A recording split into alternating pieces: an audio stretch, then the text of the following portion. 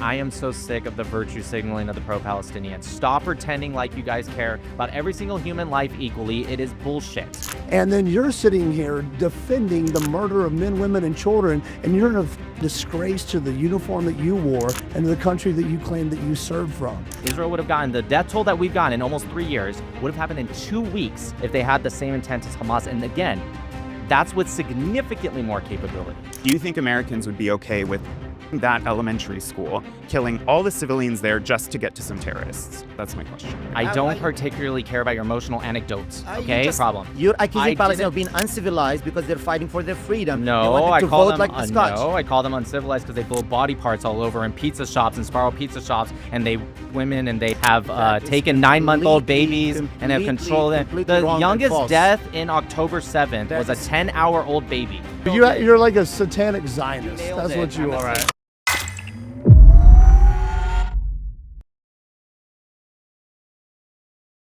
All right, guys, we got another 1 on 10 today. We got Nick here today versus 10. We have 3 prompts. The first prompt is there was/is no genocide in Gaza. We're going to get it started.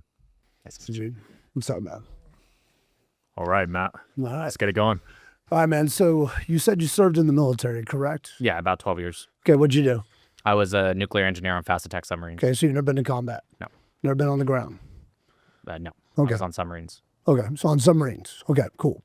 So you know nothing about on-the-ground conflict in Gaza, Palestine? Have you been there? Yes. Okay, when? Last year and also about a month ago, and I don't think I know nothing. But if you're implying that Where do you get your information? research, On where?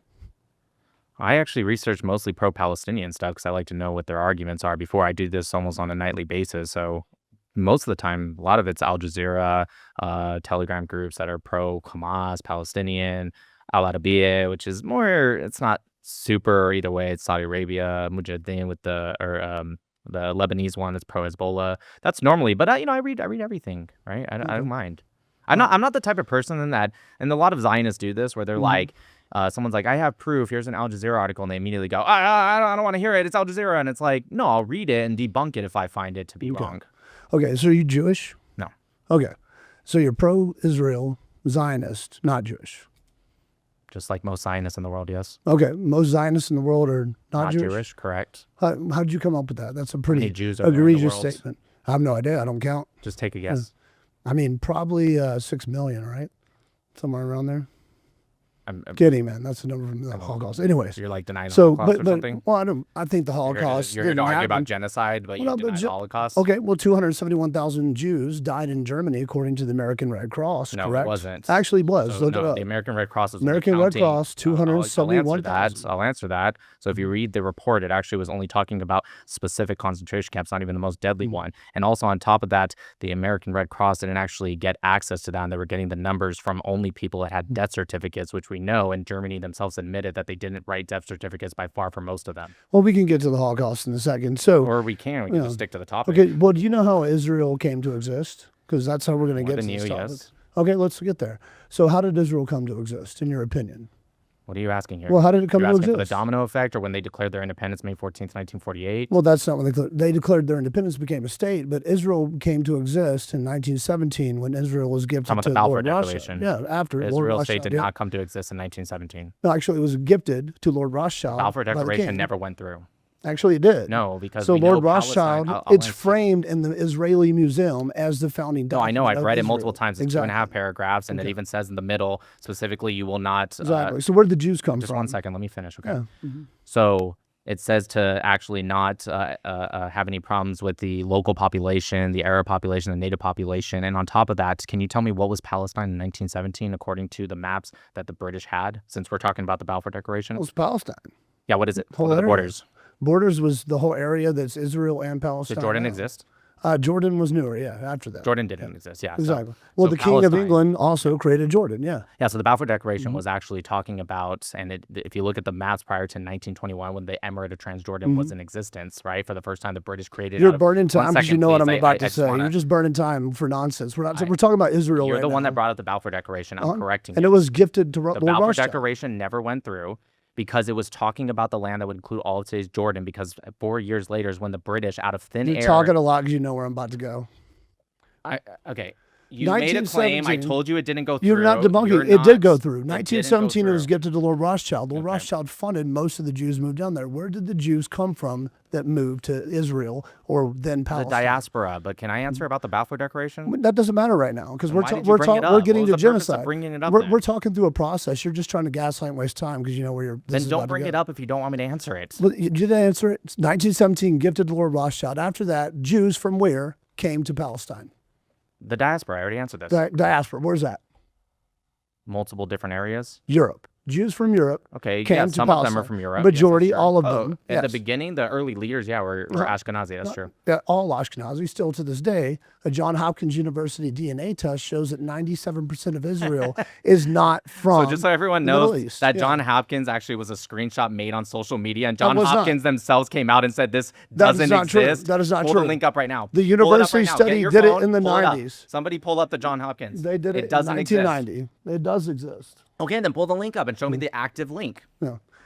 The Jews took it down probably, but there The is a Jews- study. So the Jews yeah. let it up, and then they took Hold it on, down. hold on. Huh, that makes perfect sense. Then Oh, yeah. after that study, Just Israel. genius. No, see, that's where you gaslight. After that study, There Israel it is made right there. DNA John testing. Hopkins, the screenshots. Can John Hopkins contradicted, yes. University. That's not contradicted. The AI is messing up. It's talking about a person So named pull John up Hopkins. the active link. If it exists, I don't have my computer on me. Sean Does does. anyone have it? Yeah. What do I look up? Okay. While we're at John Hopkins University DNA Well, it's the study. active DNA link. study. He said 97% were And then Israel non-existent. made DNA testing illegal outside of a court after that study because all the Jews in Israel are not from Palestine. So it wasn't after So that study, and also the settlers Sure. came. So I have in. to be able to answer if you make a claim that's not true. Okay. You just tried to debunk it, and Diversity AI bias couldn't. right there. Oh, there you go. Is this it? Yeah. No, this isn't it. This isn't the active link. This is talking about the bias, which proves my point. But Can't find No, it. it's saying yeah, you there's- can't find it because it it's doesn't bias exist. is conjecture. John Hopkins themselves came out and said that this literally doesn't exist. That's not true. why no one has the active link and why he just said the Jews who put it up also took it down because it doesn't exist. It does exist. so in pull up multiple the places. archive link then. Jo- Because if you take Jake it down, Shields, you'll who's still across the find it. hall, has pulled it up on his podcast 3 times. Yes, the screenshot. That's true. Yeah, it is Yeah, true. The Okay. screenshot. Let's- you know let's why not it's not waste an time. active You're link? gaslighting Because again. it's fake. You're gaslighting again. All right, so let's keep going. So the Jews come down, and then 3 militias funded by Rothschild, who Israel was gifted to, Lehi, Ergun, and Haganah, started the genocide in murdering the Palestinians. And Lehi and Ergun are now called international terrorist groups by the international community, correct? Well, they were. They're not in existence at all anymore. Exactly. So the they're- you're good, by genocide the way. started before Israel became a state, correct? It was a genocide? No, the genocide, yeah, the genocide Oh, and the okay. I killing and haven't the heard this before, terrorism. so 1948 was Okay. a genocide. So Israel came in and started killing everyone and stole Is the that what lands from the genocide Palestinians.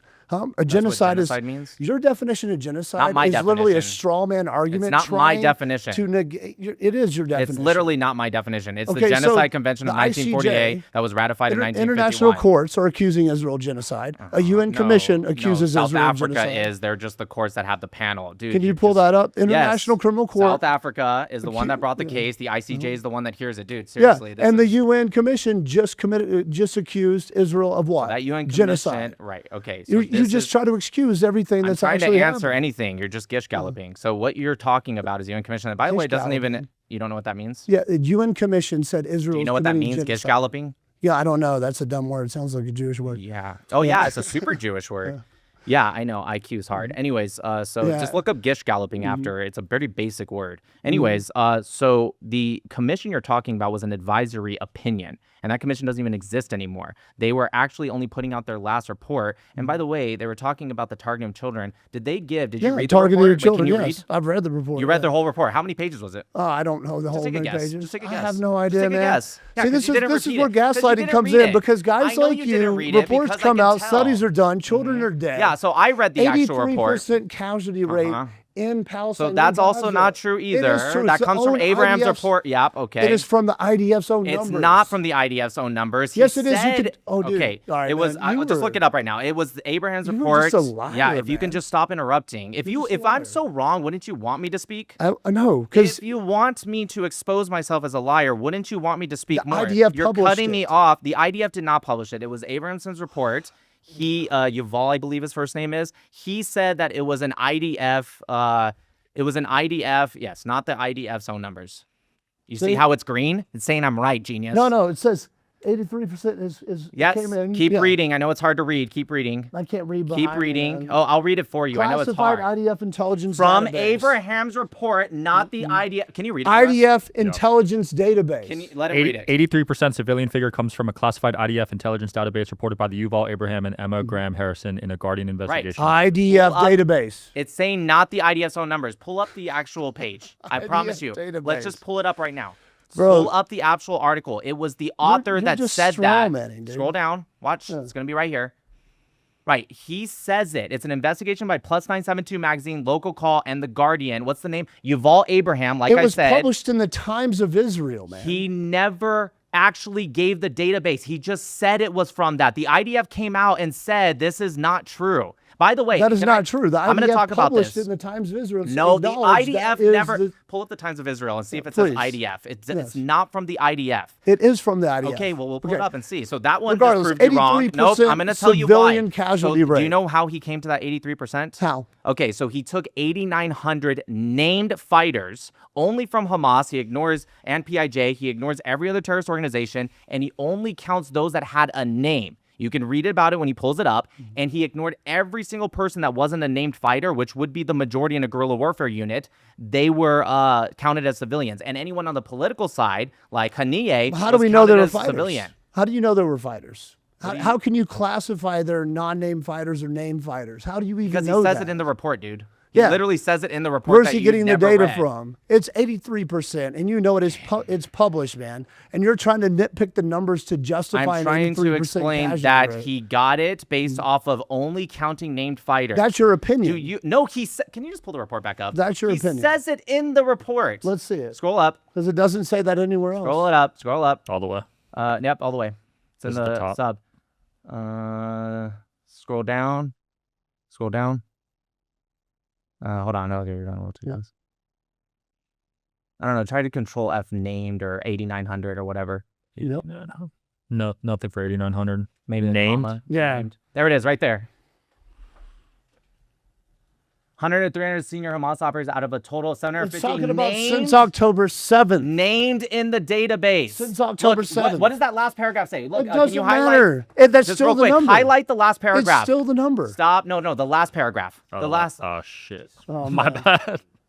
It says it right there. Just stop trying to. Where You is know it? where it's going, so you're scared. No, no. What does it no. say? What does the last sentence say? The Guardian obtained the numerical data from the database without the names or additional intelligence report. What does It's that even saying- matter? It's saying 83% from what they Okay, have. You're a combat veteran? Yeah, I'm a combat veteran. I was a Green Brain do of you agree CIA that you're agent. not going to have the name of every... Did you fight against any guerrilla warfare units? Yes, I actually Do you- was one of okay, the guys perfect. who created Perfect. ISIS Okay, great. Do Yeah. you agree that you're for not... Israel. Okay, great. Awesome. Yeah. Do you agree that every person you kill, you're not always going to have the name of that fighter? I mean, of course. So yeah. would it be fair if somebody came and looked at your numbers and said you actually Oh, killed so maybe it's 1 80%. second? Come on, No, man. you don't get to... Wait, would most of them be named or would most of them be unnamed by your experience? Almost all of them would be named. Usually, you find an you ID. would name them No, they would find a name. You find an ID when you kill people, man. in a guerrilla warfare unit. Okay. Yeah, you do. Everyone So has maybe an ID or it's some 80%, type or of maybe government it's 75%. documentation. Maybe it's 20%. We don't know. Dude, let me man, just ask you this question and it's try to just be honest. pathetic Do where you you're going with think this. do you think it's dishonest to only count named fighters? Regardless if you think it's 90%, 10% or whatever. I don't think it's dishonest, no, because the majority have some type of documentation, man. Even in Syria, yes, they do. You don't know shit. You were I on didn't a say in submarine. Syria. I'm talking about You Gaza. fought on a. It's the same thing. There's no difference. It's still the Middle East. People are documented every time Do you think someone's the born IDF is documented. going and searching their bodies and not fighting? It's or being leaving an reported area? by the Palestinians as well. Yes, and their correct. names What are does that have to reported. do with this report? Well, it's the same thing. The numbers are the same on both sides. The numbers, they've never came out and said 83% are civilians. That has Hamas- been acknowledged Hamas since, has not come out and said any of this. Yes, 2 months after October 7th, man. See, the Yeah, the problem is Ministry if of Health people has like never you come out and said try this. to, you take a statistic or you take a fact and you try to find little loopholes to like invalidate it. And Oh, that's how the dare biggest I problem read the with this report? format. How dare I read the report? Not Oh reading my the report. gosh. What you just said has happened has nothing to do with the numbers. Nowhere in that document did it say that refutes their number. literally just read it. We did, and it didn't You refute said it. it didn't say that. It didn't and then you refute it. conceded and said maybe it's 80%. The reality is you don't know. That's why The if reality you were is they confident, you report would it. have said 83%, No, and it's you would have stuck to reported. that. The Times of reason that Israel, you went Al down to Jazeera. 80% is because you're admitting you don't actually know. I basically made a comment. I didn't admit that I don't know. What I'm saying is data's never perfect, and that's what you do know. It could be 83%. I agree, data's never It could be perfect. 80%. It could Yeah, be 87%. it could be 20%. It could Yeah. be 50%. You're right. Yeah, it could be anything, but why would they Thank give it 80? you. Because the That's the majority point of the I fucking data, made. the majority of the data shows 83%. The majority of the data doesn't. It was just that report. does. It was just that report. No other report has come out and said that. It Yeah. was just Yuval's report. That's not the only report.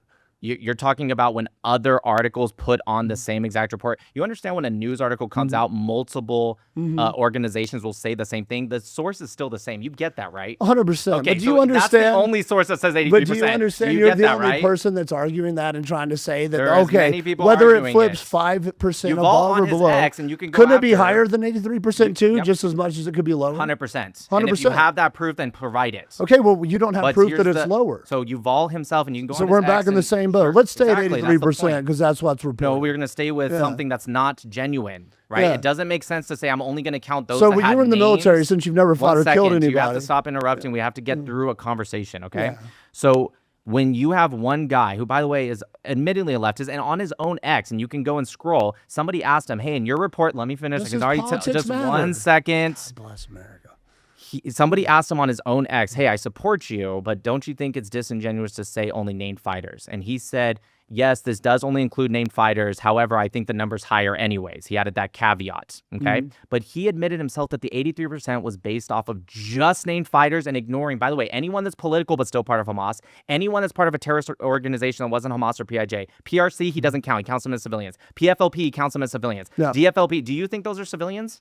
So let me ask Do you you a think those question. are civilians? Do you What think is the Hamas PFLP to you? Define Right. Hamas. Can you just answer that question? I will answer anything you want. Do you think the PFLP are civilians? I don't really see it any way different, man. But who's Hamas? Would you Who is count Hamas? PFLP as No. civilians? No, I wouldn't either. Thank you. Okay, who's Hamas to you? An organization Define created Hamas. by Israel. Ahmed Yassin. Created It by was Israel. Created by Ahmed Yassin. Put in and congressional Hassan. record by Ron Paul that Hamas was created by Israel. What year? And What year was funded Hamas created? and funded. What Hold year up, was hold up. Hamas I'm not created? talking about what year Hamas was created. I'm asking you So questions. that's You're not, not what asking me Paul, questions. that's not what Paul's report So- said. That's incorrect. Okay. Actually, it is what Ron Paul's report said, and he actually created by congressional- I have Ahmed the video Yassin. on. I have the video It on my was Instagram created page by Ahmed of him Yassin and on Hassan the House floor. Yusuf. It was created them as a armed section of the Muslim Brotherhood And who did out they of work Egypt. for? And who do they work for? Israeli intelligence. They were Mossad. Just like You're saying ISIS Hamas was is created by. Mossad? Yes. Hamas is Mossad just like ISIS was, and I helped create the fucking ISIS for Mossad. That's the truth. I've been on multiple podcasts about it. Why did 89% of Palestinians come out in support of them after October 7th that they're Mossad? Well, think about it. Because they're the only people fighting for them. Israel moved into their land, stole the land from them, has been killing them since the early 1900s, and now is committing genocide against them in Gaza, kicking them out of their land, destroying their villages. And then you're sitting here defending the murder of men, women, and children, and you're a fucking disgrace to the uniform that you wore and to the country that you claim that you served from. You're pathetic.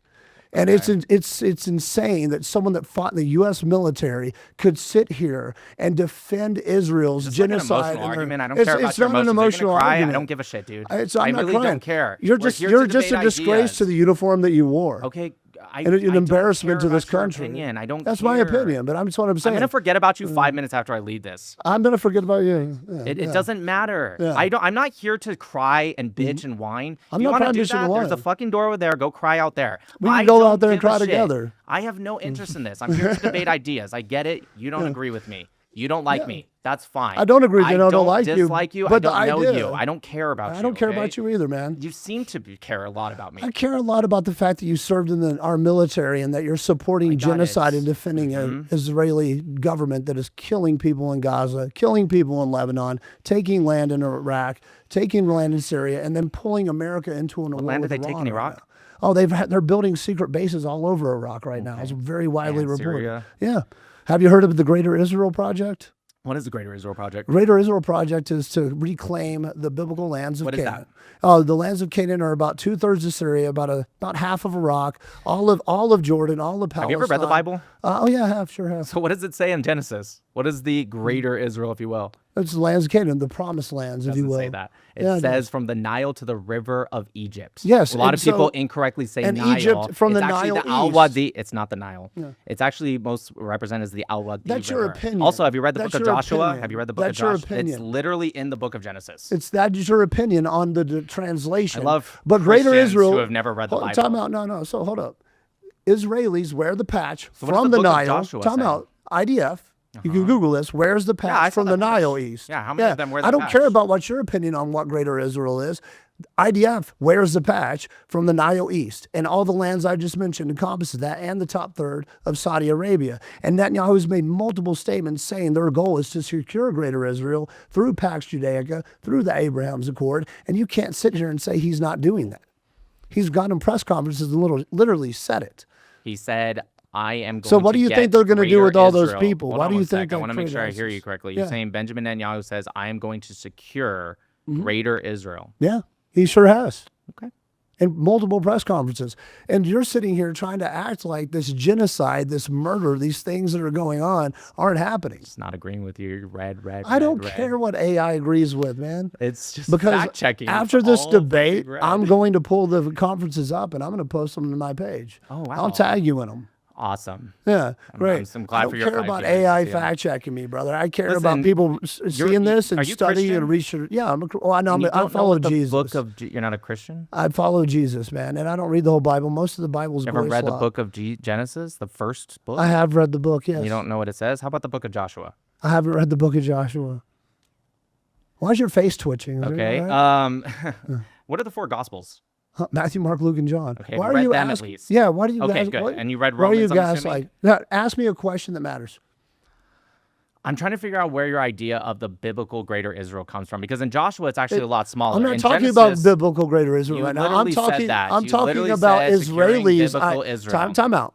They believe that in their prophecy. I'm talking about what Israel wears on their patches, what the IDF wears on their patches. Is that they talk systemic, about. or is this just a couple IDF soldiers that wore it? It's systemic. Really? Yes. So it was passed out by the IDF? It's been talked about by Ben Gvir. It's been talked about by Netanyahu. So every IDF Yes. soldier wears that? The most of them do. Yes. Most now. of them. Why Yes. not all of them? If They it's even had to. systemic? They've tried Why to not stop all of them if it's systemic? Man, you were just. Why not? Can you answer a fucking Why- question? Just answer one question. You're not Just asking one. questions that I matter. did. Answer a question. You said it's answer systemic, a so question. just so everyone knows, systemic that was through actually the an old IDF. picture that was recycled, and That it wasn't a recycled It picture. was a unit that was wearing that. That and is it a was- prophetic thing yeah. for Israel. It's Okay, what not a book? Okay, systemic let me thing ask at you all. about your It was Jewish not faith. passed out by. I'm not Jewish. Okay, so tell me what the Talmud says about I'm not Israel. Jewish, dude. Oh, you're I'm not not Jewish. fucking Jewish. I said that. Like, you're so I don't dumb. believe you. I think Can you we are get someone Jewish. smarter up here. Okay, I think fine, you I'm are Jewish. Yeah. Yes. Well, are you a Christian? Are you a Christian? And you stand up for Israel? Yeah. What do you believe? No, I'm a Noahide, dude. You're a who? Jesus, you're so dumb. Can I get Yeah. somebody that Are you? has I'm not dumb. You're a any Christian. little You're a bit of Jew. You're a intelligence? Jew. Who are you? I told you I'm a Noahide. A Noahide. Yes. Also, What is that? talks- A someone Noahide that follows laws? the covenant of Noah. Exactly. So you're a Jew. I'm not a Jew. You are a Jew. The Jews follow Noahide the laws or 613. Judaism. The Noahide laws are in the Old Testament. Holy shit. Exactly. And This what is are the just what are the insane. Jews? What are the You're saying Jews? Christians Time out, don't time read out. the Old Testament? Christians accept Jesus in the New Testament. awesome. And the Old Alhamdulillah, Testament dude. suggestions. Yeah. What the fuck So does that you're a have Jew. to do- You're a Jew pretending I'm a Noahide. You're just making shit up. Oh my gosh. You're a Jews Jew. are not Noahides. In fact, they have The 613 Noahide laws are mitzvahs. what Israel's pushing It's right now. for everyone. It's all. In fact, the Jews. No, are the that's only not ones for that don't- everyone. Holy Jesus is shit. the new covenant. Jesus would agree with the Noahide laws. Why would Jesus agree with the Noahide laws? Do you know what they are? Like, You do tell think, me. Do you think murder should be allowed? You talking about the Ten Commandments here? Or are we talking about Noahide laws? Both. They say you It can only is. worship one God in the It's- Noahide laws, correct? Who's that That's God? correct. Which God is God of that? Abraham, Isaac, and Jacob. God of Abraham, Isaac, and Jacob, right? So, but it doesn't agree in the Noahide laws that Jesus is the Son of God, correct? No, I do not believe Jesus is the Son of God. Exactly. So, That's true. So you believe in the Noahide laws and you believe in the God of Abraham, correct? Yes. So you basically are a Jew. Okay. Yeah. I mean, right. Yeah. Okay. 'Cause Exactly. So you're do basically I a keep kosher? Jew. Do I do Shabbat? Do I do any of that shit? No. I don't know. Most of the people that founded don't. Israel are atheists. So I don't know. Why are you bringing up Judaism then right now? Well, because a lot of people claim to be Jews and stick up for Israel and have all these. Why would I be afraid to claim I was a Jew? I would tell you if I was a Jew. I don't know. I think If I'm a guy that's supporting genocide and I'm just the evil of evil, Yeah. why would I be scared to tell you especially that I'm a Jew? I'm not a Jew. You're not a Jew, but you follow Noahide. So who follows Noahide? Everyone Jews. should follow Noahide laws. That's your opinion, but That's Jews in the Bible. follow. That's literally in the Bible. Jews It's in follow. the book of Genesis, dude. After Can you just Jesus, read the we first don't. book? I don't Holy care fucking about the shit. book of Genesis. I believe bet in you Jesus. don't. Yeah. So That's insane when thing to Jesus say. came, all that got washed away in the New Testament. So when forgiveness. Jesus because said, I believe in when Jesus, Jesus I said, don't I'm believe here in. to fulfill the law, not replace it or destroy it. What did he mean I by don't that? worship ball and sacrifice Great. kids. Like Can you people answer do. that? When Jesus said, I'm here to fulfill the law, not replace it or destroy it, what did he mean by that? He's fulfilling the law. He's essentially the covenant. Right. Why did he say not The replace new it? covenant's with him. Right. Why did he say not replace it? He didn't say not replace it. Oh my See, God. it's talking about your translation. Do you realize the Bible Holy was? shit. Here's the problem with What is you. Romans 11? Here's what hold did up, Paul time out, say? time What out, did time he say out. to the Paul Samaritan? contradicts himself, and Paul is. You don't agree with Paul as I a do- Christian? at all, at all. Paul, Dude, this is the worst Christian ever. Come no, I'm on, not the worst dude. Christian ever. See, here's the thing. He man. was You're- inspired on the road to Damascus by Jesus. You don't get You're to telling dictate me- how I look at my faith. No, I don't. You believe what you want, but Yeah. calling yourself a Christian is wild, and then you're trashing Time out, Paul. I am trashing Paul. Okay, because Paul fine. contradicts So what did himself Jesus quite say a to bit. the Samaritan woman about salvation? Where does it come from? Salvation comes from Jesus. No, he Yes. says salvation comes from the Jews. He said this to the Samaritan. No, he woman. did not. Jesus never said Jew. Fact check it.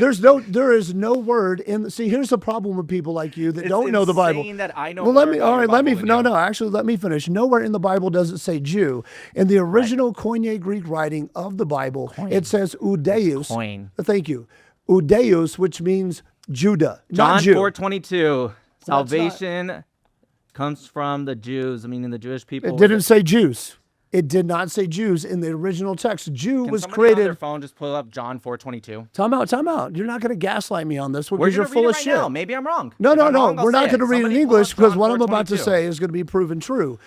In the original writing of the Bible, it said Udeus or Dei, said- which he hold said time out. Jesus. Stop Did he talking. say Jesus? Stop talking.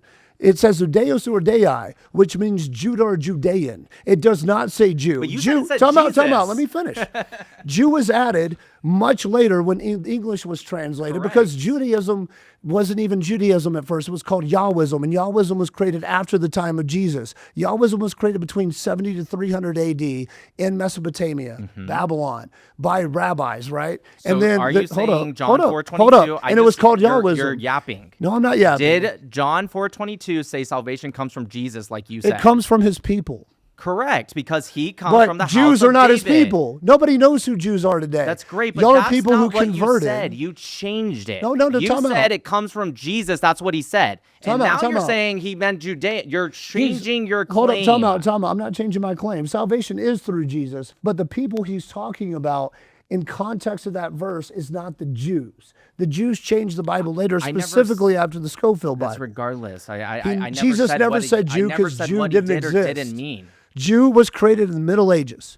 The word Jew did not exist till like the 1500s. Actually, the J was invented in 1524. So it would actually be the original. Jews are just Hebrew- full of Sure. shit. It actually comes Yeah. from the original Hebrew, and it actually comes after the Babylonian exile. You're incorrect. Ivrit. It wasn't called Hebrew. It was called Ivrit. And It's Jews, when they Ivrit. Holy fucking shit, you're dumb, dude. It's No. not Ivrit. And do you know what Ivrit means? It's Hebrew for Hebrew. In English, it's called Hebrew. The Hebrew is It was a Ivrit. Canaanite It's language. like saying it's not Persian, it's Parsi. Yeah, that's the Persian word for...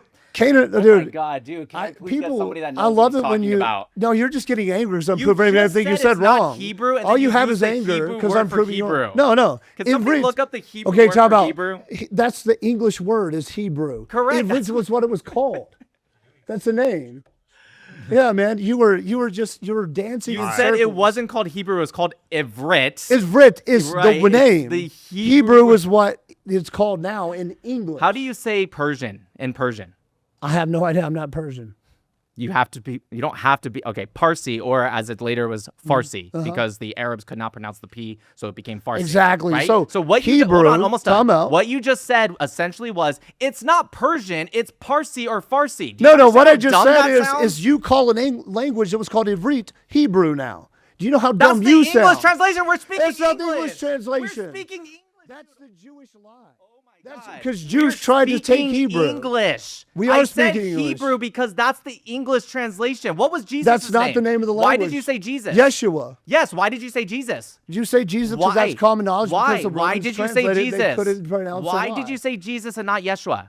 When they were doing the canon, they Why changed his did you? name. Why are you saying it right now? Because majority of people know Jesus. Because of what language you're speaking, right? Yes. Thank you. But you can still say Yeshua because that's his Yes, and actual I could have name. said Ivrit, Well, no, but no, you wouldn't have known it's what not that because of meant. what language I'm speaking. Hold up, and that's where you're way wrong. They translated it during the canon creation of the Bible. this is And hilarious. it's not hilarious. You're a fucking retard. I don't think I've ever had a conversation with someone as dumb as you. It's not when Persian, they when they it's Parsi. translated. It's not Spanish. It's Espanol. You're saying that, not me. Ivrit was the name of the language. You're calling it Hebrew. correct. Because Jews who That's are the liars about Hebrew everything word call for Hebrew. No, it's not. Yes, it's Ivrit. it is. No, it's not. You call it Hebrew now. If I say Oh my God. No, no. I'm saying I am speaking. That's like saying a Judean's a Jew. It's retarded. You have a straw man argument about everything. What the Hebrew word for Hebrew is? It's Ivrit. Yes. Yeah, that's the name of the language. agree? It's not Hebrew. It's Ivrit.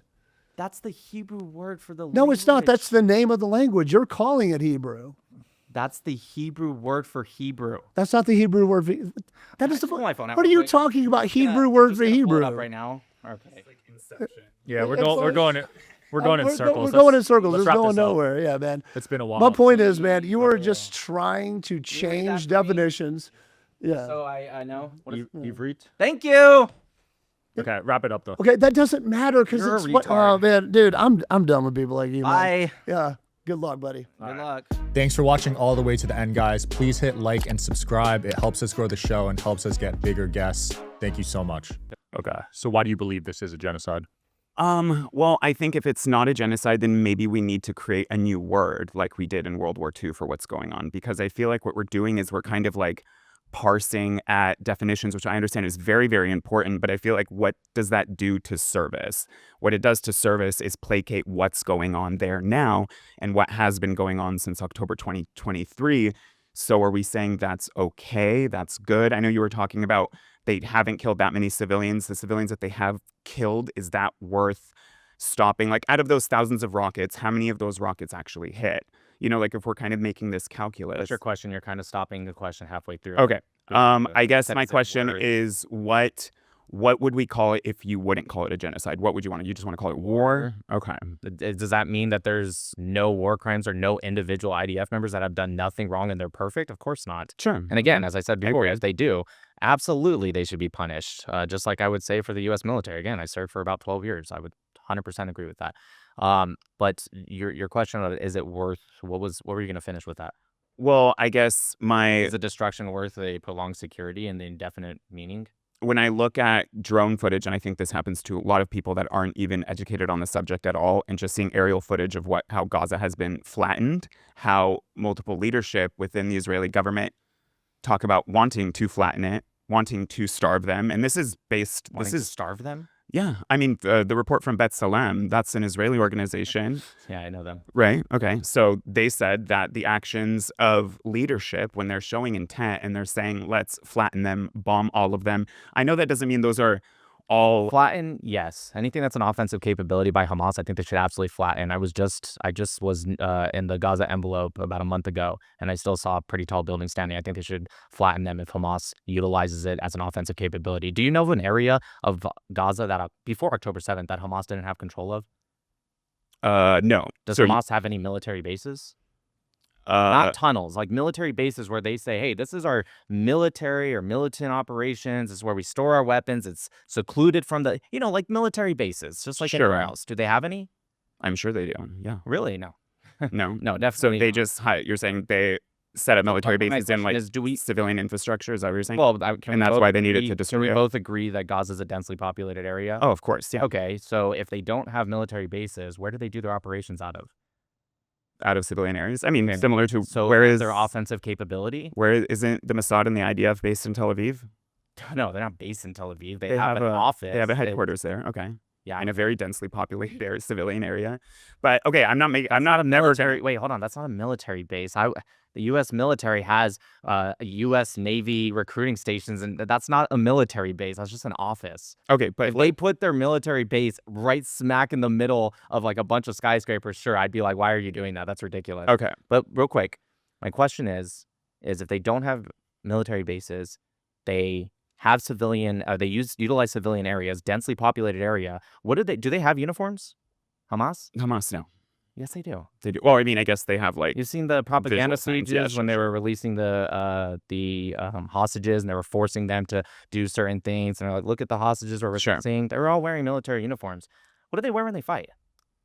Civilian clothes. Why? What's the So they complain advantage? it's guerrilla warfare. Yeah, I'm Right, not but saying what's it's the not terrorism. I'm not here to defend Hamas at I'm not all. on to terrorism, although yes, it is. I'm asking you, what's the advantage? Why would you take off tactical gear? So you blend into with civilians. What's that called? Did you want to tell me? Is this a Human quiz? shields. Okay. Okay, cool. All right. Do you think, okay, so can we make a little like caveat on the human Of shield course, thing? I'm yes. just curious what you think. So let's say there isn't a good example. People like to say like the Mexico example. If Mexico attacked us like October 7th, how would we respond, right? I don't think that's a great example. I think maybe a better example would be, what if natives came off a reservation that we have contentious, relationship with over the years? They came off and committed some atrocious terrorist attack, okay? Those same natives retreated back to the reservation and hid inside an elementary school. Do you think Americans would be okay with bombing that elementary school, killing all the civilians there just to get to some terrorists? That's my question. Do you think Americans would be okay with should that? isolate the area and do exactly what Israel did from day one and say you need to go to this zone. If you decide to wait, what is your question here? You're saying that they isolated this area as a red zone and all the kids are going to school that day? No, I'm saying This is a false equivalency. I've never said it's going to be a perfect equivalency. I'm trying to say the human shield argument. We don't just say, well, they're using. I understand your question. Okay. So what you're saying is to get one Hamas guy, would I justify killing 500 Palestinians? No, of course not. Okay. Can you tell me a time that happened? Well, I mean, if you look at the ratios, it's up to at least 80,000 dead. And between 50 to 60% of those are women, children, and elderly. 80,000 and no. Wait, but how do you know it's not 80,000? Israel doesn't really let journalists into Israel. There has been journalists into Gaza. A couple, sure, but like Than a they let couple, more like, influencers in. Hanks than- was in there. It's whatever the guy from Fox News. He's not even particularly pro-Israel. He was in there. What are you talking about? Okay. Even your information from Piers Morgan, who keeps asking the stupid question about why did international journalists not go in? He's just wrong. I don't know where he gets it from. I don't know why people don't push back on him. Let me ask you a question. Mhm. How come before Israel actually took control of the Rafah crossing during this war, how come the international journalists didn't just go through Egypt? I don't know. Great question. That is a great question. Maybe it's because it's propaganda against Israel and they'd had no interest in actually going into Gaza. So What glad they just would have went into Egypt and then they could have worked with Hamas, the governing authority at the time. They could have worked with Egypt. I don't think Egypt would have allowed them. I'll be honest with you, which is a totally different question we can ask. So do you think because the like B'Tselem, when they say that it constitutes what Israel is doing a genocide, it's not really about the killing of Palestinians. It's more about removing the civilian infrastructure, food, starvation, that kind of stuff. That's kind of their argument. So what is your argument against that? That like, especially if you have leadership in Israel saying, yes, starve them out. Yes. I don't know who you're talking about. I believe you, though, 100%. If somebody said we should starve them all to death, that is absolutely abhorrent. That's a disgusting thing to say. I don't agree with that. I didn't think you would. And if the government wants to do a better job at that, they should definitely. I don't know if there's something in Israel that's equivalent of censoring somebody, but they should do at minimum that and work on getting rid of that person. It doesn't do Israel any good. Great. Yeah, I agree. And I think, and I've noticed that this has, since October 7th, and of course, a lot of the stuff has been going on online. There's a lot of anti-Israel, anti-Jew content all over Instagram. That's valid for sure. And antisemitism has blown up all around the world. This is making it so much less safe for Jews in diaspora. And so my question is, though, if B'Tselem is saying the leadership in Israel wants these things to happen, and you're saying that's not their intent, but effectively they are happening, so how does that I don't not... think effectively anything you said is happening. So people hadn't been malnourished and... Has anyone starved been and- malnourished? Yes. As a weapon of war, of course not. Why would you say that? Well, I read the entire 80-plus page report on the IPC report where they actually got their information. First off, they had to establish a new standard that they have utilized, I think, once in the past of mid-upper arm circumference, right? And they established the lower end of that. Even then, they found that they couldn't even reach, I think it was 15%. They couldn't even reach that 15% with the full sample size that they gave. So what did they do? They ended up using a sample size that was half the amount. It wasn't the full amount. and they barely got over that 15%. And even then, they could still only claim phase 5 during just in the area of the Gaza governorate. There's 5 different areas of Gaza: North Gaza, Gaza, Deir al-Balah, Khan Yunis, and Rafah. They still could only apply it to that one area, which, by the way, has been a red zone. That Palestinians shouldn't have been in that area. But nonetheless, that's the only area they were able to apply it. Now, let me ask you, do you know the UN came out and they said that, I think it was up to 90%, but around 80%, give or take, of their trucks had been were being looted? Not necessarily by Hamas, just in general. I have heard that they're being looted. I haven't heard that that's been connected directly to being like a organized front that Hamas stole all. I'm not saying it was all Hamas. I'm not saying it wasn't just people that were like, I just want to loot this, maybe opportunists. I'm not saying any of that. I'm just saying it doesn't matter, and I'll explain why. Let's say that truck, is supposed to restock Jabalia. Okay. Okay. What is Jabalia? Oh, like that's an area. I don't know if it was a food or something. Sorry. So let's say they're going to restock that, but it gets looted near the Keren Shalom crossing, right, which is down there towards the south. I believe you. What ends up happening to the stocks that were supposed to go to Jabalia? Regardless if it was looted by Hamas or aliens took it, what happens to the stocks that were supposed to be looted, or sorry, not looted, stocked in Jabalia? Yeah, they get looted. Right, they don't make it. Yeah, they don't make it. So yeah, does stuff like that happen? Yes. Does that mean that there could be pockets of people that are going hungry? Does that mean it's okay? No, it's not okay. Israel knows that, let's say Hamas is stealing all of it. If Israel knows they are, so then they know it's hurting the civilians. Thank you. That's a perfect example. Israel offered to help the United Nations and provide security, and the GHF actually came out. That was the American organization. They came out and they said, hey, all this extra food that you have, hundreds of truckloads of food that you are not able to produce out, we will take it for you and produce it, or give it out for you. Distribute it. The United Nations said no, because they didn't want to work with them, which I find insane, because if there truly is hundreds of thousands of people starving, the goal is to help them. Right. Yeah. And you're going to be petty about it? I get that. That's insane. Now, the reason they said no is because they know it wasn't a systematic starvation. There's also a BBC article. You can look into it. There's a Palestinian woman in Gaza. Her name's on there. I want to say her last name was Kali. I can't remember. It started with a K. Anyways, her husband died 5 years ago from cancer, so she was a widow with 3 children. She said that her neighbors, her children, are crying because they are hungry. They don't have enough food.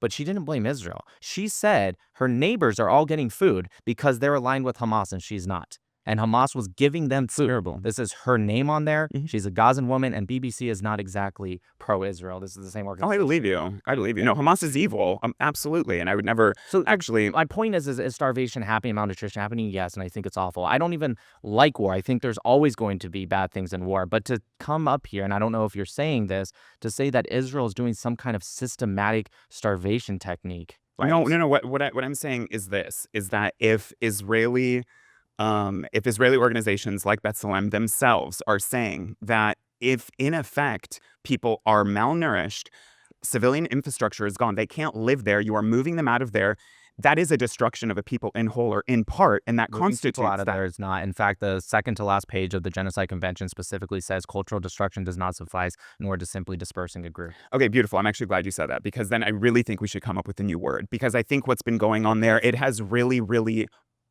broken people's hearts. Like, I was very, very pro-Israel prior to a lot of things that was going on. My heart broke during October 7th. I talked about it. I thought it was horrible. I couldn't believe what I was seeing, And I'm not. Do you think Hamas knew how Israel would respond with October 7th?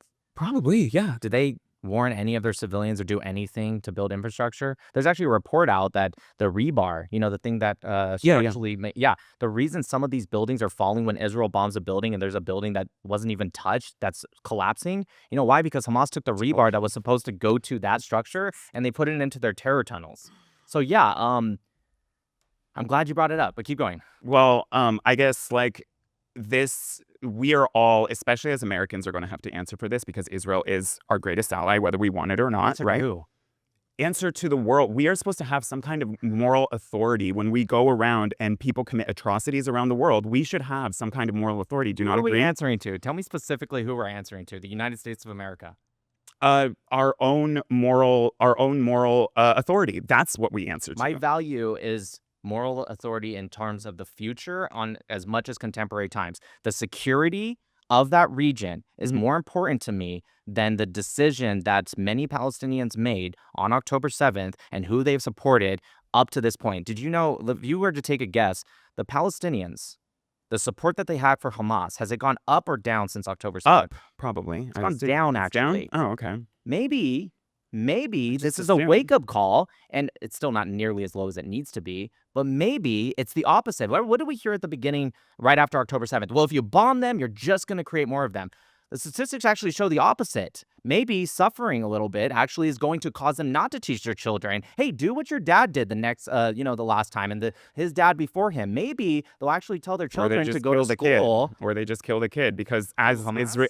No. Oh, sorry. I thought you were talking about... No, we're talking because this is on the book so much that they're saying that, the adult Hamas terrorists that are attacking us on October 7th today were the ones that were children we should have killed during the last war. So that's how they're justifying going after civilian infrastructure. And that's undeniable. And would you not say that there is a slight... You know what the percentage of children is in Gaza? It's a high percent. It's a very about populated. 50%. Yeah. So you know what the percentage of child death is, according to even Hamas's numbers, who I don't believe, by the way, because Eisenberg actually did a report that showed from their April 2024 list to their June 2024 list, and anyone can go look at this. They can go pull up both lists and put in the ID number. 1 second. They can put in the ID number, which is unique to every single Palestinian.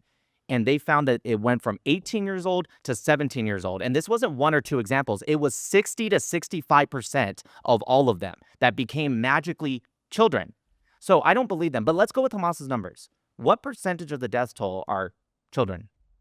I don't know the exact. I think it was 50 to 60 were children, women, and elderly. So I don't know the exact. I think it was like 35 or something percent for children. Give or take. Less according than to 50, Hamas. so it's less than what it Right. should be. So, Is that your argument? Yes, I mean it's scientific. No, let me explain. I get arguing fractions. Let me that child is explain. dead. That mother doesn't have a child. You know. You are strawmanning my argument. I did not say that child. In fact, that child should be alive. And if his parents were better parents and they actually gave a shit about their children, he disagree. would be alive. But unfortunately, we have parents in Palestine, Gaza, that rather go to the humanitarian zone and leave a 6-year-old girl in Gaza City. They'd rather have that than actually give a shit about their children. What about this? Would you, if Israel's not committing a genocide now, will you at least admit that there is leadership, specifically in the Likud party and other parts of the Knesset, that are genocidal, have used genocidal language? Who in the Likud party? Ben Gvir and Smotrich. Not Likud. Well, there's Smotrich. He's part of the current administration. Yes, I think Ben Gvir is a showboat. I wish he would shut the fuck up. Just to show time. And wait, but why do you want him to shut up? Because you don't want him to reveal how genocidal he is? Is that because it actually hurts? No. Sorry, it hurts the Israeli cause so much when they actually speak what they think. Oh, I actually do agree. No, listen. I'm not here to defend Ben Gvir. I think his words are abhorrent. He's Hamas to me. He's the same to me. It's no different. Let me finish. I think he's genocidal. So let me finish because you kind of are making it seem like I said this because of a different reason. No, I think he says a lot of immoral things. Sure. When he said all of Lebanon should burn. Is that what he said? And for every tear of an Israeli mother, 1,000 Lebanese mothers should weep. That was absolutely terrible. He should absolutely be out. As a Christian, I can't stand for that.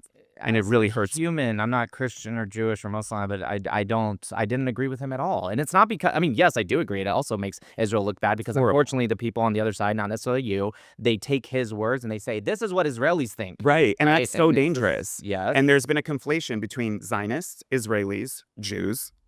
Would you not agree? Yeah. Do you think that being anti-Zionist means you're anti-Semitic? I think it depends on where it comes from, but I don't think it's an automatic. But don't you know that anti-Zionism? Well, more American Jews under 30 today are anti-Zionist than pro-Zionist, actually. And then the largest contingent of Zionists... It was actually what they felt about... See, here, okay, let me explain. So that poll was about their, I don't know if it's a support or care for the Palestinians over the Israelis. Right. That doesn't mean you're anti-Zionist. Now, that's the problem, is that your side has taken the word Zionist and has really twisted it up. Do not define themselves as Zionists. Do not define themselves as Zionists. I don't know if that's true or not, but what do you think a Zionist is? I think the term Zionist is like a Mott and Bailey argument where there's something very defensible, like Jews deserve a homeland for themselves. I won't argue against that. Self-determination in their land. Sure, self-determination in their land. But then the actual Bailey is that we have to placate and justify all of Not these at all. horrific Dude, go to violence Israel. actions. Half of them do not like the government, and they're all I know that. Zionists. No, I know that. You do They- not have to justify anything to be a Zionist. No, I listen, I agree 1,000%. And Israel, I'm so proud of all of the Israelis that have been speaking out against this. And it seems like they speak out against it a lot more than Americans do. How many Palestinians speak out against Hamas? Not enough. Yeah, Not enough. I wonder why one's a monolith more and I one don't- isn't. I don't think enough Israelis speak out. I don't think enough Zionists and Israelis speak out against genocidal Israelis. And Again, Israelis. go to Tel Aviv. I promise you, you will see plenty. I was invited last year, actually. You will see plenty. Final point. I guess my final point would be I do think we should come up with a new word because I think it does such a disservice to start parsing words. And I understand definitions are important, but what we're seeing is an atrocity and has been going on over and over. Atrocities have been committed against the Jews and Israelis, absolutely. But when they're returning civilian deaths for an IDF soldier who's somewhere where he shouldn't be, say Lebanon, in South Lebanon, and then they return with civilians dying after that, that's not a good equivalence. And that's not just regular war because they're not two equal sides. They're there by the whatsoever. permission of the And Lebanese government. I don't know. What Beyond that's supposed to beyond them not being two equal sides, just as they are, they're absolutely not two equal sides because of us. We fund them, we support them, we have this whole pseudo-religious extremist support of them when it comes to the Christian Zionists in America, like Ted Cruz and Mike Huckabee, who's supposed to be the ambassador to the U.S., saying, yes, let Israel take all of it. I wouldn't care if they take all of it. Is that not wild? Like, that seems a little... So I think guess we it should depends on what he meant by it. I'd rather see more Americas and Israels in the world and more Islamist regimes. He wanted the 100%. Greater Israel Project. But if he just go to means Syria, take all of Egypt, it by like Lebanon. killing them and just like, no, I don't agree with that. But if he meant it in the sense of, would I rather see more Americas and Israels in the world and less IRGC? I think he specifically meant the Greater Israel Project, which would mean annexing parts of like 6 different countries and starting wars. So I don't know what he meant. And now that we're to be honest. ingratiating our military with Israel, I think we should very That's not much true. so. That's not even close. I'm not. Wait, what do you mean? Yeah, I know what you're talking about. That bill, I think it was like section 212 or 112 or something. Yeah, that's not what it says. It's we're sharing technology. Integrating our military. No, but we're sharing technologies. As we've always done. The Burn Guard system started in 1977. We've been in that with Israel since 1977. Where did this complaining come from now? Yes, they've added tens of billions of dollars. And is this not to deepening the tie or no? Is it not deepening a military tie? Israel, I have no problem with that. I actually want to pull away from the $3.8 billion a year, but probably So not does for the Bibi same. Netanyahu. Yeah, I think Does it's it mean absolutely an anything? incredible idea, but not for the same idea maybe some anti-Semites or anti-Zionists think of. But I want to pull away from that. And I hope you don't think I'm not an anti-Semite. I don't think that at all. And Nor do I no really hate care, to for be my- honest. Okay, good. But it's just like I don't want. I don't get into the argument of being like you're an anti-Semite. Even if you are, I don't care. I'm gonna debate your ideas. Right. No, that's great. But just to clarify, like I hold no hate in my heart for anybody. And it's because I'm passionate about this because of my Christian values and because I think everybody is absolutely equal before God. And I think all ethnic supremacy is evil. Fair enough. To end, I would say I think if we were to create a word, not a brand new one, but if we were to use a word, I would say accountability. Accountability. Yes. Oof. Okay. Thanks for watching all the way to the end, guys. Please hit like and subscribe. It helps us grow the show and helps us get bigger guests. Thank you so much. Why do you believe this is a genocide? I believe this is a genocide based off of definition. I believe it's by intent. I think this is very strategic on purpose for the reason of ethnic cleansing. 100%. Is ethnic cleansing illegal in international law? No.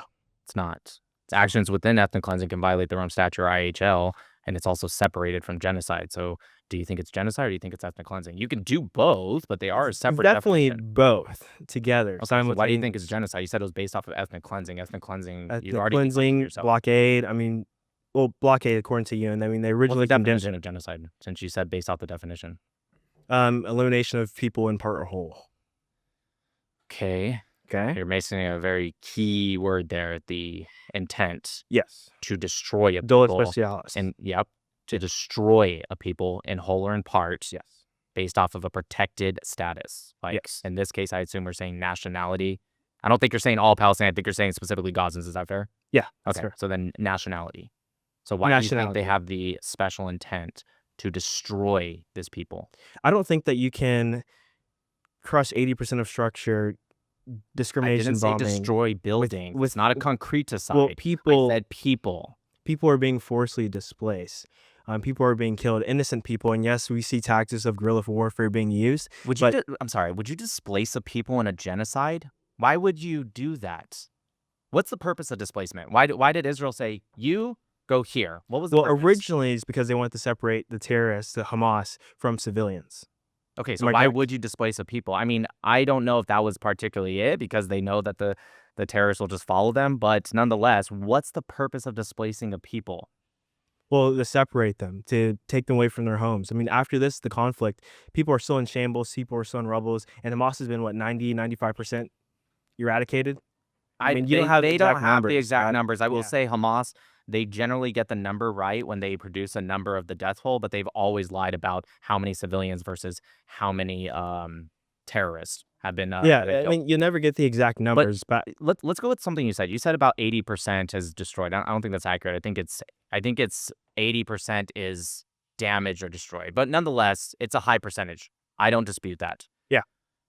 But let me ask you, what is the even if we went with Hamas's numbers, what Mhm. percentage of the death toll or sorry, what percentage of the population has been killed according to Hamas? population of Palestinians In or Gaza, Hamas the Palestinians or No, the casualties or population of Gaza is about 2.1 million. yes. They said it's about 73,000 have been killed if we go with Hamas's numbers, Yeah. right? So that's about 3 to 4%. I don't know. I'm doing quick math in my head. Yeah. So can you answer me this? If 80% of the buildings have been damaged or destroyed, and I think it's fair to assume if a building collapses on you, you're almost certainly going to die. You might get lucky, but I think it's fair to say you're almost certainly going to die. Why does the percentage of the population not come even somewhat close to the percentage of destroyed buildings? My answer, and you can counter if you want, is that they got them out of the buildings before hitting the buildings. But that doesn't sound like genocide. What's your answer for why the percentages, the disparity is so huge? I think the disparity is huge because we're playing like a long-term game here. 100%. I think 100%, I love that 100%. answer. Yeah, it's a long-term game. I think I hear this all the time, and it's just like it's a long-term game, but Israel's going in the opposite direction. When no, when because is you're Israel killing gonna- generations. It's a long-term game, which you can obviously see, which is why Israel controls more of the land more and more throughout the years, throughout the decades. According to the United Nations, there was more births in the first year of the war alone than the entire death toll in 3 years in Gaza. Yes, but now children So they're don't have going in the parents. So long run. where are they Is that going? long-term plan going to play out? The long-term plan. I'm not going to go into like conspiracy saying there's like a greater Israel plan. But I'm not we even can talking see- about greater plan. I'm talking about genocide. You're saying the genocide's happening, Yes. but it's super duper slow, Nick. It's going to be a long-term plan. They It just is. signed on to the Board of Peace. If they didn't commit this genocide in 3 years, if that's not long enough, when do they plan to destroy an entire population by at minimum, just killing as much as being born to keep the population the same, let alone getting it lower? Just tell me. Well, I mean, I that's know you a don't have proof, ridiculous but give me something. string of arguments because you understand, like, throughout the course of the years, this didn't start, which I know is a different topic. This didn't start on October 7th. It started a long time ago. Oh, I And- agree. Exactly, and it's continuing to Yeah, I can't happen. wait So to it's get a to very slow process of killing out a generation of people. Okay. It's everything that If we're happened. going since 1948, the Palestinians have increased 850%. So please tell me when Yes. this long-term population decline is going to happen. Tell me. I know you don't have proof, but you're the one making the claim. You're I am making the claim. long-term. So tell me when it's going to play out. It's playing out as we speak. It's not when it's going to play out. It's playing out as Doing we a speak. very and it is they're doing an example. awful job. They're not doing an awful job. disgustingly They're doing a great job because now we have the first time in human history of not first time, but we see this great display of genocide displacement. We've seen people. Really? Yes, we see first time? live stream of kids getting bombed. Not the first time, but definitely the most prolific, Okay. and especially with the age of social media. And here's You're right. The we s- age of social media when evidence is abundant. abundant. And you guys have the worst arguments It's for the reason genocide. why You guys win have public opinion. everything. No. That's a different argument. I agree with you 100%. We all can probably agree with that. We're not going to argue that because it's just going to be an agreement. They are losing the court of public opinion. Israel is awful with it. when there's more 100%. cameras than ever. I don't think that's 100%. ironic. I'm with you. I don't think Let's that's think about ironic. what you're saying. Because usually Israel gets to abundance control the of- narrative, but now you have Right? What do you mean Israel usually gets to control the narrative? What do you mean? with by legacy media. You think Israel controls the media? I know it. Okay. I'd like to hear about that. So, You would? yes. Does Israel control BBC? One of the largest medias in the world.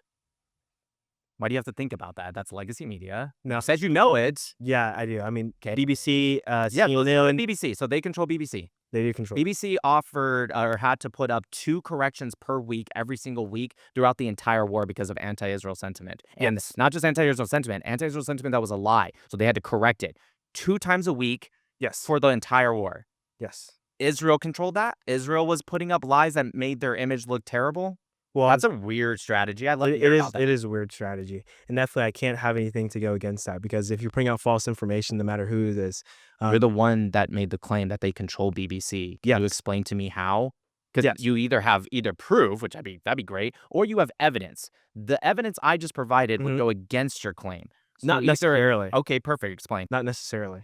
Explain. I think we should move on to the other. No, I think Argument. we should explain that. We should explain it. Yes, you made the How- claim. how Don't back explain out it? now, or say maybe I'm wrong, and then we can move on.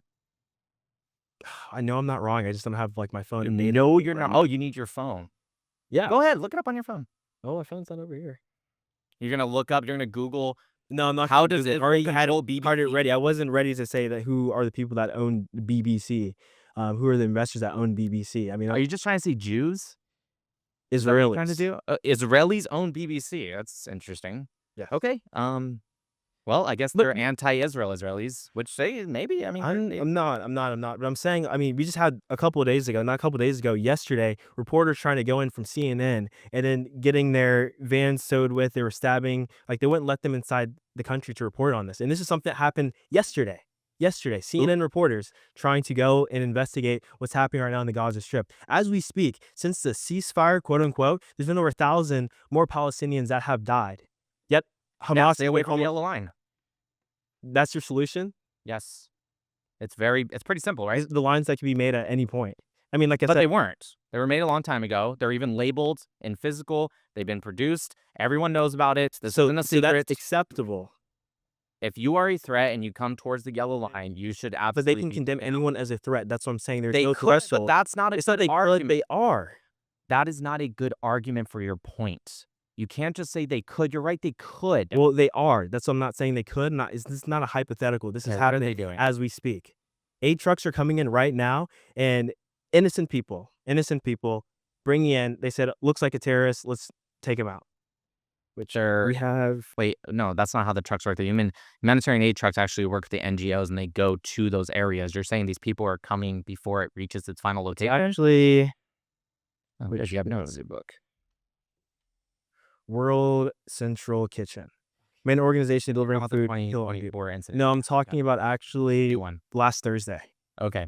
Can you tell me what happened? I don't know. Yeah, so last Thursday, they came in providing aid. 2 people were killed on duty.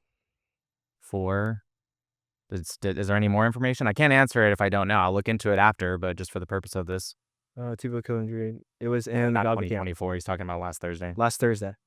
We have July 9th. We have Thursday. We have Wednesday. Humanitarian vehicle transporting goods, and then strike, which there's still been strikes happening since the ceasefire. I'm trying to explain that. strikes happen. That's true. Where is this quote unquote ceasefire? I mean, like I That's said, not what it seems like the battle isn't ceasefire- going to end. That's not what a ceasefire particularly means. Yes, in a perfect world, that's what it means, but actually, very rarely does that actually happen in reality. True. So, are we holding Israel to like a different standard or something? Well, we should. They have the whole spotlight on them. I mean, they're paying influencers to create Saying their, we should their good hold people narrative. to a different standard. No, we should hold them to the standard of, yes, you said there's a ceasefire, yet strikes are still happening. You say that there's a ceasefire, yet people are still being displaced. They've left the people, Palestinian people, in a place of no return, as they always have. I think the October 7th attack was one of the greatest things that they could happen, so they can justify, again, killing even more people. I truly believe this. And not only this, you understand that 50% of their population is children. So they are playing, again, the long-term game of ruining these future generations of where they can never have. You're making a lot of like half claims, and so it's pretty difficult to actually 95% confident. claim. I don't know. What are we looking at? I mean, that seems like a pretty good claim, but I mean, that's just it. So. It's disagreeing with you. That's why it's red. The fact check is saying you're wrong. Oh, well. Yeah. Good job. Anyways, so back to what I was saying. You're making a lot of like half claims. Okay. Right. So it's hard to like even talk about it very much, right? Because it's like you're saying, I believe da da da da da. I believe you believe that, but can you like go a little bit deeper and explain to me why you believe it with at minimum evidence, if not proof? of why I believe what You say said which- multiple which things. claim. Like tell Well, me we can directly. get back to the original claim. There Okay. was or is no genocide in Gaza. Okay. So I think by thing it's just gonna go to the semantics. So I guess like I I'm said, I'm due okay with to semantics. the definition, you can't necessarily prove intent. I think one of the great So things that you you just mentioned. admitted it's not a genocide because that's one of the two required elements. No. This isn't an option. I One mean, of if the two, ICJ calls you need it a two- genocide, they and haven't. you won't call but it a genocide. nonetheless, I said two- if they did, hypothetically. So I already answered that question. Two elements are required. The physical and mental element, the mental being intent. You just said you can't prove intent. Therefore, if no you were one to, can prove intent. First off, yes, you can actually. But if you're saying you can't, or you're saying it's so difficult, and I'm going to use your words, you said the age of social media where the evidence is abundant, there's an abundancy of evidence. Exactly. And you still can't prove it. I mean, that's what I'm saying. There's a reason That why is a you are in the requirement. minority. You can't necessarily prove intention for anything, not the definitively. appeal to you could popularity say it in arguments. writing, the same way that Benjamin Netanyahu said that So how did they use intent with the Holocaust? we're for example? destroying more in houses in Gaza to where they have nowhere to return to. What? Who's they and what was he talking about? And did Benjamin he say Netanyahu in buildings? 2025, May 28th. Okay, I'll look into that. How did we prove intent with the Holocaust? Well, we have writings of Hitler himself saying directly. It was very, very. Have you ever heard of the abundantly Wannsee clear. Conference? Pardon? January 20th, 1942, the Wannsee Conference. I have in history, not brushed up on it. Yeah, here it is right here. Is that it? The speaker says Benjamin Netanyahu says something about intent. Which one? Speaker says Benjamin Netanyahu says something about intent in relation to the Holocaust. I don't think that's particularly right. Not the Holocaust. I don't know. He said something about Benjamin Netanyahu says he doesn't want, or he's destroying all the houses so Palestinians cannot return. Anyways, I'll look into this separately. It doesn't matter. What I'm saying, the final Wannsee Conference, right? It was January 20th, 1942. Okay. And this was literally where they came up with the final solution for the Jewish people, where they actually decided from, complete displacement and deportations to we're actually going to systematically kill these people, right? If that was there alone and there was no actions, you could not pin the Nazis with genocide. If the actions were there and not particularly that, you could still claim it with some of the other sayings, but it would be harder. But when you have people saying something, okay? Yeah. Which, by the way, and I'm going to repeat again just to make sure it's very clear, the things that come out of like Ben Gavir's mouth and other people, I do not agree with, okay? Okay. But what I am saying is that if Ben Gavir says something and those actions aren't systematically taken, which I don't even think he has the ability to make that happen or not, but nonetheless, then no, it wouldn't be genocide. He'd just be a piece of shit. So But if he were to make a policy and there was a systematic whatever that he said and they played it out, then yeah, you absolutely could use that in a court. So you don't believe there's any physical proof or intent? Proof? Definitely not. Evidence? Yeah, again, listen, I'm not in this business of being like, well, do you think that? I told you what I think. Yeah. If you guys have it, then convince me. I have no problem. I will still be pro-Israel. I'll just be very much against those people, just like I'm pro-Germany, even though they had the Nazis. But I would be more than glad if you could convince me. I would be more than glad to say, you know what? That convinced me. You're absolutely right. These people are, by these people, it could be Netanyahu plus whoever else, are war criminals. Let's, throw them to the Hague. All for it. I want you to. I know I know what you want. You know what I want? All right. So say the question I'm going to say. Sure, you want me to be going easier on you. No, I'm just kidding. Yeah, Go ahead. I want you to. What do you think that Israel can be condemned for the most, in your personal opinion? And I could do the same thing with Hamas, or They need to do a better job with their image, and that can actually start with the Jews living in Judea and Samaria, although they're very much a minority and less than 1%. There are some that are absolutely thugs and criminals, and it doesn't do Israel any good when these people go and they start burning olive trees or attacking Arabs in Arab neighborhoods. And they do a lot of that in Area B, and there's a reason for that, which maybe we'll get into later when we talk about maybe the next one. But the point is that they do that because of the security split of the Oslo Accords in Area B. And they're thugs, and they're doing vigilantism, which I'm against, and they need to do a better job at shutting that down. Because all it does is it gives the other side, especially, along with just it's not morally correct, but they give the other side a way to say, look at what Israel's doing, when in reality, it's seriously less than 1%. Yeah, I can understand that. And when I said even the age of social media, I mean, you could have like one Israeli person doing something, and it's going to get blown out of proportion. Everyone's going to think this is the majority, and that's just not the case. I mean, I'm around a lot of Israeli Jews like all the time. Literally, my roommate's my best friend. I love him to death. My business partner, my goddad. Like I said, He's Israeli, you said? Yeah. Okay. Yeah, he is. Final point. Final point. Definitely, like I said, it's going to go. I don't think you can prove intention. It's really, really hard unless you're going to just go out and say it. And it's just, If you guys are going to have a real rough time here. I think this is the hardest one to prove. Like I said, it's semantics, but it's been great for sure. Cool. Thank you so much. Thank you. Thanks for watching all the way to the end, guys. Please hit like and subscribe. It helps us grow the show and helps us get bigger guests. Thank you so much. All right. Watched a lot of debates with you lately. They don't go super well attacking you. So I'm going to ask some more questions for understanding. In the court of law, you've argued very well that it's not a genocide, but it seems that the court of public opinion, the Israel side, is not doing well. I agree. That being said, having like the same social media and the ability to put out content, why do you think Israel is struggling so much with that opinion?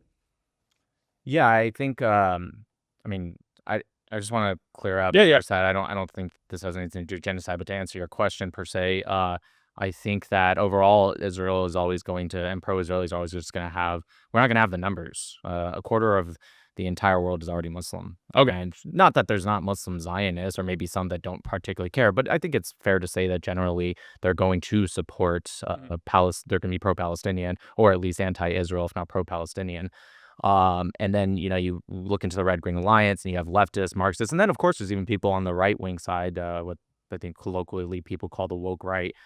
Add all that together, you're always going to be outnumbered, which that's fine. But when it comes to social media is boosted by fake engagement. And when I say fake, I don't necessarily mean it's always literal bots, although I do think those exist, of course.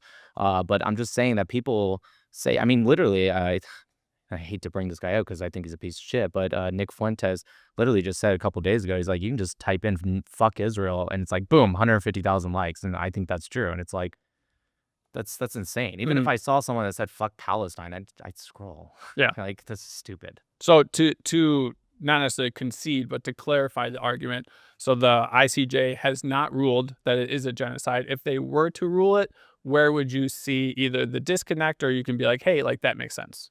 Yeah, I mean, just let me ask this to follow-up question. Yeah. If they rule it, are they providing information that we had no access to? Like, hey, here's something and why we ruled it this way? Or is it just based off their opinion off of everything I've already seen? So so it would be providing the intent that you have been arguing against. That Based off of the information I already know about, or is it something new?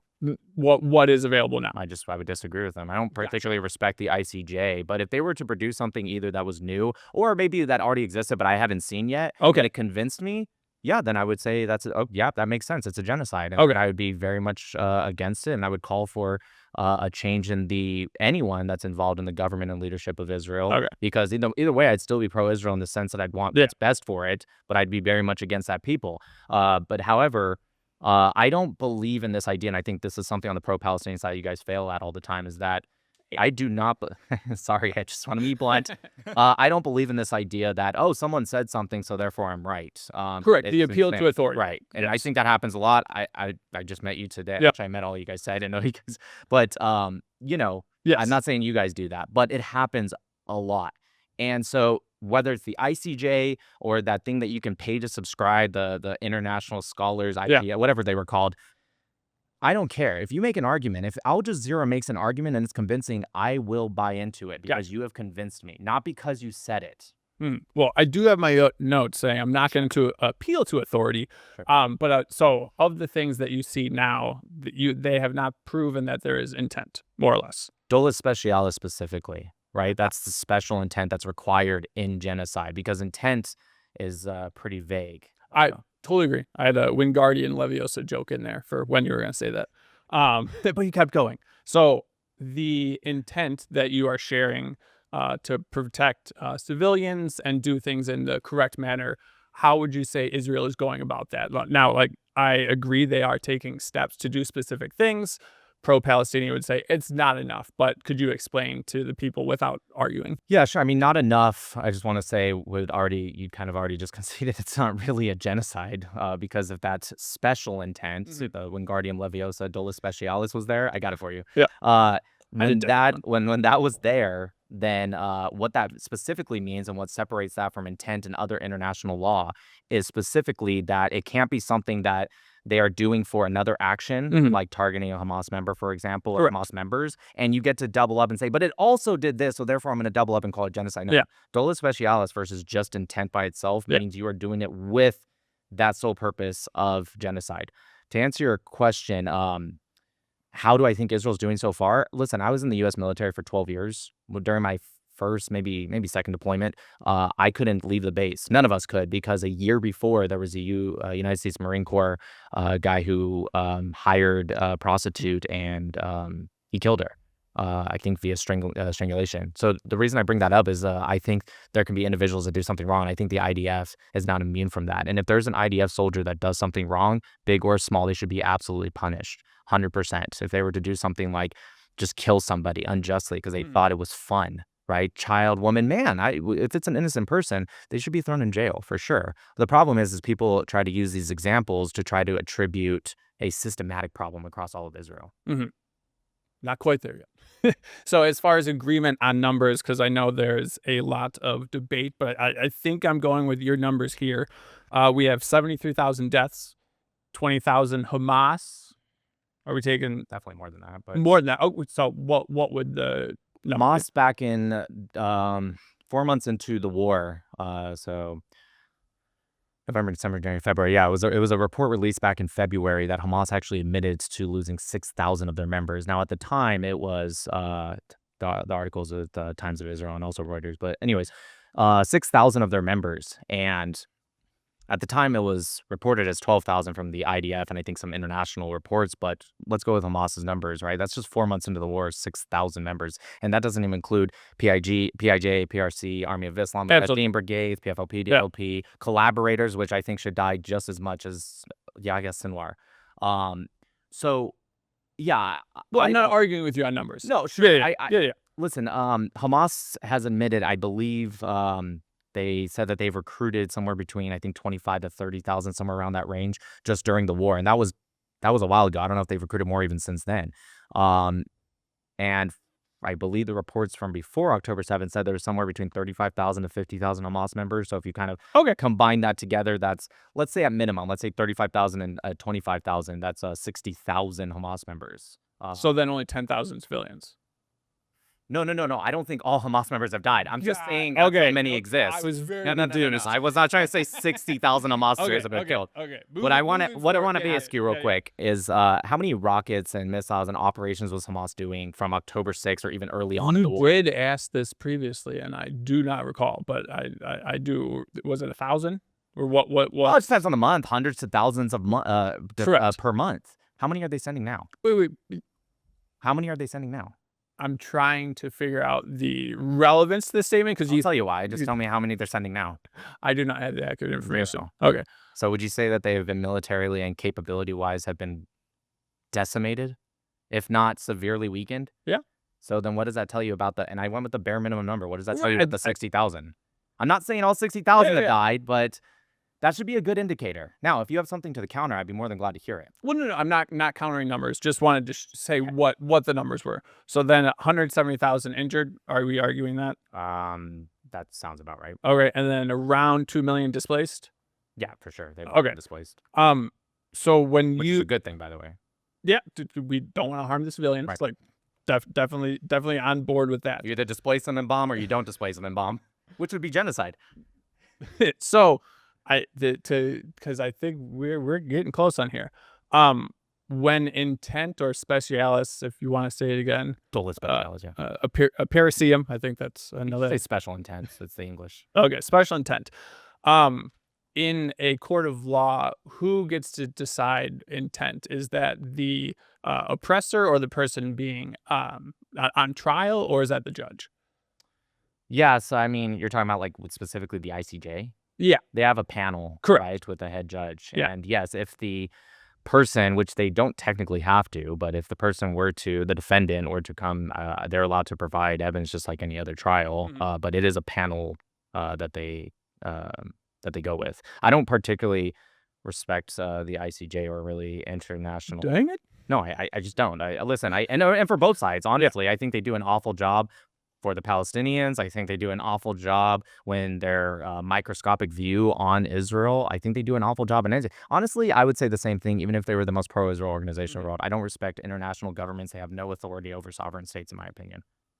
Could you get to your claim? Yeah, no, 11 minutes in. Yeah, absolutely. So if intent specialis is going to be proven, if there is certain conduct, patterns, statements, well, so if it comes to statements, you've refuted that very well, and that does not determine intent or special intent. Correct. Even when it came to the Holocaust, the saying, we're going to do this thing, did not determine whether it was a genocide or not. But sliver, if we are going to get the genocide ruling, that's going to be from the pattern and knowing of the attacks or the killing of civilians. Would you agree? Yeah, I think all of that's evidence. I don't think that by itself is proof. But yeah, and including statements actually can be used as evidence too, but definitely not proof. Okay. So would the proof of the reoccurring bombings or attacks, would that be... How many bombings has there been in Gaza? Let's just get to the numbers real quick. That would be a fantastic Do you know how many tons of explosives have been used in Gaza? No.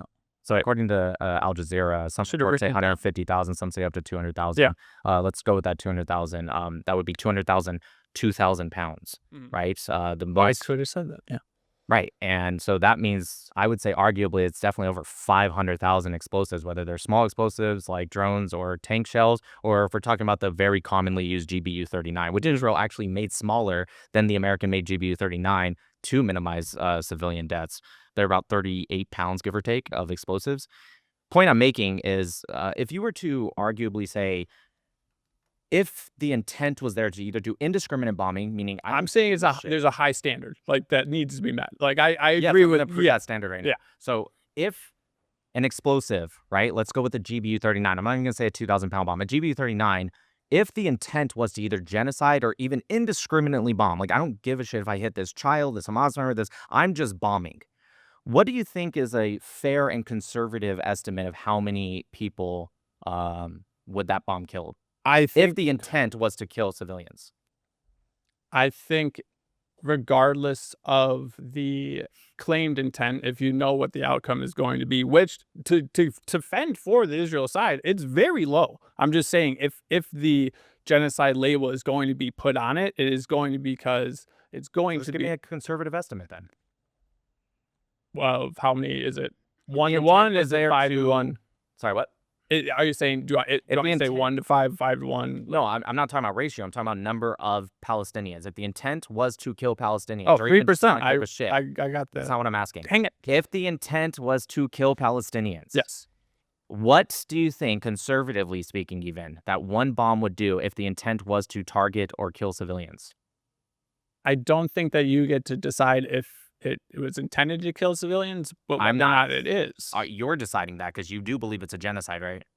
I believe that the standard is very high, and if it is going to get there, that would be this reason. And that's why I don't Do you believe it's a genocide? Can you just say if you do or no? I think the... Can we get somebody that believes it's a genocide?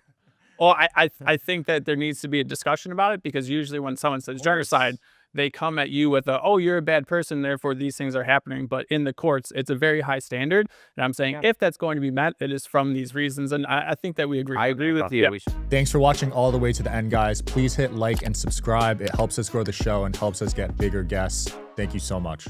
All right, last one of the first prompts. Could you start off, Bennett? All right, so I will tell you that the reason that I've been a part of a lot of the protests against what Israel has been doing is that I think that their actions reflect a collective mindset of valuing the lives of one group of people a lot less than the lives of another group of people. Is it the job of Israelis to value another people more? And is it the job of the Palestinians to value another people more than their own? Well, I mean... I'm not saying dehumanize them and just kill them all, but I think like America's government's number one job is to care mostly about Americans. Israelis' government's number one job is to care more about Israelis than anyone else. And even the Palestinians, whether we're talking about PA, Hamas, whoever, is to care about the Palestinians more than anyone. I mean, I think it's, So I agree with you. I think it's a tough question that we're not really morally consistent about when it is okay to value your own group more. I mean, I'll be single honest. time. I don't know about that. I mean, I'll be honest. Do you think white people should be allowed to say that we think white people are worth more than non-white people? I don't care if people have a pride in color of skin. I don't particularly give a shit about that. I care about culture and nationality even, which goes into culture. So could they say that? Yes. Are you asking, do I agree with that? I don't give a shit. I care more about culture. I mean, the answer to that is yes. I mean, I'm not even saying necessarily about culture, but just generally, would you be comfortable with white people saying that they value the lives of other white people, not their friends or people they're related to? Whether a black or a white or a Mexican, I don't really put much focus on people like that in my life. Now, if they're going beyond that to advocate for violence against anyone, whether it be Muslims, Jews, Browns, blacks, whatever, then yeah, I would put a care into that because that'd be my fellow Americans. But if they're just saying it like on an expose, I don't care. And I think a lot of people would do better if they stopped caring about shit like that. I mean, it's one thing not to get worked up over offensive things that people say online, but I think that's a different question from whether this statement is inherently offensive. And perhaps this is the core of the moral. It's up to you if you want to get offended. I mean, that's true, but I mean, I think that our code of morals that we live by should involve being able to clearly say, I think that statement is offensive is wrong. Even if it's a loser on X with 73 followers. I do think it's wrong. No offense if you have 73 followers, but I do think it's wrong. I'm sorry, maybe I misunderstood your question. If you're asking me like just what do I think on a personal level, yeah, I don't agree with that. But I thought you meant like, sorry, maybe I misunderstood your question. Okay. I mean, that's why I'm saying that I think that the country and their government's collective actions reflect a mindset of valuing one group of people's lives a lot less than another. And I do believe that that's morally wrong. And I think that is reflected in survey results, polls of the Israeli people, that I think it's reflected in their actions. I mean, are you familiar with the polls done by a professor, a Penn State professor, I believe? His name is Tamir Soyak. Do you know what I'm talking about? His actual findings. I mean, if you believe unless they were released very recently. If you believe that there's methodological errors, I'm saying he has claimed that he's done. Yeah, he wouldn't release them. I mean, he's done what he's said is he's done surveys of Israelis, Muslims, and Jews living in Israel, and the numbers he published were that about 80% of Israeli Jews in his survey said that they believed that all Arabs should be removed from Gaza, and about 50% of his survey respondents said that they believed all people of Arab ethnicity should be removed from Israel. There's 50% of Israeli Jews saying they want all Arabs removed from Israel. Was it like right-wing religious people? Was it people from Tel Aviv? Do you know? If you don't know, just say you don't know. I'd be very interested in learning that, because if you go into Tel Aviv, you wouldn't get that at all. And Tel Aviv is not the biggest city. Jerusalem is, but population-wise, but it's, I want to say second. I could be wrong about that, but I want to say second. And so, yeah, listen, I think I think polls do this all the time. They do it a lot against, are you a conservative or are you liberal? Or generally liberal. Okay, well, I'm conservative. And so I think they do this a lot against conservatives, where they go into like universities, which are generally going to be left-wing, and then they say Americans, da-da-da-da-da. And it's just kind of like a lot of conservatives are like, when the hell did I answer that? Not me personally, but like nobody. I'm not saying that that's what happened. I'd be more than glad. I don't know if last time I checked, he wouldn't really release the methodology if we're thinking of the same one. I'd be more than glad to check into it. If you just go into Israel, that's not the case. I'm also curious on how the question was asked and at what point was it asked. If you asked, according to the Arab research, it's actually a Palestinian, it wasn't PCPSR, it was another Palestinian polling group. They asked the favorability of different groups to both Gazans and those in the West Bank. And they found 89% supported the military wing of Hamas. And I'm not saying that there aren't racist attitudes prevalent among Palestinians living in Gaza and the West Bank either. Well, but I'm saying I think do we think it's actually 89%? I mean, to your question about this is something that he actually agreed with. Your speculation is something he confirmed in his findings, which is that I believe that people living in the larger metro areas, and I think worldwide, whatever the political question, that tends to be true. People living in the larger metro areas will give the more progressive, skewing answers compared to people living in the rural areas. Like a lot of people do not believe. They're very surprised if you tell them about 50% of Americans don't believe in evolution. I think it's gone down since then. But the bottom line is like you and I would think everybody we know believes in evolution. Well, there's lots of benefits to hanging out with other smart people who believe. Do you think it actually is 50%? Yeah, there was a survey that found at one point. Do you actually Yes. think that's true? Yes, because if you go to rural areas, and I spent just enough time around people outside like the big cities that I absolutely do believe. And when the So vote, you when the vote, understand, you're kind of proving my point, right? If you do go to those areas, you can make a poll say that. But when the poll came out, did it say rural areas or did it say Americans? no, the poll is majority of people in rural areas don't believe in evolution. The minority of people in cities do. Asking what The the overall total is the 50%. It's a cross section of the whole country, and this is similar to what he found in the survey of Israeli Jews. The ones that skewed most religious and most conservative and most Just real quick, rural. I don't think you're understanding my point, right? Okay. Do you agree if you were to take, like you said, there's more progressives in metro areas. If you were to take all of that, that would make up, I don't know what the actual percentage is of American population, but is it fair to say the majority of, even if you add in all the rural areas? Yes, and they factor that into the polling methodology. So that's my point, though, is that I don't think they do really factor, because if you were to say 50% based off of rural areas, but we're trying to get an American total, obviously you're not going to ask every single American in a poll. You try to have a methodology that gives us a general understanding, plus or minus 3%. The problem is that I know that not to be true, because first off, even if 100% of rural people, 100% of them, which obviously some of them believe in evolution even as they live in rural, but if 100% of them said that they didn't believe in it, right, it still wouldn't even come to 50% of the entire country, right? So I think what ends up happening is a lot of times these things are skewed in one direction, and also depending on how the question is asked, right? You can ask a question that's like, do you think evolution exists at all, micro or macro? Right? Some people don't believe in macro, they believe in microevolution. And so they might answer that question, yes. If you come to them and you say, do you believe evolution exists? The same person might say no, because you didn't give that clarifying information, and they're thinking maybe they're like a biblical freak or something, I don't know, they just I don't believe in it at all. And so they say no. I'll look into the study. I promise you I will. I hope he's released his methodology right now. I'm just saying that, it doesn't make a lot of sense. Okay. Well, what I've heard about it from was a article in Haaretz. It was by Dahlia Scheinlin. She was the person who interviewed him and summarized his findings for her article. She at least claimed that she talked to him and he was very transparent about. I don't know. Do you know when it was formally released? published? The article that I'm thinking of is 2025. 2025. And so Dahlia Scheinlin. Haaretz article. It should be the first thing that comes up if you search for it. I'll look it up. And the concerning findings are about 50% of Israeli Jews saying that they believe that all people of Arab ethnicity should be removed from Israel. I understand that if you have been to Tel Aviv and talked to people, that might seem very surprising, but that's the reason I brought up the evolution study. When you hang out in areas, it's easy to forget that the people outside of those areas The reason I skew so asked when it differently. was is, and I'm not saying it necessarily justifies it, but we see throughout the whole world, actually. You'll see this in Gaza, you'll see it in Israel, you'll see it in America. When something very big happens, you will see a sort of winding down, there's a spike in someone that might answer yes to that, after October 7th. Same reason this Arab research poll out of I want to say it's out of Ramallah, but I could be wrong.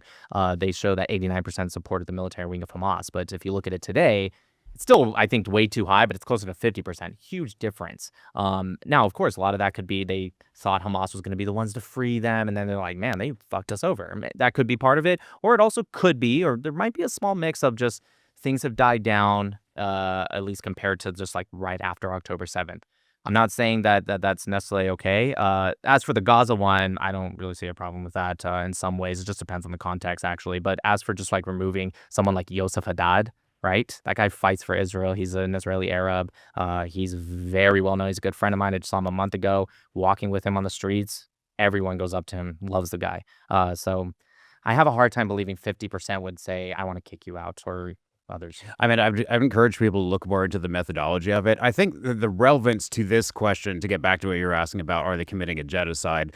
I just want to say one more sentence. I don't attack a people based off of something as stupid as a skin color. I attack an ideology. If you're an Israeli Arab and your ideology is to you can have your problems with Israel, but your ideology is to upbring the country, I think that's great. If you're a Jew, Muslim, whatever, your ideology is to undermine it, then I have no kind words for you. Yeah, and I think that's great that we live in a country where most people do think that way, and even for most people that would strongly disagree with, they still agree that you should not denigrate somebody based on something like ethnicity, and that's why this seems so alien to us.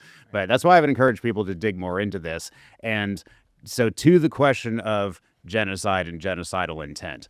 I think one thing worth clarifying is there's a difference between whether the International Court of Justice can prove beyond a reasonable doubt. I actually don't know if they use the same technical definition as for a criminal conviction in the United States, but there's a difference between proving beyond a reasonable doubt versus just what do you and I think is true? What do we think is probably true? I think OJ is guilty. I think he did it.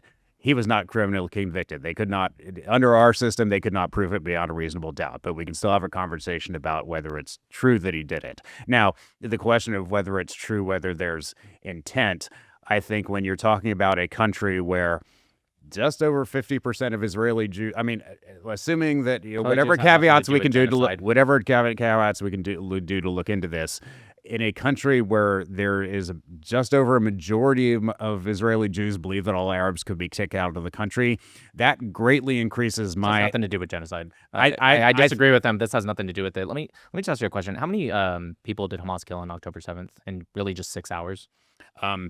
Best I've heard is 1,200. Yeah, I'm not here to defend Hamas. I've been to the okay. I know you're not. Let me tell you, I've been to the pro-Palestine protests in Seattle where they started chanting like "Long live October 7th." And there's a video of me going, "Jesus Christ, are you guys serious?" And then when they did it again on the next anniversary, I went with a sign that said, "Free Palestine, fuck Netanyahu, but stop cheering for Hamas, you absolute cock muppets." And yeah, that's good. There's I wanted to do the meme of the guy standing in front of the whole crowd. It was like, you're all wrong. No, that's awesome. I didn't say that because I think you're defending Hamas. The reason I asked is they killed about 1,200 people in 6 hours, most of them civilians.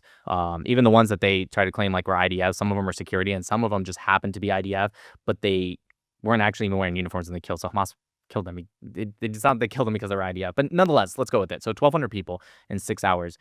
If Israel, and that's just with AKs, grenades, fire, accelerants, RPGs, etc. They were able to kill that many in 6 hours, right? That shows to intent, especially with such a low capability. Do we agree Israel has much more capability than Hamas does? Yes. Okay. Do you know if Israel were to kill, not even at a faster rate, because even though they have jets and missiles and all that stuff, just at the same rate Hamas killed at, do you know how long it would take to get to the death toll that we're currently at in Gaza, according to Hamas? I mean, if they were killing at the same rate as Hamas. A division problem. You worked it out right. 2 Tell me. weeks. Okay. So, I mean, Israel would have killed that. Israel would have gotten the death toll that we've gotten in almost 3 years would have happened in 2 weeks if they had the same intent as Hamas. And again, that's with significantly more capability. Okay, but if your point is that you don't believe that Israel is killing the maximum possible number of Gazans, part of the definition of genocide... Well, no, the maximum number of Gazans would be 2.1 million. Okay, well, the maximum possible number that they could kill, if you assume that it would they be could kill all 2.1 million if they wanted to. And I remember that, the group Jubilong that used to come out with the billboards and something like "Come for the bagels, stay for the lack of hell," and eventually they went into these much more cringy ones that say things like, "Trust us, if we wanted to commit a genocide, we would." I think what they are saying is that they're working from the definition of genocide as like wiping a people out completely. But the UN Commission report, regardless of what you believe about their other conclusions, it's an advisory opinion. One of the things that but the definition they were working from was destruction in whole or in part of a people based on a Now, you could... Hey, wait a minute. That's actually not true. That you're talking about the one that was just released like a week or two ago? There are multiple ones that I'm not aware of these different definitions, but the key thing is that they use the word in part, they say in whole or in part. In other words... So do you know what in part means based off of case studies?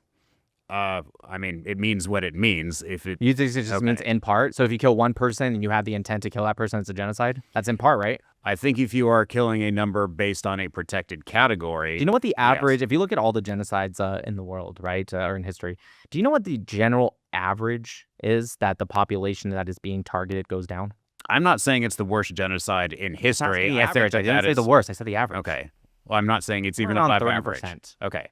I think that people who are claiming that Israel is committing the worst atrocity in history are very confused, but I'm not saying that. But the question is whether it meets the definition of a genocide, even if it was falling short of other genocides. So in part, based off of case studies, specifically means, right? You still have to prove that intent overall. It doesn't mean literally in part, because if it did, then you could kill one person and it would technically be a genocide, right? Because that's in part. What it has to do, it has to be a substantial percentage of the population with that special intent being implied.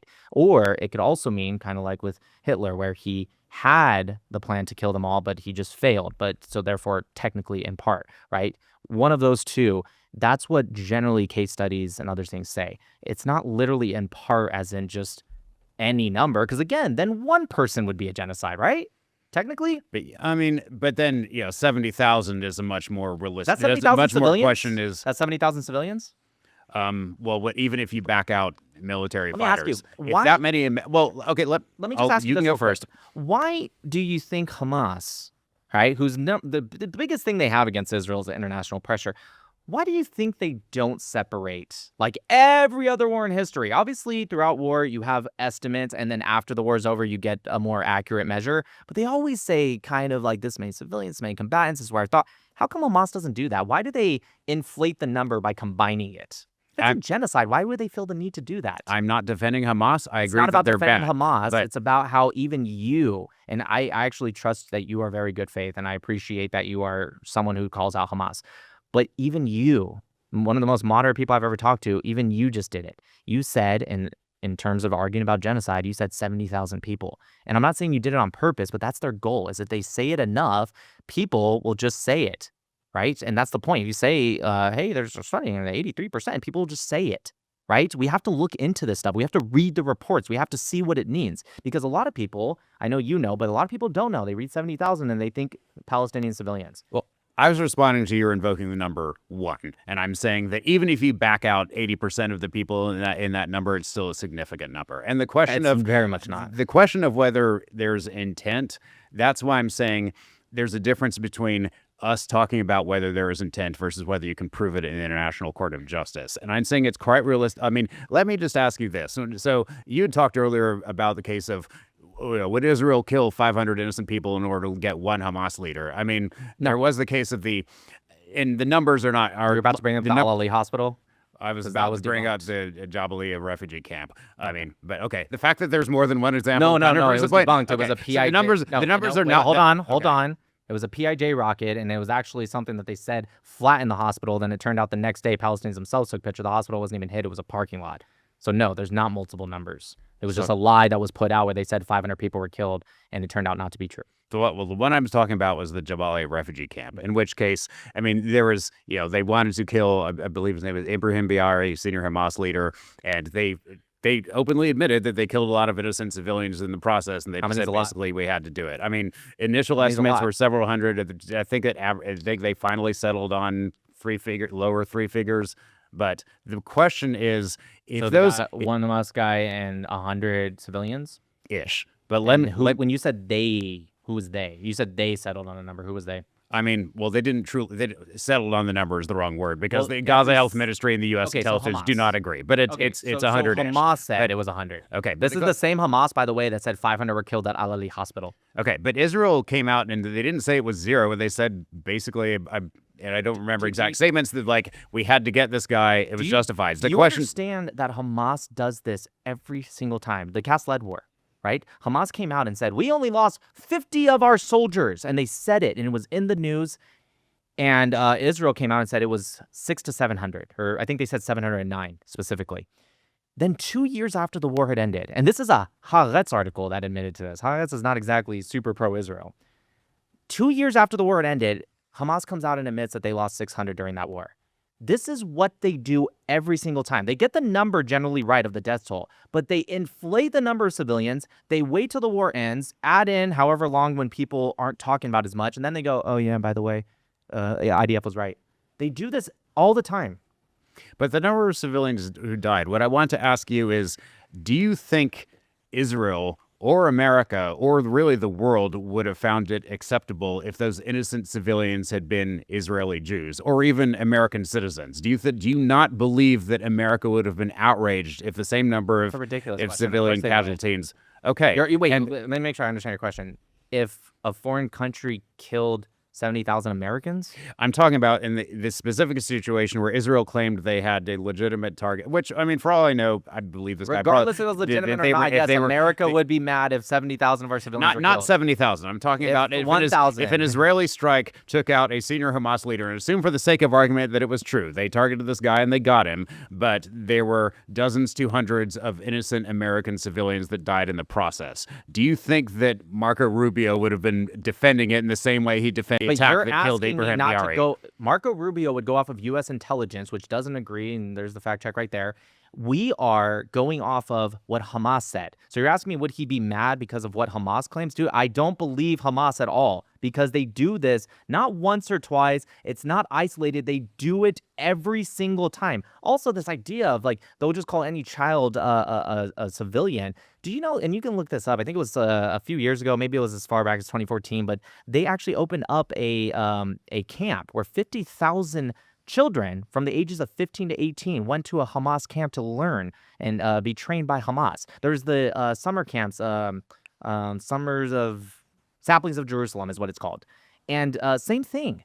So do you agree Hamas, PIJ, they incorporate, I've seen as young as 13, but generally 15-year-olds and older? Yeah, I mean, I think when you talk about children casualties, there's are you counting a 17-year-old who's operating a machine gun? That's kind of That's my cheating. question. What I'm talking about is, rather than the actual attack on the Jabalia refugee camp that happened, I'm talking about a hypothetical alternative where Israel takes out a Hamas leader, but rather than Palestinian innocent civilian casualties dying, the innocent casualties are American Yes, citizens. in a They hypothetical that identify a doesn't building where there's a Yes. Hamas leader, they blow the building up. Okay. Okay, in a hypothetical that you're asking me that doesn't actually exist, and we have to assume Hamas's numbers are correct, and we switch Palestinians for Americans, yes, they'd be mad. Okay, and I think that that's coming from a place of valuing I don't care one if the people's Palestinians lives. are mad. I think it's coming from a place of valuing Palestinian lives a lot less than American citizens or Israeli Jews, and that's where I think it's I just wrong. want to say one thing. I am so sick of the virtue signaling of the pro-Palestinians. Stop pretending like you guys care about every single human life equally. It is bullshit, okay? If you have your inner Why would circle- somebody one not second. care about? No, Equally? your friends and your family are Yes, different. exactly. I would exempt One people sec, caring let me more about finish. their friends and their family, If but you- not your entire ethnic I will group. get Your to own it. ethnic I will group get is not to it. better If than you other have your people. small circle, okay, that's gonna be like your children and your spouse, and then it goes to like family and so on and so on. Somewhere it's gonna be a big circle, but that will be your people, your nation. And then is all of humanity. That's the last circle. Does it mean you don't care about them? Of course not. They're still human beings. I didn't say they weren't. But stop giving me this bullshit where it's like, well, you're treating them less than. Yeah, good. Because it would be immoral to treat another people worse than your own people. And by the way, I think the same thing of the Palestinians. The Palestinians should also care about their people. They fucking don't, but they should also care about their own people more than anyone. Well, you can do it in a funny way like this. It doesn't make it wrong. You should care. You should not value your own ethnic group more than other people. I think it would, ethnic group. I said nationality. Stop putting words or in my mouth. nationality, or No, either you way. should. No, that's terrible. That's all. All right, final statement. I mean, it's pretty much just circling back to what I said at the beginning. I think the actions of Israel are reflecting a mindset of, and the actions of the Israeli Jews who responded to the poll I'm referring to reflect a mindset of valuing their own national or ethnic group more than the lives of other people. And I think that's wrong. I'm aware that not everybody thinks so, but I think that's morally wrong. Nick? I think it's morally wrong to actually put your own people in harm's way to the point of harm or death just to appease another people that agree with and attacked you, your sovereign nation. And I think that's just an insane take, but all right, fair enough. If you learned anything from this episode or got any value at all, please share this episode with a friend. It helps us grow the channel, it helps us grow the podcast, and it means a lot to us. Thank you so much. Okay, we're moving on to the second prompt now. The prompt is there should be no Palestinian states in the West Bank. We have our first person coming up now. Please state your position. First, I'd like to start by saying that I am a Palestinian American and I come from a small town in the Middle East called Bethlehem. That's my hometown. I'm not sure if you're familiar with it. Yeah, I was just there.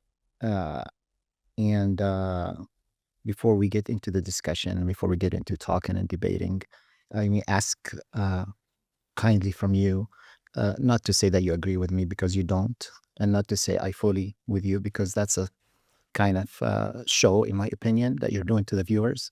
I am extremely disappointed with an American soldier or a veteran who served for 12 years in the Navy to still come and talk in so heartless way about the death of civilians, about the death of people, humans. You argued for the past hour and a half whether it's a genocide or not. And the way you mentioned and the way you talked about that was extremely disrespectful, ridiculing for the lives of fellow humans, Christians, many of them in Bethlehem. So I kindly ask you to keep it respectful, genuine, and not for the show, if you don't mind. We have Everything I said was what I believe. I don't do this for a show. I'm not saying about what you believe. I'm saying about how you said it. We have so many circuses in Vegas here and so many clowns there. We don't need any more clowns. I can't, I'm not going to change the way I speak. All right. Then you can simply say that. So you're claiming that there should be no Palestinian state for Palestinians. What's your suggestion on that? What's your alternative? Well, first, there's many alternatives that are proposed, but I don't particularly care. The claim is that I don't believe there should be a Palestinian state in the West Bank. I'm not here to determine what I think should or shouldn't happen. I do not want there to be a Palestinian state because I find it to be another, it'll just be another terrorist-ridden state that is Another the what? proxy, Another a what? proxy of the IRGC. So this is definitely insulting for many millions of Palestinians who live there in Bethlehem, in Jerusalem, in Ramallah, in Nablus, in all the cities that are in the West Bank.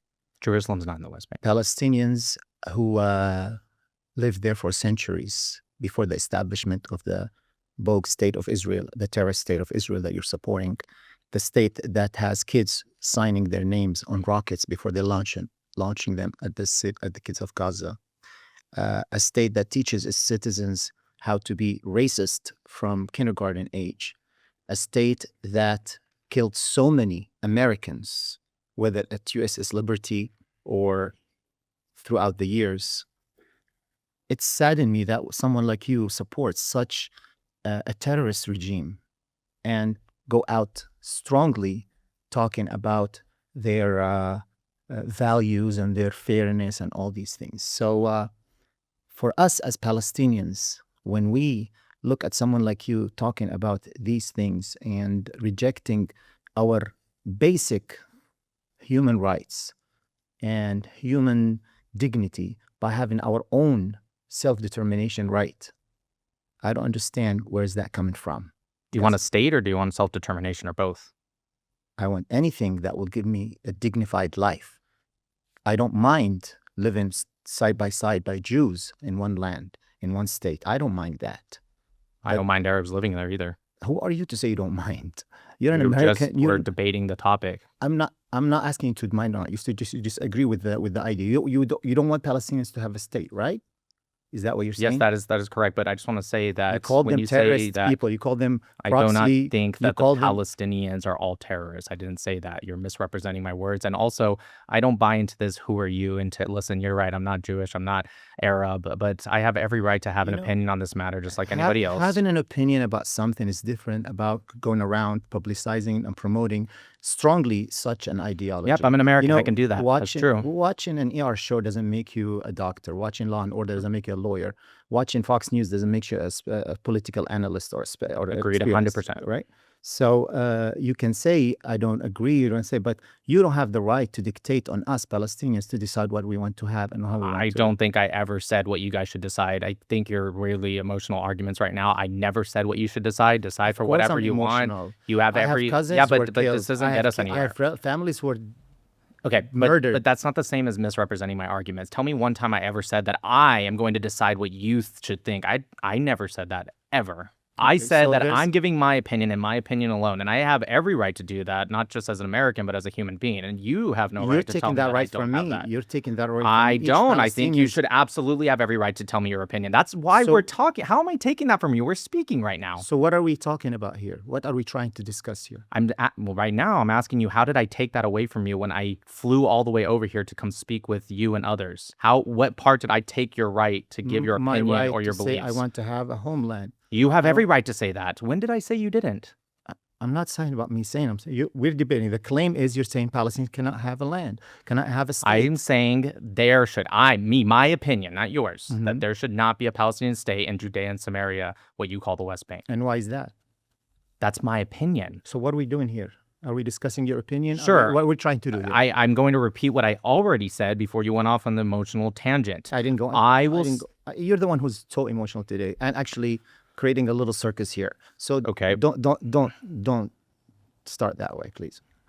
Anyway, so once again, I believe that the ideology and the culture of the Palestinians, which I find to be problematic for the Palestinians themselves, although that's not my concern, is problematic for the security of the land, even to the other Arabs. So you're saying Palestinians inherently are violent people. They want to kill people right and left. I love the straw man argument. I That's don't what you believe said. Well, I'm trying anyone's to understand. inherently. I said their culture and ideology. That's not inherent. Inherent means from birth. Okay, you're saying that Say the the words that I Palestinian culture, said. Don't you're tell me saying- what I said. Okay, I'm going out with your statement. You said the Palestinian culture is violent and wants to kill I people never around them. even said violent What or did you kill. say? I didn't. I said it's problematic for the security of the region. And also, The I don't Palestinian believe, culture I is also, problematic. I also don't believe, especially when offered multiple times, but I do not believe in just giving, especially Judea and Samaria, to a people who, again, have rejected it multiple times that I don't think actually want it.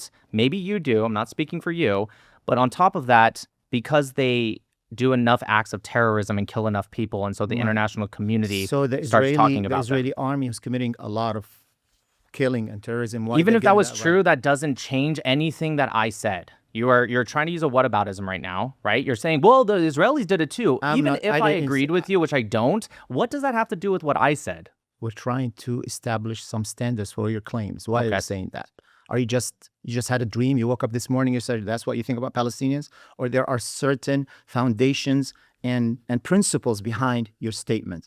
You're saying Palestinians' culture is not to be what? Trusted, what? Not to be, cannot live in peace? Is that what you're saying? I'm trying to use your words. Yeah, I'm saying that the Palestinians have had a history of undermining not just Israel, but even surrounding Why Arab would they nations. do that? Let me know. Why would they do that? You tell me why they tried to kill the third Egyptian president. You tell me why they killed the No, king of well, Jordan, they're- why they killed the they're- prime they're- minister they're of Jordan. Israeli- who Tell me killed- why who they killed sided Rabin? with Who Saddam killed Rabin? Hussein. Who killed Rabin? Yeah, an Israeli, and I'm Okay, glad so- he was arrested and he's not celebrated. So listen. Thank you. That's the point. You just proved my point. I didn't prove anything. He's not celebrated. prove anything. He's Don't not. put words He's in my not mouth. promoted. Whereas Hamas terrorists and others Have you watched the movie are The Patriot? promoted. Have you watched the movie The Patriot? Yes, Oh. a while ago. What did you think the British royalty thought of what's his name, Benjamin Martin? I probably didn't like him. I'm not sure. You what didn't your like him, question- the hero of the movie, You're asking me what the government thought? I'm sorry. the royalty, the king, the king of England. What did they think of those Americans who were fighting for their freedom? Yeah, I assume they wouldn't like people fighting Correct. for their And that's freedom. what you're doing exactly. Palestinians were living in prison. This is a false equivalency. This is It's ridiculous. Perfect. Don't tell me analogy. that because another people did it, therefore I must be doing the same thing. Just tell me why I'm wrong. You're wrong because you're not looking at the history of imprisonment and You brutal didn't answer my occupation. question. I am. You didn't. You said when I brought up how they've also undermined surrounding Arab nations, you said, what do I mean? And you cut me off as I was explaining it. Why did they side with Saddam Hussein where Kuwait had to kick them out? Why did they do the Palestinian insurgency? When you say when that, the you're talking about Kuwaiti the few group government of people. and the Palestinian insurgency that was the crux that led to the civil war that led to the death of 130,000 to 250,000 civilians. Many of them were Christians, by the way. The thing is that you're not giving yourself, you're not I'm giving just asking others you, why the did they same do rights you're giving that? to yourself. You put percentages up and down and you say, oh, it's low when it's supporting your idea or your argument, but it's high when it's supporting the other side's argument. I'm trying to tell you here that Palestinians lived for 75 years under brutal occupation. They were murdered, killed, imprisoned, tortured. Their land were confiscated, their homes were bombed, their children were killed, their fathers were imprisoned. They lived under brutal occupation. What do you expect from us to do? Were they occupied under the British? They were occupied under the British. You They said fought 75 back. years, so I'm just wondering. I'm Were they talking occupied about, under I'm the talking about the Turks? current situation. Were they occupied under the Turks? No. They were not occupied under the Turks. So they're Absolutely Turks. not. What? The Turks owned the land. That's Ottoman correct. Empire. Yes, they owned the land, Ottoman correct? Empire was You're saying the was Ottomans a didn't occupy complete- Palestinians. It was not occupation. It was an empire that ruled so many lands and so many ethnicities. So they were back to the occupying discussion. it, okay. Back to the discussion about the 75 years of an Israeli occupation. Now we're talking about Palestinians fighting Israelis. Yeah, sure. So I don't believe So that. why would you not give them the right to do that? Yeah, so even if you go with the right, since we're speaking of legality, even if you go with that, you have to follow additional protocol 1. Palestinians do not do that at all. Hamas does not do that. I don't know what you think of Hamas, but it's irrelevant, honestly. Any occupied people who have no ability to fight back, they will use any tactics to fight back. They That's will, or do they have the right to? I didn't say they have the right to. That's an You literally expected said, why don't outcome. they have the right? You did They say that. said they have that's expected. You put any group Okay. of people under the same circumstances and that the Palestinians are being put through, they will fight back. And they're I'm not going to sit down and be sitting ducks. I got it. What I'm saying is that occupation doesn't breed terrorism. Terrorism breeds occupation. The security of that area is going. No. Okay, No, you have no, to let no. me finish. I heard what you said. I got it. You don't agree with me. That's why you're on that side of the table. You don't have to tell me you don't agree with me. I got that. What I'm saying Doesn't look is like you that do. I get that you don't agree with me. Trust me. I promise you I do. Anyways, every single time that this has happened, more terrorist attacks, it has led to more security, more checkpoints, walls being built that have lowered the percentage by, I think it was like up to 90% by the time the wall was finished, of terrorist attacks that were happening in Israel proper, maybe more actually. And so, yes, you can't also expect the Israelis to do nothing when they're also attacked with terrorist attacks. Now, I get you want them to do nothing because you don't like them, and I respect your opinion, but from a logical standpoint, they're also going to do something about it, whether it be more checkpoints for security, Correct. or if it'll be a war. But the reason the fighting happened because of these really aggressive measures that are taken against Palestinians. Have you ever saw Palestinians? They want that to happen. Have you ever saw Palestinians standing on a checkpoint? Have you ever noticed how long does it take for them to go to a hospital or to work or to I've seen school? both. I've seen them go right through at times, and I've seen them be with me as well, So stop when you, for when a you, while. you have to understand how the masters of PR is I've the been Israeli to government. these places. When you right? go to these places, they make you see what you want to, what they want you to see. And a journalist, They knew I was going to go there? A journalist going to Palestine, the Israeli soldiers will make them I'm sign. not a journalist. I'm not They talking about didn't you. know I was there. I was not talking about you. So then how do you telling explain you, my experience when I went through a checkpoint? I'm telling you how they make sure that wrong things or horrible things are not shown to the world. A journalist goes How through. convenient. The journalist goes through the checkpoints or the borders from Jordan to the West Bank. They have to sign a document that they are not allowed to write or share the things that they see. Yep, and the journalists in Gaza have said the exact same thing. There was a famous one, I can't remember his name, that came out and said a gun effectively was to his head while he was in Gaza because the Gazan people, Hamas, the government also told them what they could or couldn't see. I don't know if he's lying or if what you're lying or what you read. I'm not going to say you. I'm not talking about reading. See, the difference between me and you and I didn't say everybody anything else, about reading. I'm not talking about things that I read. I'm talking about things that I lived. You're a journalist. No, I think I've seen when I cross the borders, when I go from Jordan to the West Bank, when I go from Jordan to Palestine, I believe see you. things right there and then. I believe you. I go as a little kid, going through these borders, crossing the points. Yes, I'm sorry your parents made very bad decisions and the people before you How made did my very bad parents make- decisions how and did it my led to parents make- high insecurity in the land. How did my parents make bad decisions? Again, by supporting what has led to this There moment. was no Hamas for 86. I used to cross the when border. did I say Hamas? Do you think Then Hamas what are you is like, talking about? does the PLO a terrorist organization? Were There they the was ones no, did they attack? There was no attacks. I'm before- not saying that there before was an the attack in Intifada. that specific year. I'm not saying that. The Intifada that took place, because of years and decades of It was brutal 87 to occupation, 93. There was nothing before. There was it. no attacks ever before 87. Not on the same scale. I agree. And Not on the also, same the scale. security's not on the same scale. Thank you again for proving my point. I agree with you. Stop saying this. I'm not proving your point. You're saying it's not on the same scale. I agree with you. The security I and am telling checkpoint. you, one sec, I was one s- humiliated as a child. I'm crossing sorry the that happened to borders. you. No, you're not. You're right. I'm You're not. not. I don't particularly care about your emotional anecdotes. You Okay. just said to You everybody might you be don't telling care. the truth. You might be you not. just I told have the no other gentleman idea. you don't care. Do you Just- believe? do you believe? don't. You have no feelings whatsoever. I You are a don't know cold-blooded any- human being. okay. With all due respect. Fine. I don't care what you think about So me. don't say that. Oh, I care for you. Don't lie. I never once said You that. just said you. I'm sorry. You're not sorry. I'm just trying to get you to stop bringing up. Do you believe my experiences through the checkpoints in Judea, Samaria, West Bank? When I told you what I went through when I went through the checkpoints, and I saw Palestinians I going believe through. what you saw, but I don't know if that was that was intentionally designed when you're there because people know who you're there.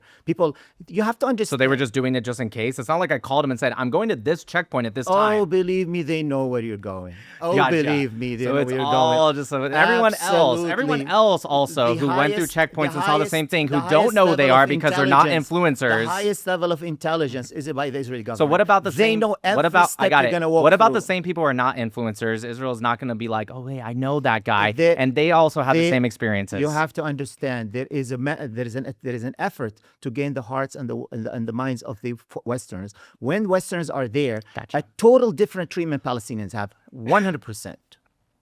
Gotcha. Listen, what I'm trying to say is I either do or do not believe your anecdotes. Maybe they're true, maybe they're not, maybe they're a mix between the two. I'm saying I don't care in the purposes of this debate because it doesn't get us anywhere, just as much as it wouldn't get me anywhere to only bring up anecdotes. If you have an anecdote that gets you to something that we can talk about, fair enough. But what I'm saying, right, to get back to the prompt, right, there should be no Palestinian state. What I'm saying, right, is that I agree with you that there wasn't as much prior to the first Intifada, 87 to 93. There wasn't as much before that.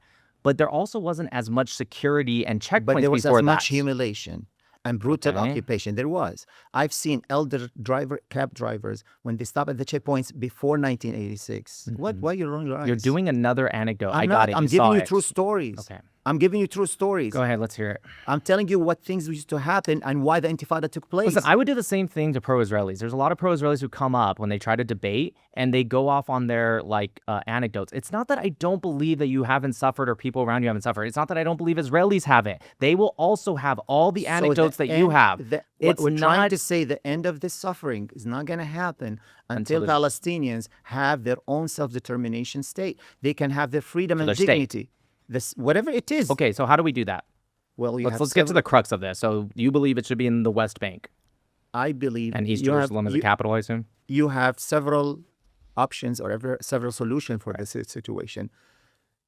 I don't mind the one-state solution. I don't mind. Right, but you Arabs, just said right Muslims, now this Christians. will not stop until they have their own self-determination state. I'm quoting you. So So and it then could be. It could be in conjunction with the Jews. It doesn't have to be just only Palestinians.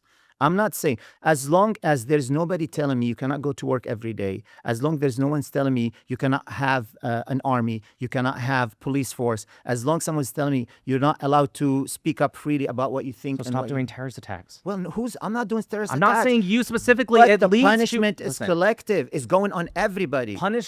Suffering is collective, and that's 100% true, and You that can should play- be. you can but play that the is not chicken the and the egg same all the thing. time. So, okay, let me ask you something. Do you Historically agree? speaking, Do you agree that historically speaking, got it. Do you- terrorism was never came I out got of you. vacuum. I got It you. always after an Yes, occupation listen. and brutal treatment. Yeah, everyone.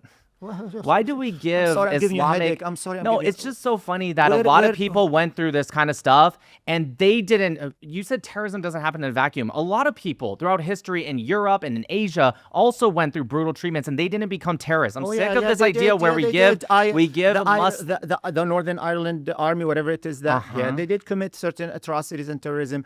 You look at the throughout according. Yes, to, I didn't say they Americans- never have. Listen, Americans, never according to the said- British royalty, Yes. committed acts of terrorism. I didn't say it never happened. Once again, you're taking my words and twisting it up. I didn't say it never ever happened. You never can give an example. I'm saying relatively. And we don't see that. We bombed the shit out of Dresden. We didn't see them create a Fourth Reich. We sent 2 fucking sons into Hiroshima and Nagasaki, and we didn't see them go back to Imperial Japan with a god. Hold on, with a god living on Earth, as they thought. Okay, I am done with this idea. Listen, I don't think we should be in the Middle East as much, right? But that's a separate argument and a separate topic. But I am done with this idea of this victim card where we're only terrorists because you did this to us. No one you said it doesn't happen in a vacuum. It doesn't. Absolutely doesn't happen in a vacuum. You go to a Yes, African you're American right. neighborhood Islamic. and call the N word. What do you expect to happen to you? Is that what you're comparing this to? Yes, that's what I'm comparing to you. What's wrong with that comparison? I'm telling you, people have Depends on who different, you say it to. people have different feelings. Don't expect Palestinians, don't expect Arabs, don't expect Middle Eastern to be bombed with a nuclear that. bomb and then just sit down and do nothing about Jesus. Listen. it. Because you compared the Japanese incidents, right? Then you try to do that to the Palestinians. Yes, you're correct. They're gonna have not feelings. gonna react to this I never exactly. once said they're not gonna have feelings. Not only what that, I they're said not is, gonna- I don't They care will about fight back. that. Okay, and yes, and there's ways to fight back. Are you listening to yourself? What? I don't care about their feelings? You don't care, period. Yeah, you said that In so many terms of a times today. debate, no, not at all. Not even a little bit. Well, this is not a game for you. For you, maybe it's a game. Maybe I trying to don't score think it's a- points, trying to nope, get more it doesn't- viewership. But for me, it's so personal. It's a living experience. I believe that, and that is irrelevant to what I said.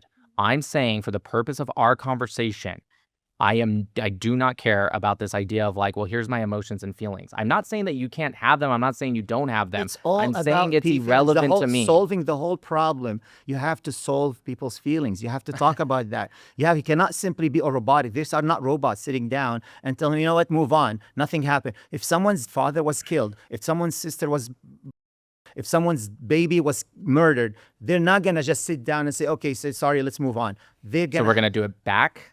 There have to be a guarantee that's not gonna That's happen the again. logic. They're The logic is this happened to me, so I'm gonna do it back. I didn't say that. I said there have to be guarantees. It's not going to happen again. So you're They saying will fight Israeli back. fathers haven't Well, been killed well, and also you were in the military for a reason. Something happened to us. We went back and fought. We didn't just sit down, right?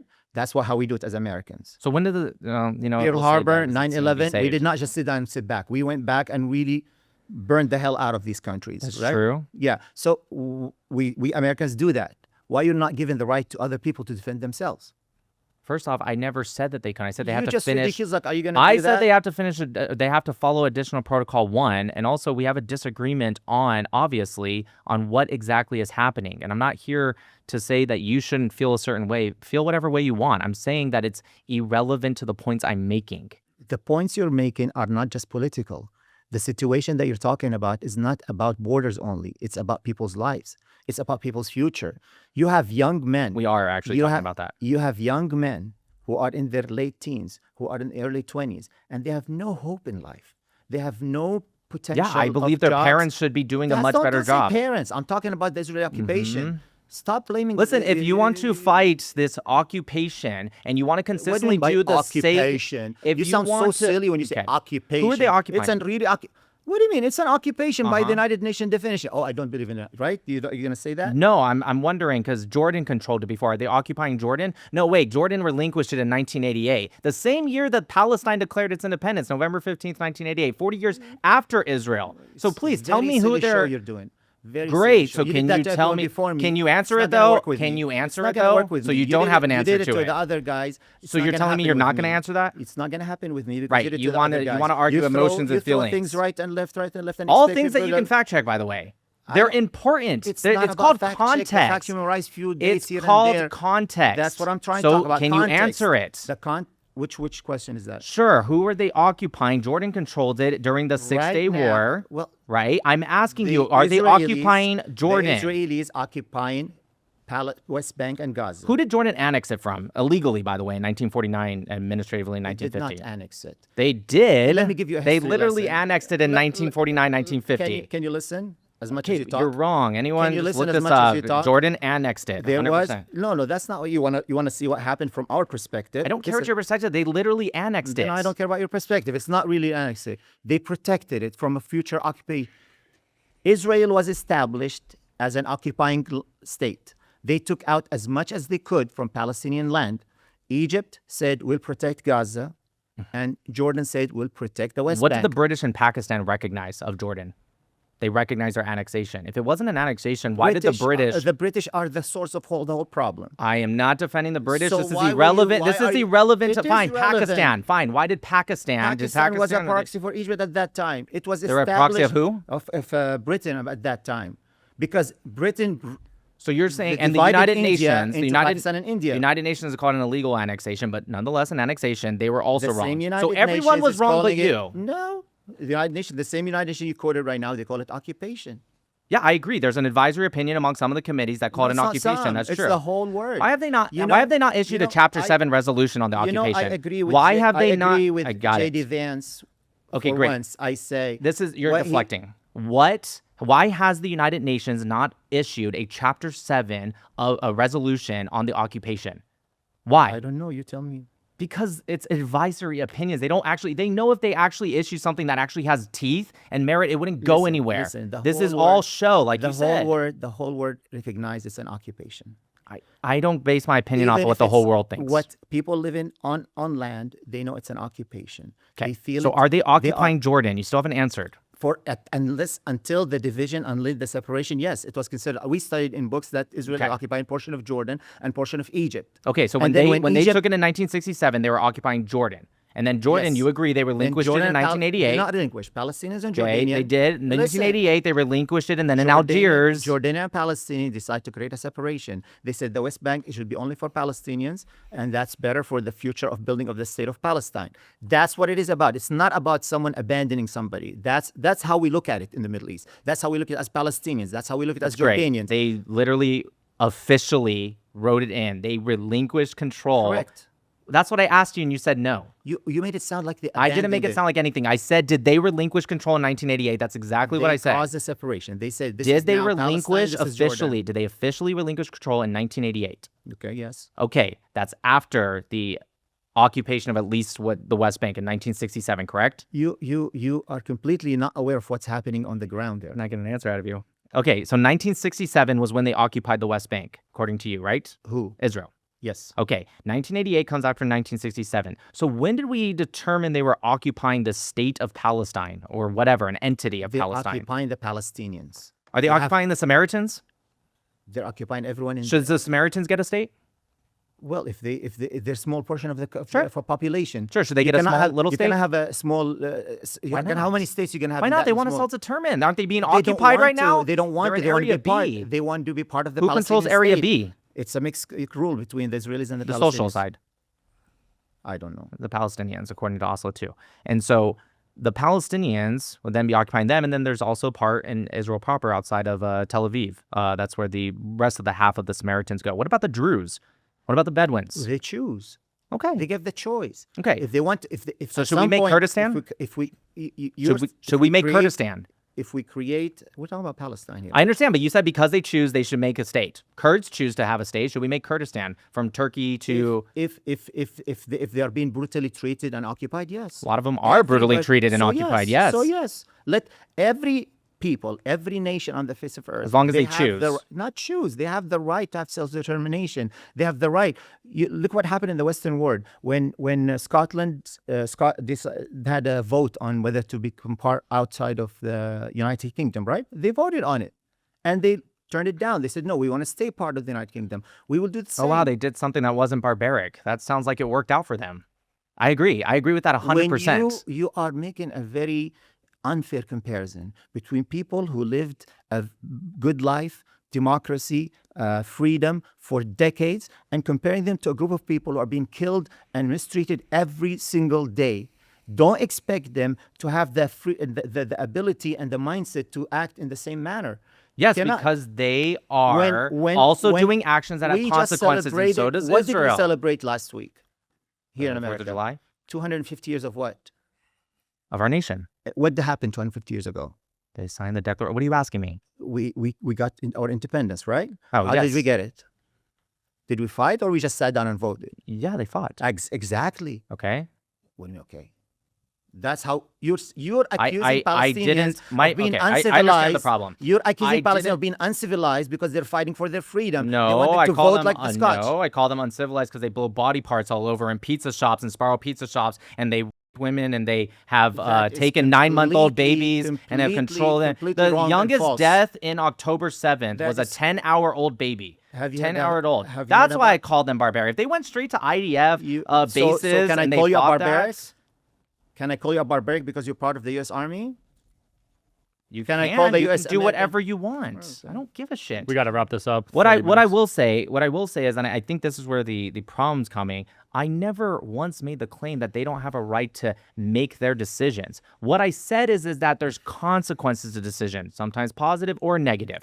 That's what I said. If you're saying, well, they're deciding to fight So- back, fine, so fight you're- back. But if you lose that fight, you don't get to cry and then say, can we pretend I didn't do it and go back to what it was You before, are- which is what they did in 1948. You are such a Yeah. condescending bully, and your viewers enjoy this and Yes. enjoy it as much as you can. But you're beating a dead horse. The whole I agree. The whole world is moving away from the support of this terrorist state called Israel. As J.D. Vance said last week, America is the only friend that Israel is having right now. And guess what? Even America is changing among conservatives and liberals. Okay. It's changing and realizing what you still insist on not realizing and admitting. What does this have to do with what I said? All right, 50, fine. Got 60. it. Good job. I got it. They don't like them. I got it. I don't know what that has to do with what I said. I don't base my opinion off of the popularity of people. It's Final statement, Nick. Yeah, I don't base my opinion off the popularity of people. At one time, the Nazis were actually more popular. People in America, more of them think it's okay to murder babies. I don't care the opinion. There was actually a Gallup poll that was just done relatively recently that showed right-wingers across the board, actually, it showed that they had the same support for Israel that they did in 2014. The left wing and the center, mostly left, went down so far that it brought the average down. Okay, I don't care. You were not happy with the way the voting took place when someone talked about it earlier, and here you go coming out and I saying, don't- "What question was it? Well, Guided yeah, vote? I'll, Was it yeah, I'll guided vote?" explain why, because that one had its methodology. The one I mentioned earlier, he didn't reach his methodology. You just Amazing weren't how you're listening. So Factual? Yeah, I know. biased towards the. I am things that biased. prove That your is points. true. Yeah. All right. Everyone's Well, biased. That doesn't matter. Thanks for watching all the way to the end, guys. Please hit like and subscribe. It helps us grow the show and helps us get bigger guests. Thank you so much. So I disagree. I don't think that the Palestinians were ever really given a shot to have their own state. And I would date that back to probably 1917-ish. Are you familiar with the Balfour Declaration? No. With the, what was it called? So it was in Nebi 1917. Musa riots, Oh, yeah. where they pilgrimized to Jericho. And Palestinians, both Muslims and Christians, were, I think they were singing their national anthem. And Jews were throwing stones at them, and it caused a huge riot, right? Tens of thousands of people were rioting. Yeah, they shouldn't have thrown stones at them. Not Right. really sure what you're saying right So what that led to was this huge situation where the British Empire had to send out commissioners to determine what happened, what's the problem between the Palestinian Arabs and the Jews that were living there, right? So There was a similar commission a guy named William Young in 1839 to 1844 actually was in Jerusalem. Pretty similar. He was also with the British, but it was during the Ottoman time. And it was very this was similar. the Palin Commission. Yeah. Are you familiar with it? I've heard of it. You have to remind me exactly what it said. I was just saying that they do these regularly. So it was a huge commission report, Yep. right? And basically, it followed this line of who's the aggressor first, right? Mhm. Who is really the ones pushing the buttons? And it was actually Zionist Jews. in 1917 specifically? 1917 through 1918. Yeah, so like in specifically. 1847 when they commission- kicked out commission was- Jews that were old enough to bear arms. That was in 1847, I believe. What was the reason for that if Zionists were the ones that were pushing the button, I guess? Or how about 1517 Hebron Massacre? Or how about 1517 Sfat Massacre where they targeted and killed Jews? What was the purpose of that? Well, I'm talking about from when British mandated Palestine existed, right? So 1922. after the Ottoman 1917 was the rule, Battle of after Jerusalem. Ottoman rule. 1922. So actually, the British used Arab Muslims to fight the Ottomans, to fight Turkey, right? And they were under the impression that they would actually have some self-determination after they Did they not give them removed- Jordan? Well, They yeah, did. but It was 78% but of all of Palestine. It's more than just Jordan, though. They like, were from- they were like- promised 100% of the land? No, they were never promised 100%. So 78% wasn't good No, enough. but no. But Okay. they were promised a proportion. Actually, were never promised anything. Okay. Right? I'm listening. Okay. So in this report, it said that they were under the impression from the Balfour Declaration that they would actually have self-determination through this, right? What did the Balfour Declaration say? It's 2.5 paragraphs. Well, I can't quote it verbatim like you can, but I can't quote the whole 2.5 paragraphs verbatim, but I don't see how anyone would read the Balfour Declaration and hear. they thought. By the way, I think the British and the French absolutely screwed up, and they absolutely should have given the Arabs a self-determination, as I'm saying they did. Right. Jordan was created by the British. You agree? Yeah, The Emirate of Transjordan in 1921 and 46 was when they declared independence. sure. They kicked out like 10,000 plus Jews out of that land and said no Jews allowed. That was Right. 78% of Palestine. They gave that to them. Is that just not enough? So What is your I like argument to right roll now? back my argument on this. Okay. Because it was actually kind of under false pretenses with the Balfour Declaration. It was understood by Arab Muslims and Christians that were in Palestine, Palestinians, that what would happen is once the national state for the Jews was established, that they would all live together, that it would be governed by Arab Muslims, right? The ones who fought for the freedom from the Ottomans. Are we still in 1917? I'm just Yes, curious. Okay, 1917. go ahead. Yeah. 1917 to Around that, okay. 1920-ish. Right. Before the Peel Commission. Right, exactly. So during all of that, The reason I ask, I'm just so you can gather your thoughts real quick, Yeah. is because there was the King Crane Commission. Okay. I don't know if you ever heard of it. It was 1919, I want to say. It was also it was a huge polling apparatus, and they asked the Arabs, to include those that are in what is today Syria, Lebanon, Palestine, whatever you want to call it. They actually asked them, and 80.4% said that they didn't want a unified Palestine. They wanted a unified Syria, actually, that would incorporate that whole land. Only 6 said that they wanted a unified Palestinian state. And by 6, I don't mean 6%. I mean 6 people. right? So I'm trying to figure out where you're getting your, because it's around the same time. So from the Palin Commission report, Right. Okay, and sorry, I'm really trying to gather my thoughts. It's okay. I mean, just tell me generally what you I'm think not a it said. debater, guys. I've never done one of Just tell me podcasts like before, generally what so- you think it said. You don't have to get it perfectly. Right. So from what I gathered from it, I read it. From what I gathered from it, the Arab Muslims and Christians really didn't understand what the Balfour Declaration was. Okay. And the Okay. British fed them this idea that it would bring them to self-determination, right? That everybody would be united because Jews lived in the area, in the region, the even British even did- before the Balfour Declaration, even before Right. World War II. Of But course, to they be lived fair- there the entire time. To be fair to the British, which is something I almost never do, so Right. good kudos to you for making me do that. They did push for that. what?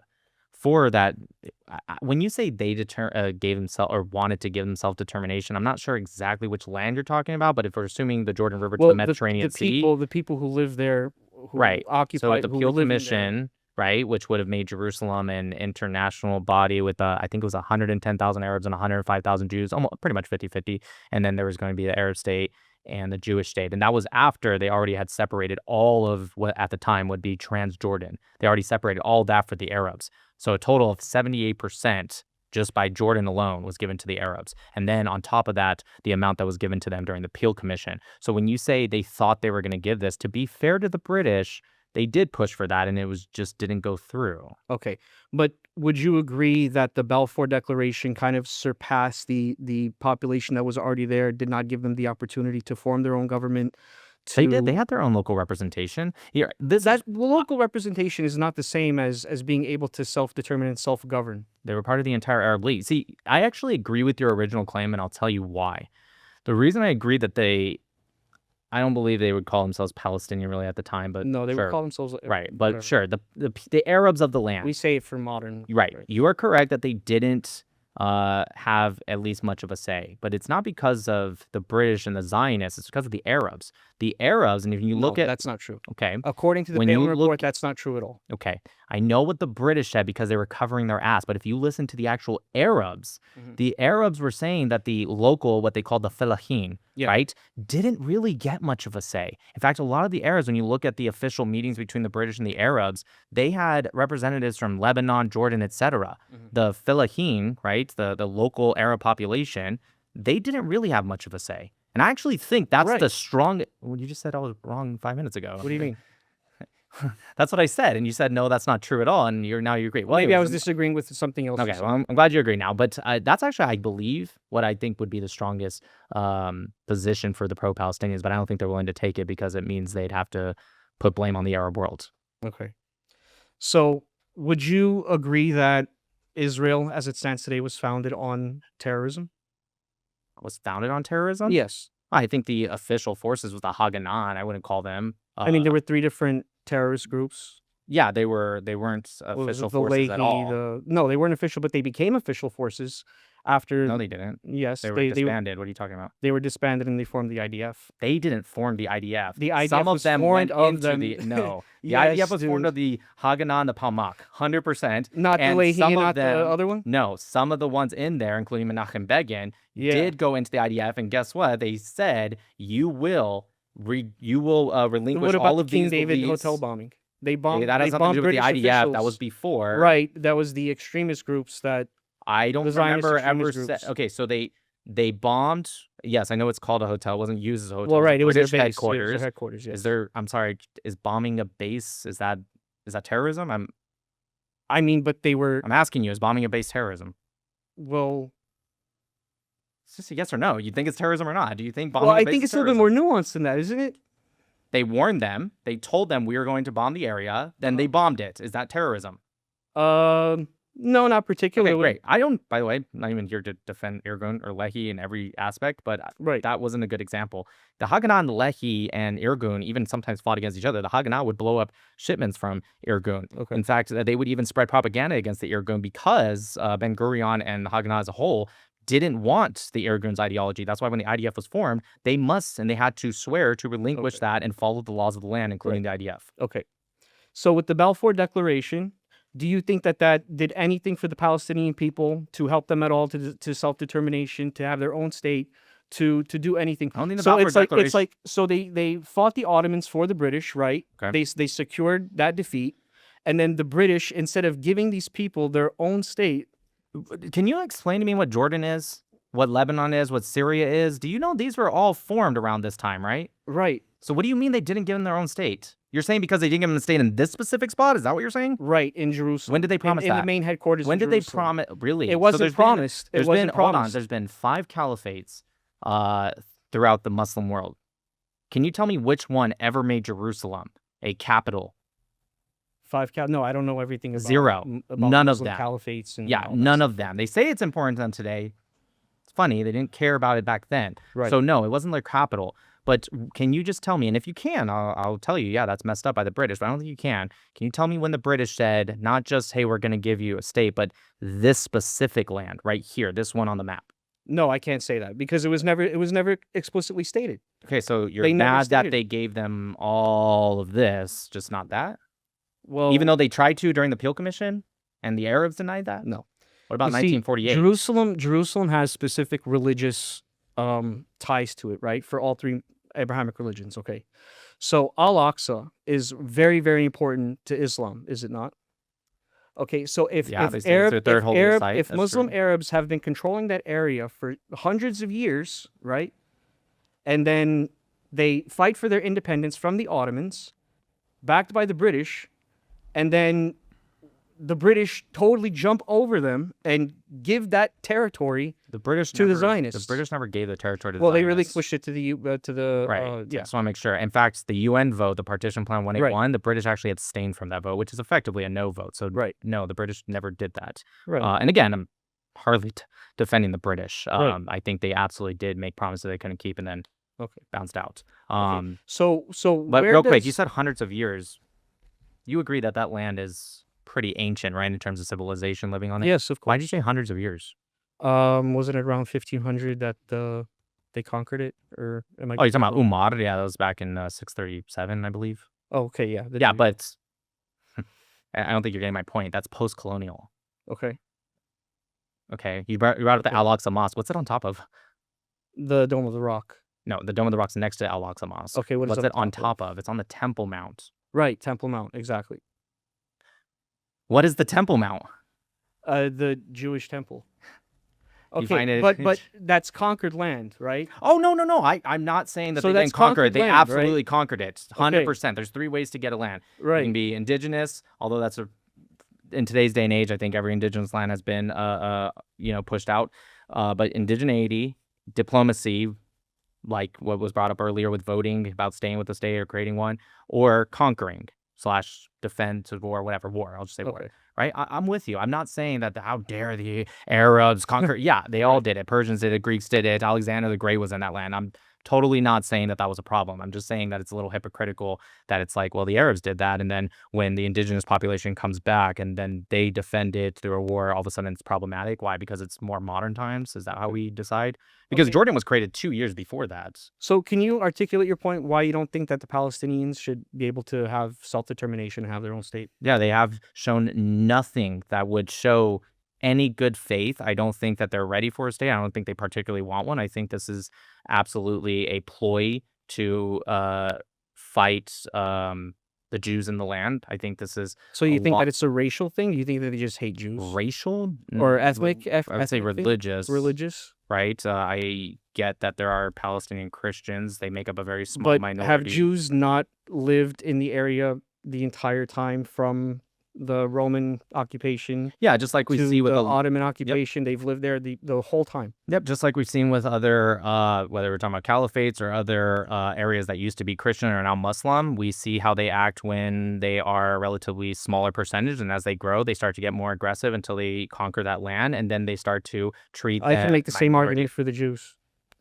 Okay, For the Jews Okay, that was in Palestine. perfect, make it, and then at Because that point, we're just stuck between who won. Well, right, but it's the same thing. So you can't call one terrorist groups and then call the other one I don't think I rightfully. call Muslims terrorists. Well, I mean, the insinuation is there.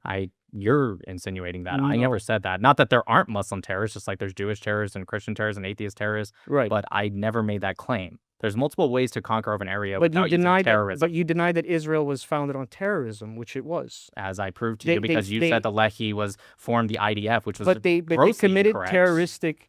Yes, atrocities individuals in who are not order- part of the official forces did commit terrorism. That is true. So none of those individuals. Hold on. So none of those individuals ever formed the IDF. They never joined the IDF So after they again, disbanded. there's a big difference. Menachem Begin, who, by the way, he's the one that gave the Sinai back to the Egyptians. He was given a Nobel Peace Prize. He was part of the Irgun. Okay. He was a leader. I didn't say that they didn't form and go. You're right. They didn't all go to jail. I don't think I ever made that claim. But the argument, if you want to make one, is that they You tried to say that they never joined the. I the never IDF said that. I never said the integrated with opposite. them. I didn't say that. You can rewind. I said that people joined. What you said is they were the ones that formed it. That was incorrect. They Well, joined. the Remember IDF when I was said? formed Do you of remember those people? Do you remember when I said that they had to relinquish all of their prior groups and thoughts, and they had to follow the laws of the land? Do you remember me saying that? After the yeah. Right. Yeah. I said that because they joined, so I did say that, right? So what I'm saying to you is if they were to have gone from the Irgun to the IDF, and let's say after a couple years they continue to do Irgun tactics and the IDF did nothing about it, you'd have a perfect point. Okay. Then I would be like, that was wrong, but that's not what happened. Okay. What right do the Jewish Israelis have to the land exactly? What right do Jews Yes. have to the land? Yes. Like I just said. That Why there's was the Balfour three- Declaration signed? Why do they have a right to the land? Yeah, so I already answered this question. Remember I said there's three ways to gain a land. You can go with indigeneity, you can go with diplomacy, or you can go through war/conquering. I think they have all three, actually. Okay. But I would say only one of them. Like if you Okay. conquer land, like are Europeans indigenous to America? No. Do I think America shouldn't be a country? No. Do you think America should be a country? Absolutely. They're not indigenous, though. So What right some do they of have? them are. Some What of right do them they are have? indigenous. Well, it was conquered land, right? Amen. But how did Israel conquer the land? Yeah, again, Through there's terroristic multiple nature, different ways. through Again. bombings, through So what you're doing, through attacking so what you're doing is civilians, through ironically stealing what homes, you're doing through is settling. one sec, can I finish? What you're doing right now is what a lot of people do, and they say all Muslims are terrorists because look at what this Muslim, this Muslim, this Muslim did. If it was the Haganah that did it and it was no, but endorsed by the but Haganah, these were Israeli. these were not these were official. These were Israelis. It doesn't Israelis. matter if they were official yet. Of How could they course be it official when there matters. was no official state yet? Haganah was the official How Jewish could they defense be force. official You're when saying there was no official state You're yet? saying you can't be official if okay. So Haganah, just so you know, you can look this So up after. is Was the, Hamas let an me finish. You official just asked me a Palestinian question. Palestinian group? Organization? Yes, 100%. Okay. That's why you're wrong. Yes, Haganah was absolutely the official Jewish defense force. 100% recognized by the British. I can't even say anything other than you're just incorrect.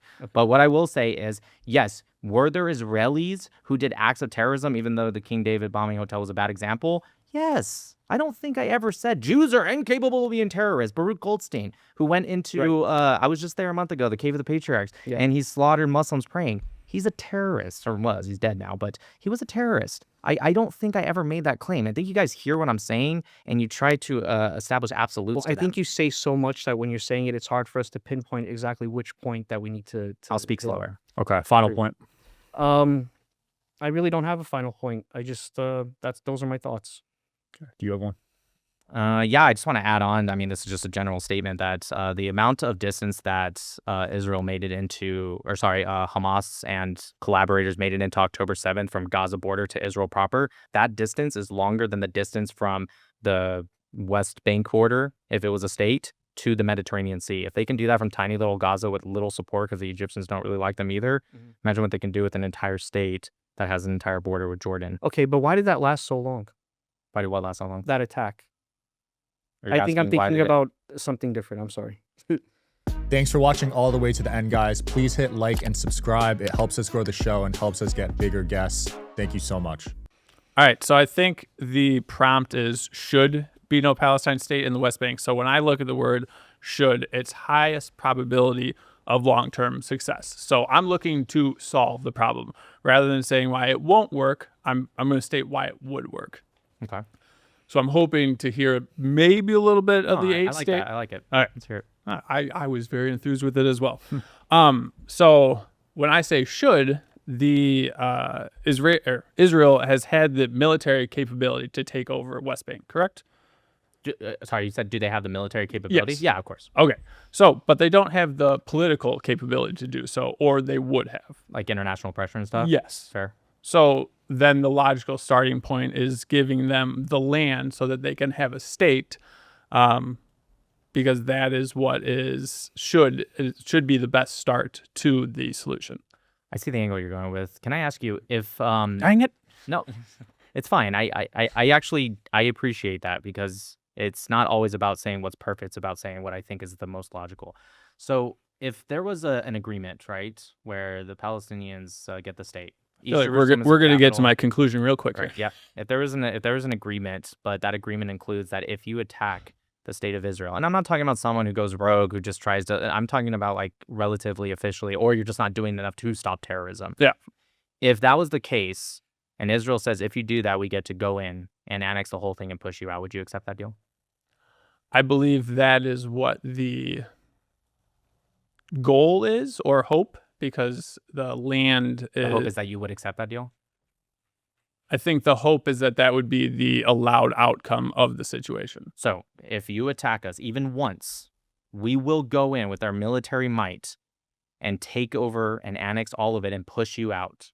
Would you accept that deal? If you don't, you can have your state forever. We can be friends. We can not be. We can put up a Wait, so I'm missing what your solution is. Sure. I'm saying it's not my solution. I'm saying Correct. with yours. If this, you and me, you're on the Palestinian side, I'm on the Israeli side, we have a contract, right? Okay. You can have the second state. What you call the West Bank, which will now be called Palestine, it's a state. Can We'll we cut there? recognize it. Sounds good. All that, right? Everything you're asking for. Yes. And we'll even pull all the settlements out. Okay. But if you attack us once, indefinitely, right? If you attack us once, we will go in with our military might and we will push all of you out and annex it, and that will be part of Israel. Mhm. If you don't, you can have your state forever. Whatever, until Okay. something else happens. I don't know, whatever. And Yeah. you can be friends with us, or you can put up 100 wall, whatever you want. It's your state. You can have right of return. You can have all of that if you never attack us. But if you attack us, we're going in and taking all of it, and you're getting out. Would you accept that deal? I would say yes, because it seems that is the highest probability for succeeding. Okay, I accept that deal. So then what? So you're saying that would not be the highest probability of success? Nope, I like the deal. Sounds great. Because then, Because the Palestinians will attack. okay, Because that's who they are. That's exactly what will happen. And so if it's a way to get out of the status quo, I'm all for it. what do you mean get out of the status quo? Status quo right now is obviously not working. That's why we're having the debate. Now, I also have a position that not everything always has a solution, or at least in contemporary times, or at least a solution that people are willing to take, whether it be the Arabs. I'm willing to hear it out. I looked at the 8 state and I was trying to go back to whatever your YouTube live was. That's Dr. Cater. I don't know if I necessarily agree with him. I think it's an interesting concept. Well, you said you had 2 good options. I'm laying out what my option is. So the best option. So your option would have to be better. Yeah, no, what I'm saying is that if that was something you accept, I would accept that because I know it wouldn't work, and it would end the status quo. So to finish what I was saying real quick is I don't think everything requires, at least in contemporary times, a solution. I think it's an arrogance of the human beings that we think that there will be a solution and I'll be the one to figure it out. Sometimes that's not the case. Again, in contemporary times, I'm not saying permanently. So would that be an opportunity for a start of a solution, since the solution that you had suggested, you're suggesting there's not one?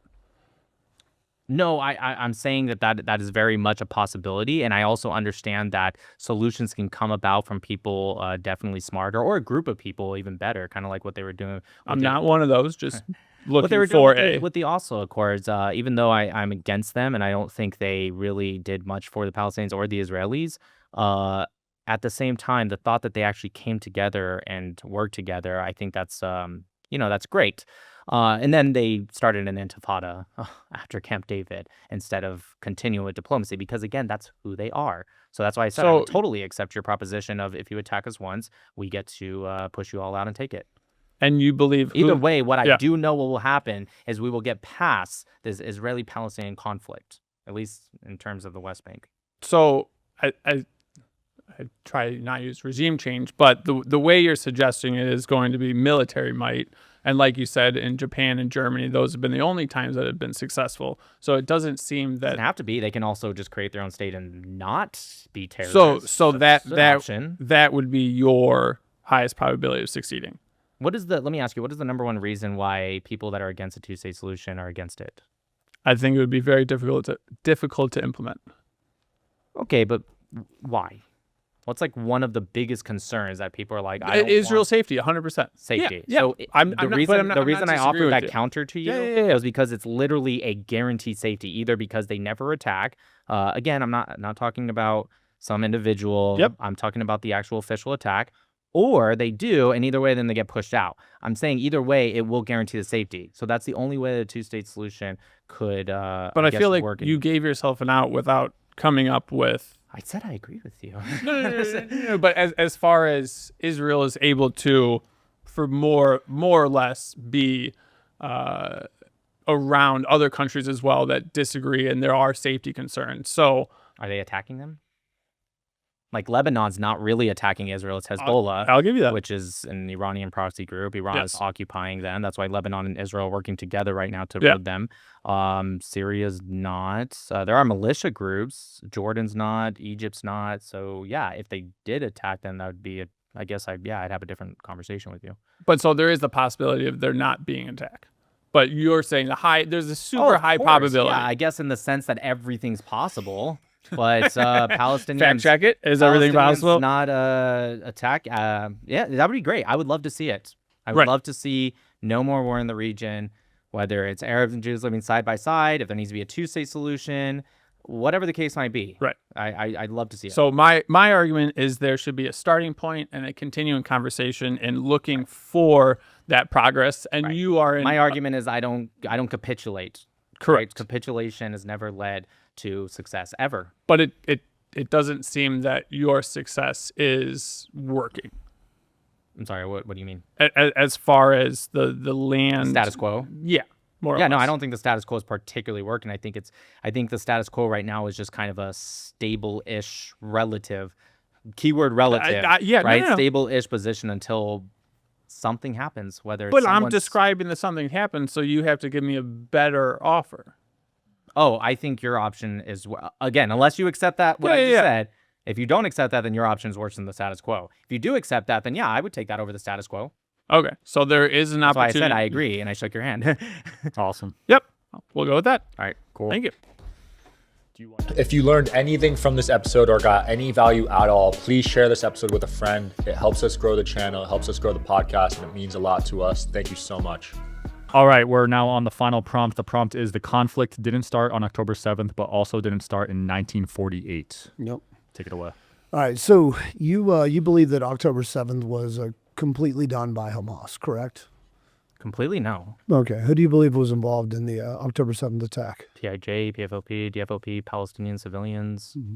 Okay. So you don't believe What's that... that to do with it not starting in 1948? Well, we're going to get there. Go So ahead. you don't believe that Israel was part of that attack and allowed it to happen? Allowed it to happen? Mm-hmm. Allowed it to happen. I've heard the claims. I haven't been given enough evidence to actually conclude that, like, logically. Okay. Well, logically, it took 20 hours for Israel to even respond to the attack. It's not accurate. And it is accurate. It was 6 hours. It wasn't 6 hours. It was, okay, even if it was 6 hours. Let's go with your 6 hours. Okay. I'll humor you. It was. It wasn't. But anyways, so 6 hours in a country the size of New Jersey, with 15th largest or most advanced military in the world. At least that's how they're ranked. Wait, do you think 6 hours was the first attack or when units started going? No, when IDF responded to no, Hamas. They it took had 20 helicopter hours. attacks like within 45 minutes. There was jets, I think, in the air as well. No, drone attacks. that's not true, actually. There was, because of Yoav Gallant, he issued the Hannibal Directive. That has nothing to do. Time out. Wait, That's when the that has nothing to do helicopter with the attack amount of started. attack. Okay. Yeah. So do you agree that Hamas killed those 1,200 civilians? Well, I hold do on. not. Okay, fine. Do you agree that those 1,200 civilians were killed within the first 6 hours? No, they were killed over a course of about a day and a half. Now, 1,200 of them? Not stragglers, maybe there might be a case or two. I'm talking about, like, by far the bulk majority. Well, let's get to the facts real quick. Yeah, So it hold- was so within the hold on. first 6 hours. So if the Well, IDF let's didn't get to the- respond, how could let's- they have killed them? Let's get to the facts real quick. So Okay. the border fence, and the border fence is one of the Wait, most. are you gonna answer my question? I No. thought you were about to answer. Hold on. There's no conjecture here about how many people died. 1,200 people died. We don't know when they died. Your opinion is in the first 6 hours. We don't know that. It took them 20 hours for a mass attack response. That's a fact. Massive attack response in where? Gaza? To Hamas inside their perimeter. Let me get there. So it is accurate. So again, when the attack started, they crossed the border fence and they infiltrated by air. They were flying in flying V formation like the mighty ducks on hang gliders across the border. When Israel has the Iron Dome, which is supposed to be one of the most advanced Iron air Dome defense. doesn't shoot paragliders. It can shoot No, paragliders. it It can can't. shoot. If No. it can shoot a drone, it can shoot a paraglider. That's not how You're that factually works. incorrect. It There's- is how that works. Do you know where the Iron hold Dome up. battery is? Hold up. It's not in that area. And The Iron Dome paraglide- can reach in the yes, but entire they were state. too low. These aren't rockets that go up. That's in not true. Almost every drone was You shot think the down. Iron Dome shoots down paragliders? It can, yes. Yeah, see, here's what you don't understand. You going. don't understand technology, right? And radar. do you agree when they So were- they can real pick quick, up a do you- bird. Time out. Do you They agree can that pick up do a you bird agree with they radar, launched but they over can't pick up a 1,000 paraglider. Do you agree they were launching over 1,000 rockets while they were infiltrating via the fence or paragliders? They're always launching Right. launching So when the rockets. Iron Dome is launching at those, why would they launch at paragliders significantly farther away to significantly less? Why wouldn't they? So Especially you're saying when the Iron Dome military- should have ignored the rockets coming into Israel and shot the Yeah, because the paragliders? rockets never hit anything.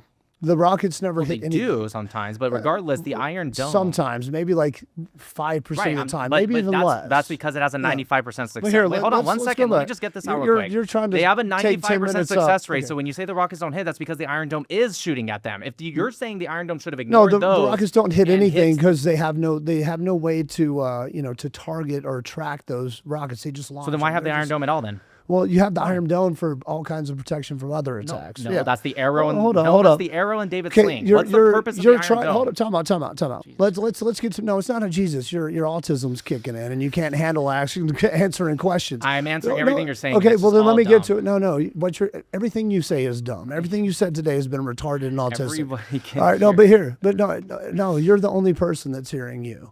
All right, and so hear me out.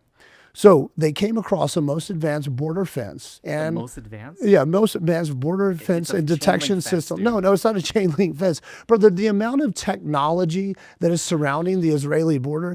Did you not see the bulldozer where they knocked down the chain link fence? Oh, okay, time out. It's not a chain link fence, bro. It has all kinds of detection systems. No one has crossed that border fence in years before the Hamas attack and since. That's because of all the technology and defense systems that are in place. It is one of the See, most Egypt's advanced border. and secured borders. Who cares about the fence? Israel has the money if they wanted to build that. They don't because of the tech and the detection systems they have, which I personally know about. So you can keep What are they called? gaslighting. I'm not going to talk about that on air. That's what I yeah. thought. No, it's exactly because I'm not going to talk about it on air. You know I can't say certain things. Don't just look don't at me know. like that. You With just that, get out of here, no hide. Anyways, they can't get close. They can't get close to that border, and that is a fact. Israeli units will deploy within seconds anytime someone even gets within a buffer zone. That's a fact.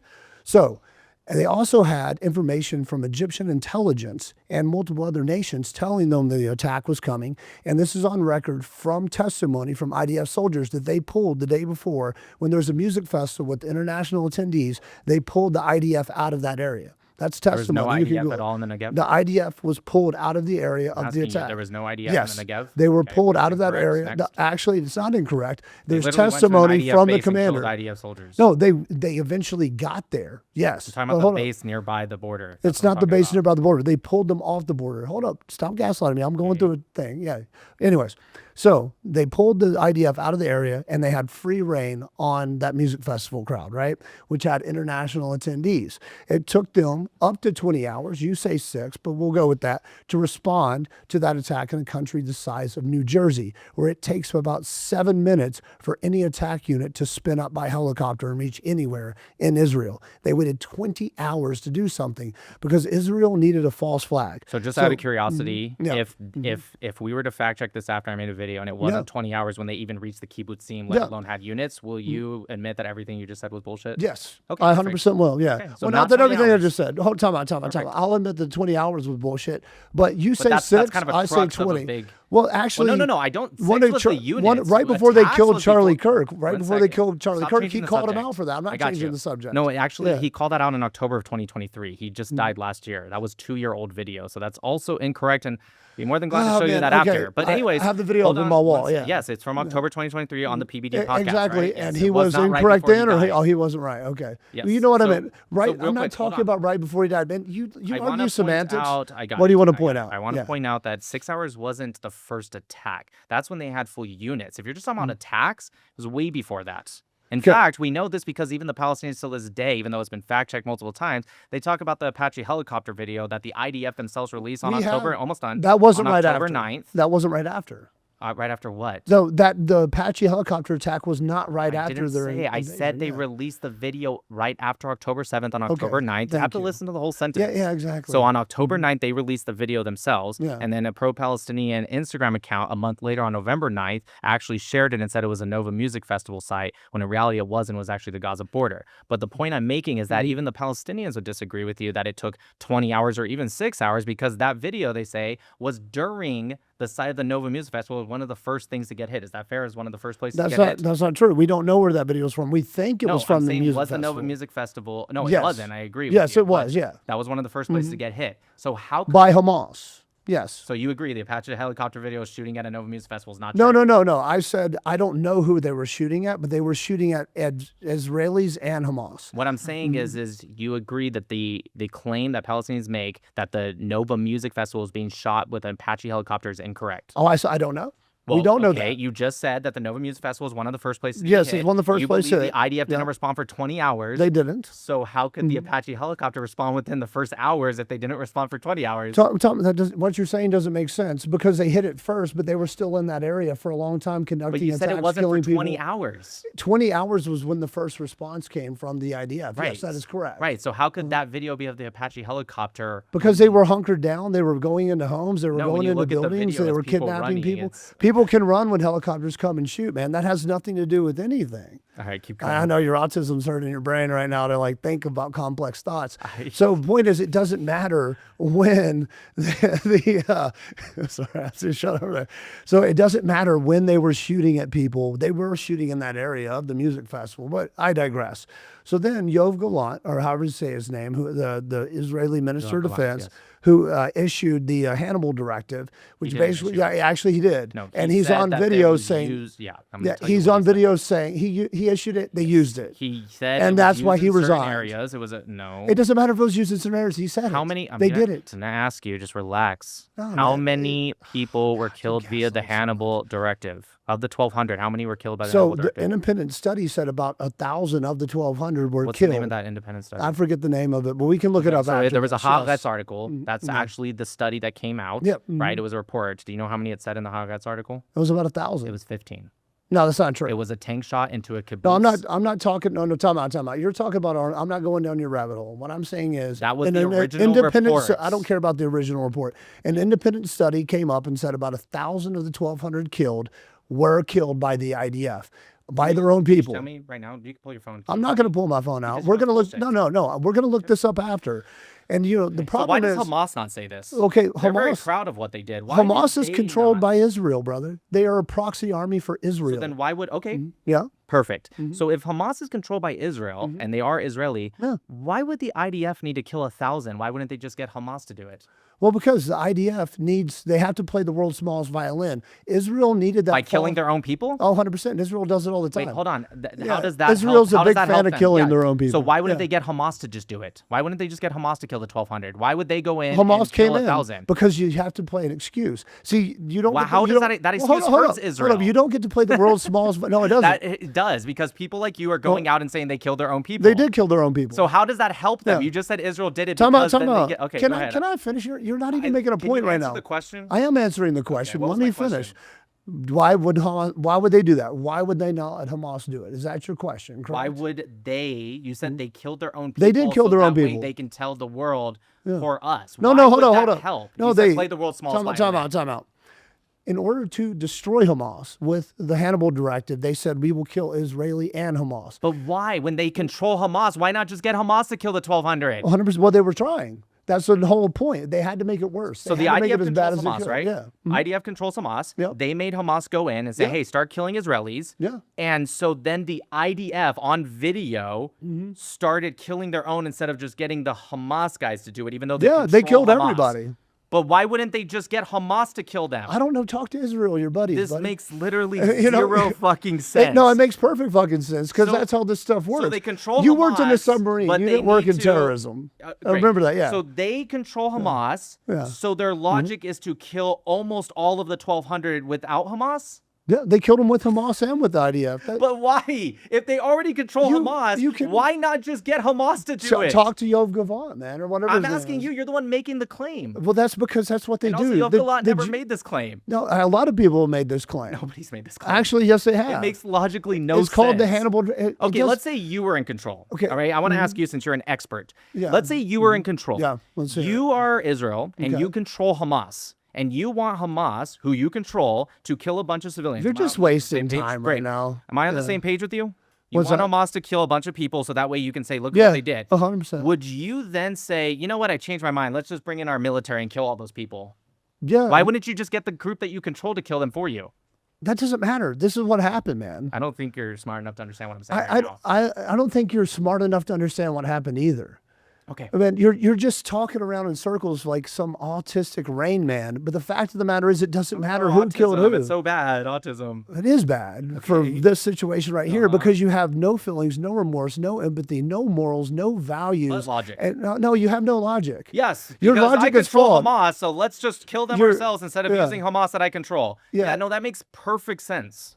You're gaslighting right now. That's just what what you happened. said. But that's what happened. But that's what They- you said, so how am I gaslighting? I'm quoting you. No. You're trying to act like that didn't happen and trying to I'm like saying delegitimize logically, my why would that argument. make sense? Because that's how they operate. That's how these terrorist groups operate. operate That's how by- Israel operates. They operate Why by did controlling about- a terrorist Yes. organizations as Palestinian, Yes. but not using them? Yes, they use Use them a little bit, a tiny little bit. They used them, and then they Just a went and tiny killed bit, them and right? killed Just a everybody. little tiny bit. So you have nothing to say, so you're just trying Yeah, to make because some this is straw man retarded. argument. It's Why not wouldn't they retarded. just use It's them? published. It's yeah. Final point, It's, final it's point. all right. All right, final. Final point. Yeah. We're God, 15 minutes in. fucking retarded, man. End it All off. right. Okay. Look, man. So you want to dance around all kinds of subjects and answer nothing directly. You try to call people stupid. You try to refute their logic point, with the we got logical it. points. All right. My whole thing is, man, I just want to know, as a human being, just sit here as a human being, because to me, you are not Jewish, right? I thought I You was. no, time out. You're a Noahidian or whatever the fuck that is. Yeah, that's how you Yeah, pronounce it. yeah. So you're not Jewish. You didn't serve boots on the ground anywhere in that region. Correct. You have no connection whatsoever to Israel. What makes you want to be such a grifter and get paid an $7,000. attention seeker that you come on podcasts and defend the people you claim not to be part of, and then can look a Palestinian man whose family has been killed by the people you're defending, have no heart, have no empathy, no morals, and used to wear the American uniform? What definition of grifter would that be in your logic? Yeah, so I was invited on here, and I said yes. What is I your? see. what I is your looked at your. question? I Are you looked at using your an emotional socials. argument No, right it's now? I not. don't Yeah. care. Emotional arguments matter. But what do you want me to answer? Here's what I with want you to that? ask her. Yes, Why I'm sorry. you built a there's- platform on not being a Jew, pretending to be a Jew, but you're a Noahidian. I've never pretended to be a and Jew. defending Israel. You built a platform on being an asshole Okay. with no emotions. Dude, you Do denied the Holocaust. Are you really on any position to stand on Yeah, moral I don't think the authority? Holocaust happened the way that it did, Okay, and I can so deny the then Holocaust. What is it? Yeah. Yes, of course you can. I never Yeah. said you couldn't, but like, Yeah. why are you virtue signaling I- right now? I just- I'm I just- so I'm- sick of I'm this not virtue virtue- signaling from pro-Palestinians. people have Cry me morals. a fucking river. You're- There is a decisions made. You were a there's Jew. Consequences. You have to be. Yes, No, you're no, right. excuse me, not a Jew. nailed it. You're like a satanic You Zionist. nailed That's it. what you I'm a are. satanic And a grifter. Zionist. Yeah, So so Who wants to You go next? deny the fucking Holocaust, and you're like, how I don't dare think- you? I don't think the Holocaust happened Okay, but that's the point, is that you have your opinion, and you're over here trying to be the Thanks for watching all the way to the end, guys. Please hit like and subscribe. It helps us grow the show and helps us get bigger guests. Thank you so much. Does this logically make sense to deny the Holocaust and then say, how dare you do this? I won't be talking about the Holocaust. But I did want to touch on a couple things, just like since we're all Americans here and like that it's such a hot topic right now, like whether the Israeli-American relationship as it stands or as it's projected to be in the future is a benefit to Americans at all. Is it a net positive, net negative, you know? And I think that's something we have to consider because us being that shiny city on the hill, as Reagan called it. Topic? Yeah, I'll circle it back to I don't that. want to talk about that. I just want to make sure we're Sure. I was supposed to speak on the last one, so that's kind of why I have to like I'll wrap it in, I promise. But do you think that I assume that you think the Israeli-American relationship is a net positive, just like yes or no? net positive. Yeah, like to America. Yeah. Okay. Do you think that there is a contingent of ethno-extremists, religious leaders in Israel right now making decisions that most Americans would find questionable? Or at least, do you think that Israel in its government or in its current form and if their I think these leadership, do they questions are have... so vague that they're forced to say yes. I want to point out, I'm not like a lot of Zionists where I think more money and 3.8 billion. I actually want to pull away from that. So it's not that I don't want to answer your questions. I just don't want you to have the like preface that you think I'm like one of these people that thinks we need to throw more money at it. No. But to answer your very vague question that's forced to get a yes. I also think we have problematic people in our government and probably in the government. Absolutely. Like, again, Christian extremism is a problem. Muslim extremism is a problem. Jewish extremism is a problem. Would you agree? I think any extremism is a problem. However, I do believe this country to be a Christian country. So I don't know. Do you consider that to be extremism? No. Okay. Okay. Well, in that case, because some people do, and I want this country to be a Christian country, and I also want Christians to be able to take back the countries that they did have that they've lost. Sure. I would consider maybe there's an argument to be made that we have religious extremist issue here when we have people like Pete Hegseth telling soldiers that they're going to commit the new crusade. This new crusade in Iran is the new 21st century crusade. When you have people, like I said before, Mike Huckabee allowing for all of Greater Israel to be taken over. It was a response to Muslim aggression. I know that. What's wrong with that? But I'm not that. Now, actions within the crusade are absolutely wrong. That's true. Okay, crusade. I want to get back to my point, though. Okay. My point is about religious extremism. So I think there's an argument to be made if people are hearkening back, and I'm Christian, I'm hearkening back to the Crusades. I just don't think that's talking about extreme. I'm getting to the point where it gets extreme. And they're fundamental Christian Zionists, right? So they believe that they need to protect and serve Israel in order to be blessed themselves. Like what, the Israeli government? A lot of them believe that. Oh, yeah, that, that's yes. stupid. I agree, thank you. But a lot of people do believe that, and they give their money to that. I know a lot of them. I grew up in a church like that briefly. But I was just at Kufi, and I would say none of them believed Christians United for Israel. Yes. Was that? Okay. And they're obviously all Christian Zionists, and I would say none of them would say we have to serve the government. I'm not going to say that you're wrong, that a lot of them don't believe that. It's not like I know all of them in the world, but sure. I've never met that. They usually go with like Romans 11 and stuff like that, and they talk about, scripture. But you could be right. I don't know. Sure. So I guess something that kind of, I think, was a wake-up call for some people is the opening acts of the Iran war, us intentionally or otherwise, bombing a school. Midnight Hammer or the February 28th? Yes, okay. yeah. So bombing the school, the girls' school, that obviously a lot of children of military officials from Iran went there, and it was awful. We initially blamed Iran for it and said that they did it, but now it's obvious that we did. We don't know if it was maybe I came out. I remember I made a video saying, because Trump was like, we think it was Iran. And I was upset at that, even though I voted for him. I was like, wait till the investigation's done. Like, don't speak before. Same. I felt the same way. So I'm not even Arab or Muslim or anything like that, but to see a bunch of children die in a school being led by rabid Christian Zionists who believe that they will protect. I think you're conflating. First off, that wasn't even Israel. That was America. So the Christian Zionist to Israel connection doesn't even matter. But no, I am saying America. The Christian Zionists in America. That's what I'm saying. They supported the bombing of children? Maybe I'm misunderstanding your point. No, I'm saying, in effect, that is what happened, right? So they're kind of flying under the banner of America, Western values, Christian values, Judeo-Christian values, all of that. Do you believe that if something bad happens in war, you can't say, hey, I'm against that, but that doesn't mean I have to flip my entire opinion about the war?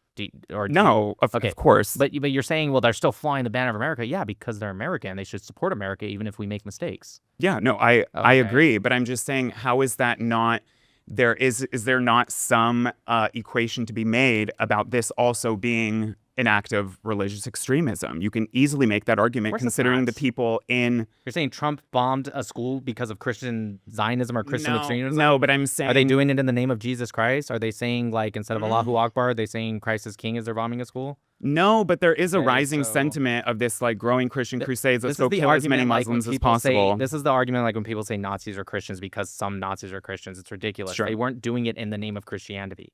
I It's the agree. same exact thing with this. Now, if they were doing it in the name of Christianity, you'd have a perfect point. But Pete Hegseth, lecturing Did his... Pete Hegseth say bomb that school and kill those children, or was it a Nobody mapping told error the from when I soldiers they're doing a Christian crusade, and I've seen this defended online endlessly. Did he say by... that with the intent of bombing a school and killing 160 children?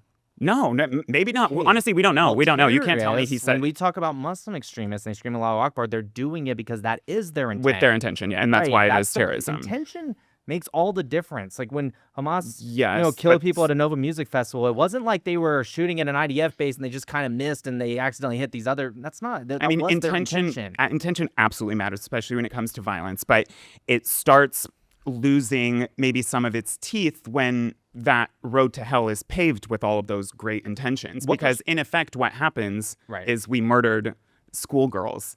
And then we The didn't even the immediately IRGC take... said yes. I mean, we still never seen anything of it, but yes, I agree. The IRGC said that. They're the same IRGC that, by the way, denies killing. I think at this point they say only like 5,000 people on those The 2 days of protesters? protests, but the medical It's records definitely more than that. Yeah, the medical records alone says that they ran out of body bags and it was 38,000 of them. And that doesn't even include any of them that went straight to the morgue, which would probably be the majority. So we're looking Right. at 50,000 plus minimum.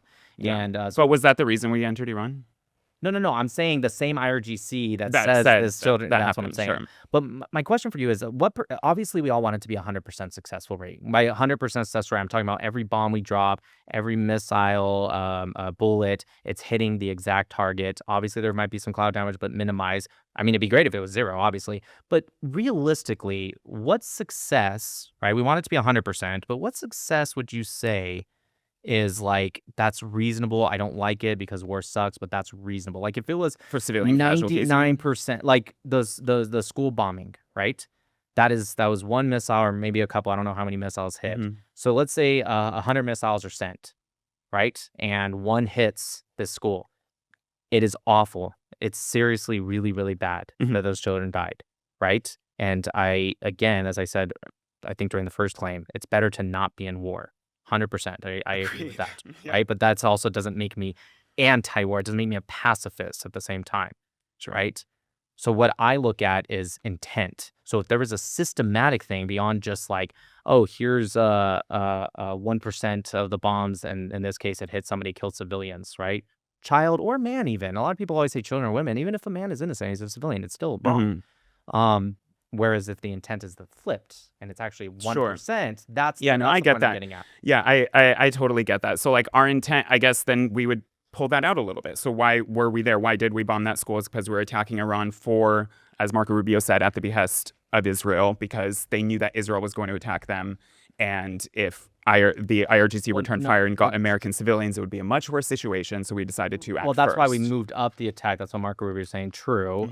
Even Israel actually moved up their attack. They weren't supposed to reportedly attack until the nighttime. The reason they attacked early was because they got intelligence of the meeting, which we know to be true because they literally did take out Khomeini. And so, yes, America, and this is what Marco Rubio said, a lot of people are completely removing context because he explained it even the next day. True. He's saying, yes, they moved up that attack to be first instead of getting a retaliation early. Right. But it wasn't that he wasn't. Okay, you made it sound like that's the only reason they went into the war. No, sure. Okay, Yeah. Go ahead. So then I guess my, in the sense of like the point and how this could be like extremism, if we're doing that on behalf of a government or another country, I know that, Iran chants death to America, death to Israel. They say it's more of an ideological death, but obviously, who knows? Well, they've been proving it. I mean, the very first year they were in, they kidnapped mostly civilians, but Americans, and held them for over 400 days. Yeah. They killed Yeah, they've over proven 1,000. themselves. Okay. Yeah, for sure. They've proven themselves. Operation Cassandra, we should look into as well, where they have sent Hezbollah, which is their proxies, over to the Western Hemisphere to. There's been reports of them getting passports, getting into America instead of sneaking in, just legally with passports, drug, fentanyl, weapon smuggling. So you think this was all in the for Western Hemisphere, by the way, right below us. right? So essentially, I'm hearing is that you think invading or attacking Iran was in America's best interest, and it wasn't actually something that's a net negative to us and only benefited our ally. Yes, of course. I find the IRGC to be extremely problematic, State-sponsored and terrorism, yeah. yeah, they're literally the number one. I don't even think that's up for argument. And on top of that, Do you we think have they were an shifted- impending threat, like an actual threat? An Since we actual took out, threat, I mean, yes, didn't we they take have out their been. nuclear capabilities last June? I'm not particularly only interested in just that. You can still be a threat. They've never used a nuke on us, and they still somehow killed over 1,000 Americans. So I feel like, but the in the nukes last 2 were years kind of alone, the they've killed reason, right? 50. Wasn't That's one of the reasons. Those There were was the 4 big reasons that were pointed out by the administration. But I want to finish what I was saying before I Okay. get to those 4 reasons. So, what was I saying?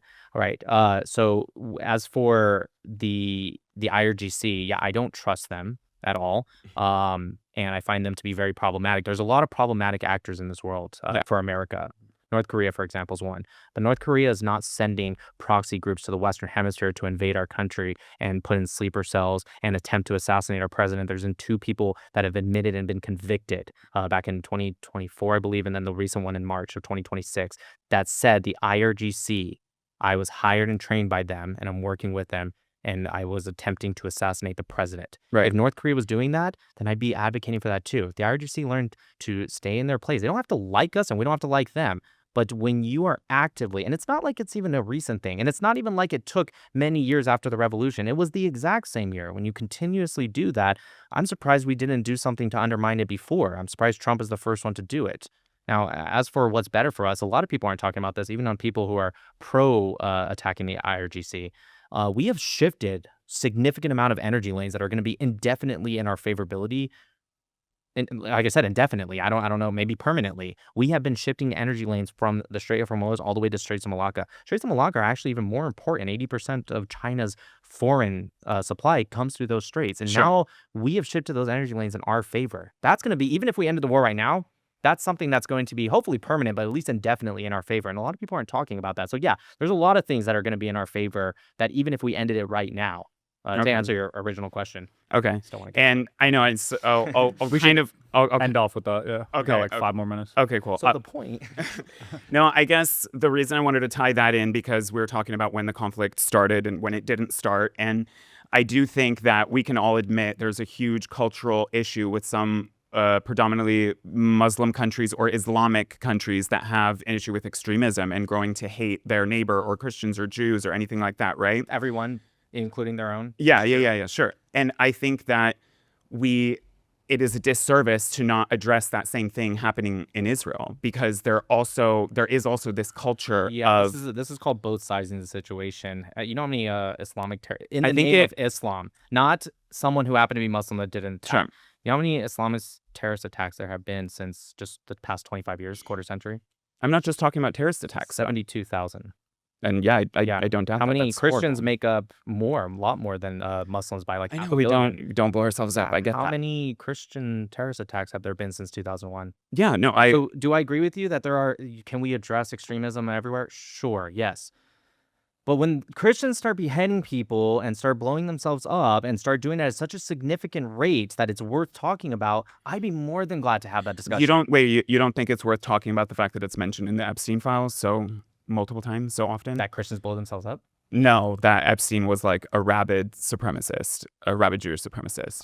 Do you think I don't like him? No, but I'm saying like there are ways where ethnic supremacy can play in negative into our world besides terrorism. Because of ethnic supremacy. I think No. I think he took advantage of people. I think he took advantage of markets. I think he helped collapse and build off of countries. Yeah, right. I wish we can bring him back alive and fucking publicly hang him. I'm with Sure. him. Same. I don't know how he got might to- still be alive. Maybe, and if he is, we should What I'm publicly making hang the him. point because you brought up the point that like how many Christians are blowing themselves up, how many Jews, and I get that like terrorism. Again, in the name of Christianity, in the name of Judaism, in the name of Islam. I'm not talking about someone. I wouldn't put this on a Muslim who happened to be Muslim, but he was just. Well, like, do you think do you think some of the settlers in the West Bank, when they commit violence against the Palestinians that are there, do you not think that supremacy plays a part in that?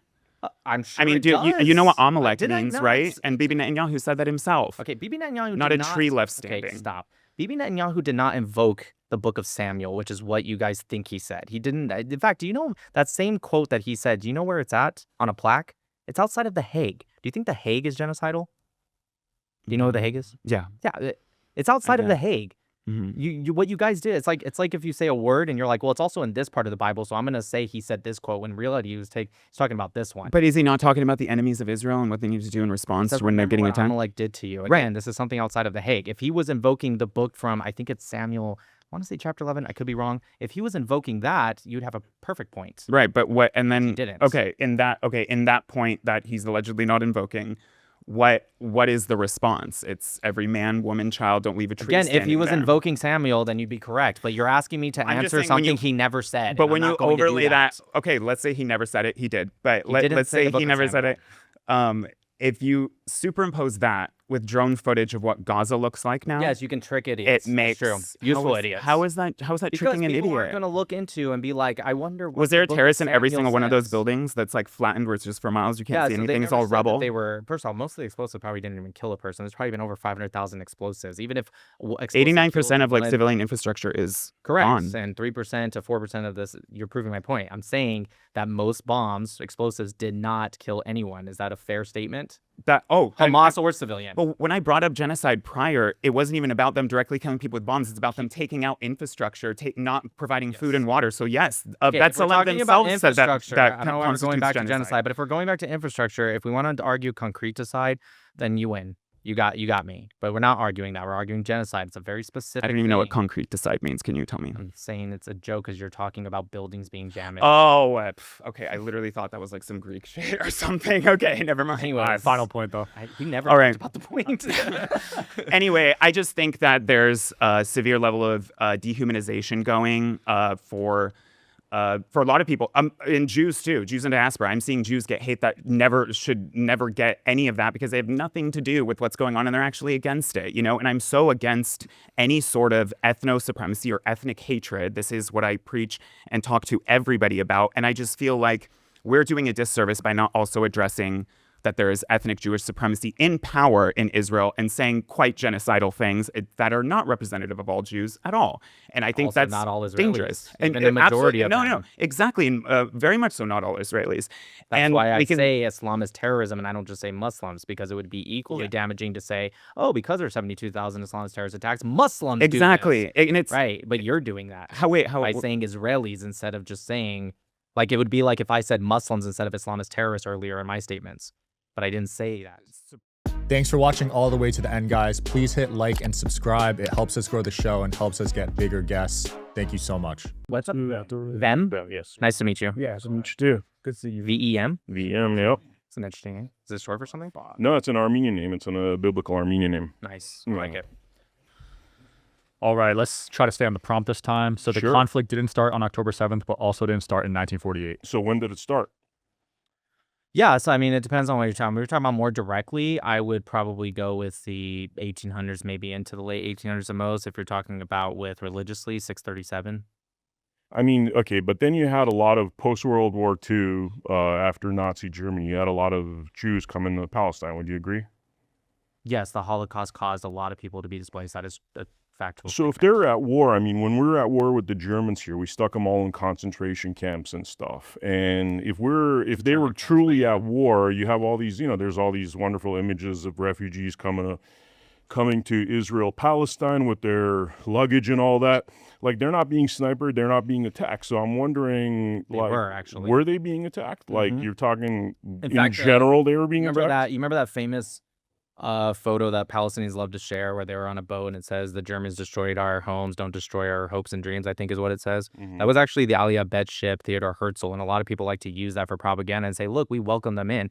That boat never actually made it in. The Arabs actually were rioting so much that they didn't want any Jews in the land. And so what the British did is they actually took, not just that one, but that's just the most famous one. They took that, they actually took the Jews that were on that land and sent them to Cyprus to internment camps. Mhm. Did you know that?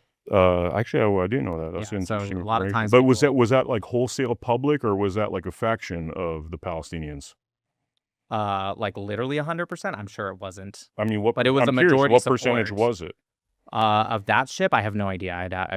I'm not going to lie to you and just make up a percentage. I'm not sure what the exact percentage was, but it was strong enough to make a difference, and I don't really see why it matters if it was. So you're saying when they arrived, there was a tax upon them, and they weren't let to live in peace, basically. I don't think that's what I said. I said No, I'm just they- asking you. I'm asking a question. Yeah, the British took the Jews on that boat and sent them to an internment camp in Cyprus. That's what I said. Okay. And none of them were allowed to settle in Israel or Palestine. I can't answer for the thousands and thousands that happened to. Maybe later, maybe after Israel was created, they went there. I'm not particularly sure. So let me ask you, But they weren't at the time allowed to. what about ingenuity? I mean, we spent like gazillion dollars, billions of dollars on bombs and stuff, right? That are now, Total, you mean? I'm talking about since 1948. There's been, I'm saying in total for America. for America, yeah. Okay. I mean, what if we did something, I don't know, different and clever rather than doing war? It's a land issue, you know. And I was researching how you could actually build islands in the oceans. Now it's totally possible, right? You could build a New Jersey size piece of land just off the coast of Israel right there. You double the land automatically. I'm pretty sure that the amount of money we've spent on bombs could actually fill that land, and then now you have double the land, and that should diffuse the situation.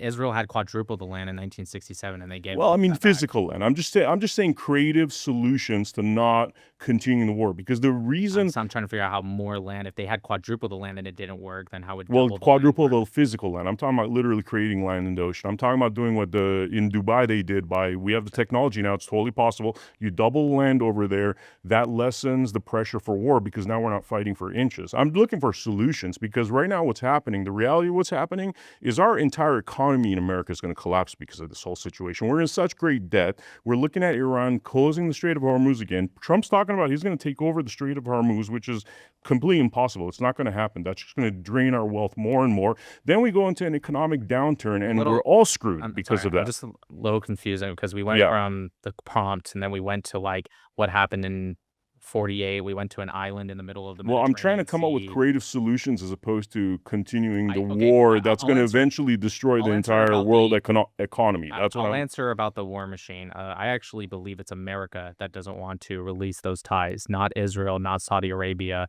In fact, Obama and Biden, I don't know if you know about the conflict with Saudi Arabia and Yemen, they were actually about to finish that during Obama's term, and Obama and Biden went in and stopped Saudi Arabia.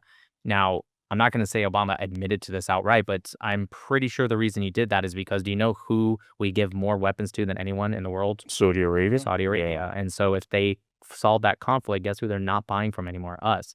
Same thing with Israel. Israel sends about $24 billion in exports to us. So you're saying we're keeping the conflict alive for our own financial interests, basically to sell weapons? I'm saying that there's strong evidence for that.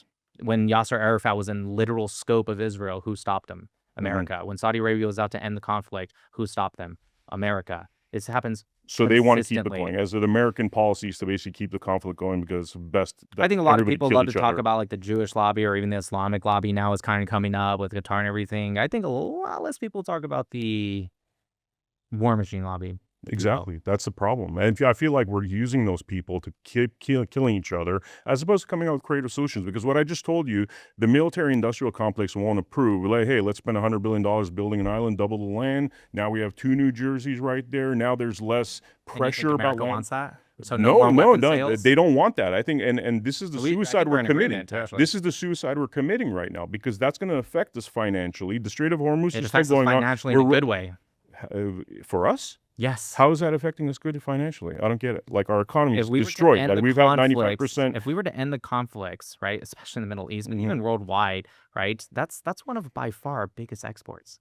We would have zero of that. Yeah. But at the price of the regular people, like we the people, regular people, not elites, not military industrial complex people, but regular people, look at your inflation that's going on. And by the way, I'm not arguing with you. I'm just saying, like, we got to come up with clever solutions. I'm not saying I want to continue the war. I'm saying that the clever solution should be more than just we should stop it, because right now we are dependent on a lot of that. And as we agree, I'm not necessarily for that, but I think your solution would actually cause an increase in inflation. It would cause a depression. What you're talking about? Yeah, because again, if you were to cut off all of that major amount of export, I mean, this is a major part of our economy. If you were to cut that off by just like solving everything, I don't know. What you're talking about is a downward spiral. You're talking about a temporary thing that, hey, it helps us right now because we're selling a bunch of weapons. Their inflation's still going up. There's still conflict around the world. You think the inflation's going up because of conflict in the world? That's part of the reason, of course, yeah.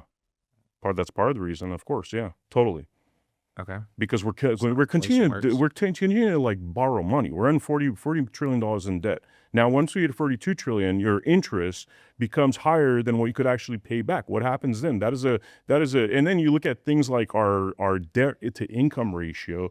I mean, these are things that are going to eventually erupt. Like, we're not going to get to 42 Listen, I'm trillion, all with 43 you. trillion. I'm all with it. I just don't know what this has to do with the conflict in starting October 7th. Well, no, because it's a domino effect. Because now we're in Iran trying to, like, because the IRGC is importing Hezbollah and Hamas and all that. Now we're trying to solve that over there, while our economy is going down the toilet. Our future's going down the toilet. What would say hypothetically if we did solve that issue with the IRGC, and let's say the IRGC even fell? I'm not even necessarily saying that's what's. I don't gonna even know if happen. that helps, because that brings chaos. You know, look, we took down Chaos Saddam by Hussein, and yeah, I don't like Saddam Hussein, but Chaos like with who?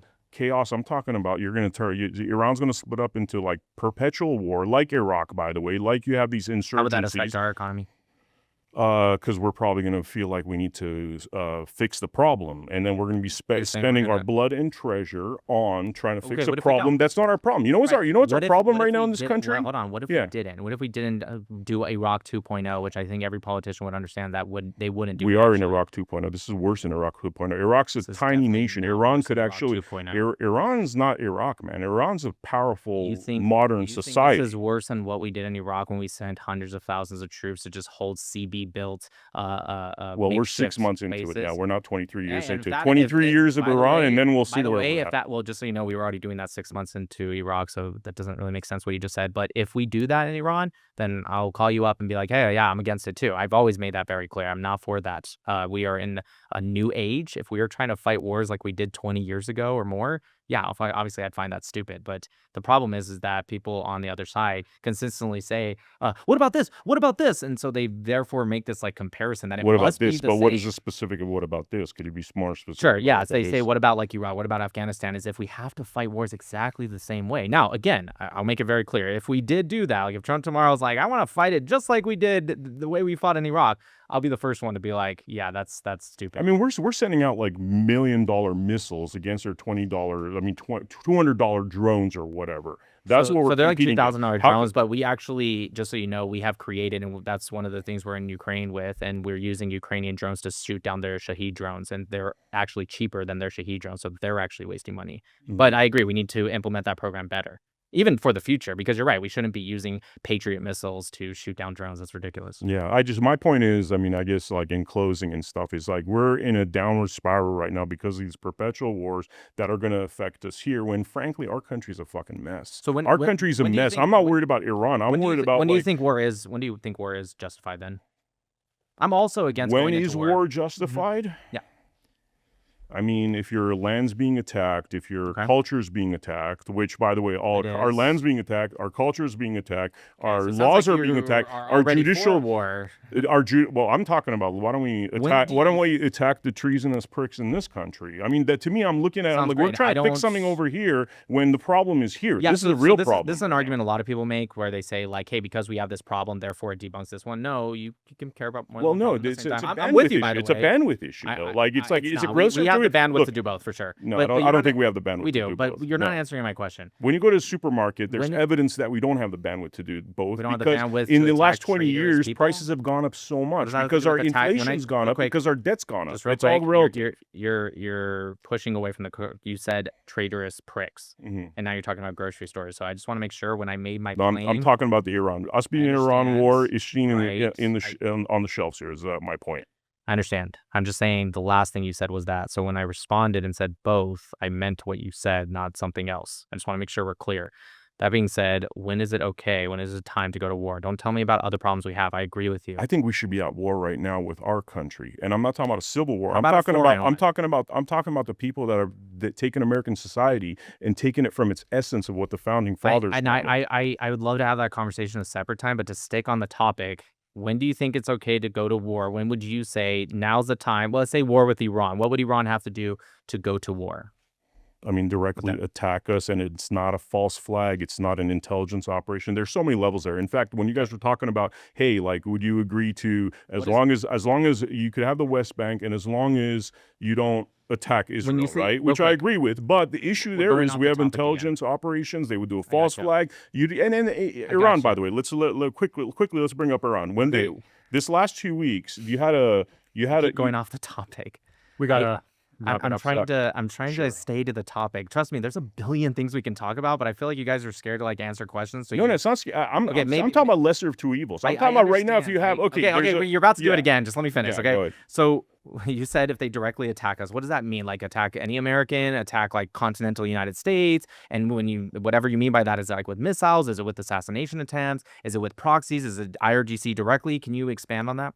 I mean, I would say if there was their government policy, not some like It is their government policy. It's been since 1979 to attack us. Actually, yes. And they have been doing that. But then again, you could argue. But you didn't answer. Then you could argue. You still haven't answered. What does attacking us mean? Do you mean Americans? Do you mean continental United States? What does it mean? I think you'd have to attack continental United States. Okay, so if you were to attack, I assume that includes Alaska and Hawaii. So if you were to attack us anywhere else, though, free game, you're good? Like you're talking about, like we're attacking, like we're doing individual, like assassinations. I just find it funny that an American says that, only if you attack us right in this spot, but if you attack us there, I don't care. Well, no, it's not that I don't care. There's different versions of how you attack. I'm talking about attacking a whole country. Now, if they have factions where they're doing assassinations, yeah, we still need to attack them. We don't attack the whole country. We take out those assassins. We take out those intelligence units. What if they attack and fail? Like as a country, if they attack us, on continental United States, then we have to fight back. On the continental United States, but they fail. So you don't believe those two reports? No. If they attacked and they failed, I still think we should attack them as a country. Right, that's if what I'm their saying. Country attacked us, not some we're on the same page, dude. factions and all that. On the same page. Yeah. So those two reports back in 2024 and the most recent one, March 2026, where those guys said they were trained. There's evidence on it. The issue with that is we empowered those people in 1955 or 54. They had a democratically elected.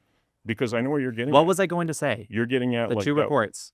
You're talking about how like they're trying to assassinate President Trump. The two reports of how there was people that crossed the border that were planning on assassinating Trump, right? And that's what you're talking what about. does this have to do with 1955? When do you think that? Well, no, because they had a democratically elected government. Our CIA went in you're there and saying they knocked them off, and then the fanatics came as a result of our actions. You're talking about Mossadegh. Exactly. Yeah, okay, 1979. No, that wasn't. Jesus Christ. No. I know Mossadegh was 54. And I know the Shah was 79, and the reason I'm hold on, wait a minute, we're doing it again. You keep going off. We gotta wrap this up too. So. I'm just gonna say it so you stop going off and wrap. Even if you thought that was a justification to 60, 70 plus years later to assassinate our president or try to. No, it's not justification. Okay, so you just went off on a totally different topic. I don't think it's a justification. Okay, so real quick. Yes. So. If you said that it's justified to attack them if they attack us on continental U.S. because fuck all the other people, all the other Americans everywhere else, then no, that's not what I'm saying. I still think they should get attacked. There's a difference between. I don't understand why you're against this war because all of those things that you said has happened, all of them. But we put them in that situation because we screwed with their politics. So you're saying that these need to happen, even though everything you mentioned has happened. One second, I think you're not seeing the distinction. Let me finish the question. Yeah. So you said if these things happen, that's justification for you to go to war. I just told you correctly that all of those have happened, and you're saying, "Oh, well, I'm changing my mind because." One second, almost done. One more time. Yeah. Yes, it was on Continental, and I'm telling you that all of those have happened, and now you're saying, "Never mind, I changed my mind because of what we did in the 1950s." I didn't say that. No. So you do agree that we should attack them? Well, let me finish what I'm saying. What I'm saying is there's an act of war in terms of you attack a country. Then there's a other way of war, which is you send out a bunch of assassins to take care of the people. You don't attack the whole country, but you know that okay, this is a contingency that's trying to assassinate Trump. You take them all out. You want a missile? And you don't do anything to the entity? Huh? You don't do anything to the IRGC who sent them? You take out the individuals that were part of that. But I'm just saying this idea of like, hey, we're just going to start bombing. They're not. They're bombing IRGC. Okay, so you're saying you do agree with bombing the IRGC. You're just the part you're not. A limited strike as opposed to what we're doing right now, which is a war. Got it. You're for the war. You're just not for how it's being done. I'm not for the war. I'm not just to clarify. Everyone for mine. Thanks for watching all the way to the end, guys. Please hit like and subscribe. It helps us grow the show and helps us get bigger guests. Thank you so much. You have a claim? Yeah, the claim is the conflict didn't start on October 7th, but also didn't start in 1948. Well, definitely that's the case. I disagree with the fact that you keep painting all Muslims as by culture is a violent culture. I didn't say that. You keep saying Islamic terrorism. That's the 72,000 attacks. Not Muslims. I said that to him. I said definitely not Muslims. Islamic terrorism. That's I think that's where you're going with when you said it started back in 634, right? Is that what you said? 637. But no, I said only if you're going like with a religious argument, which I don't have to. So just so you know, when Omar, that you mentioned his name earlier, conquested or Jerusalem, the Christian leaders in that city asked him to prevent Jews from entering the city, and he said, "We cannot do that."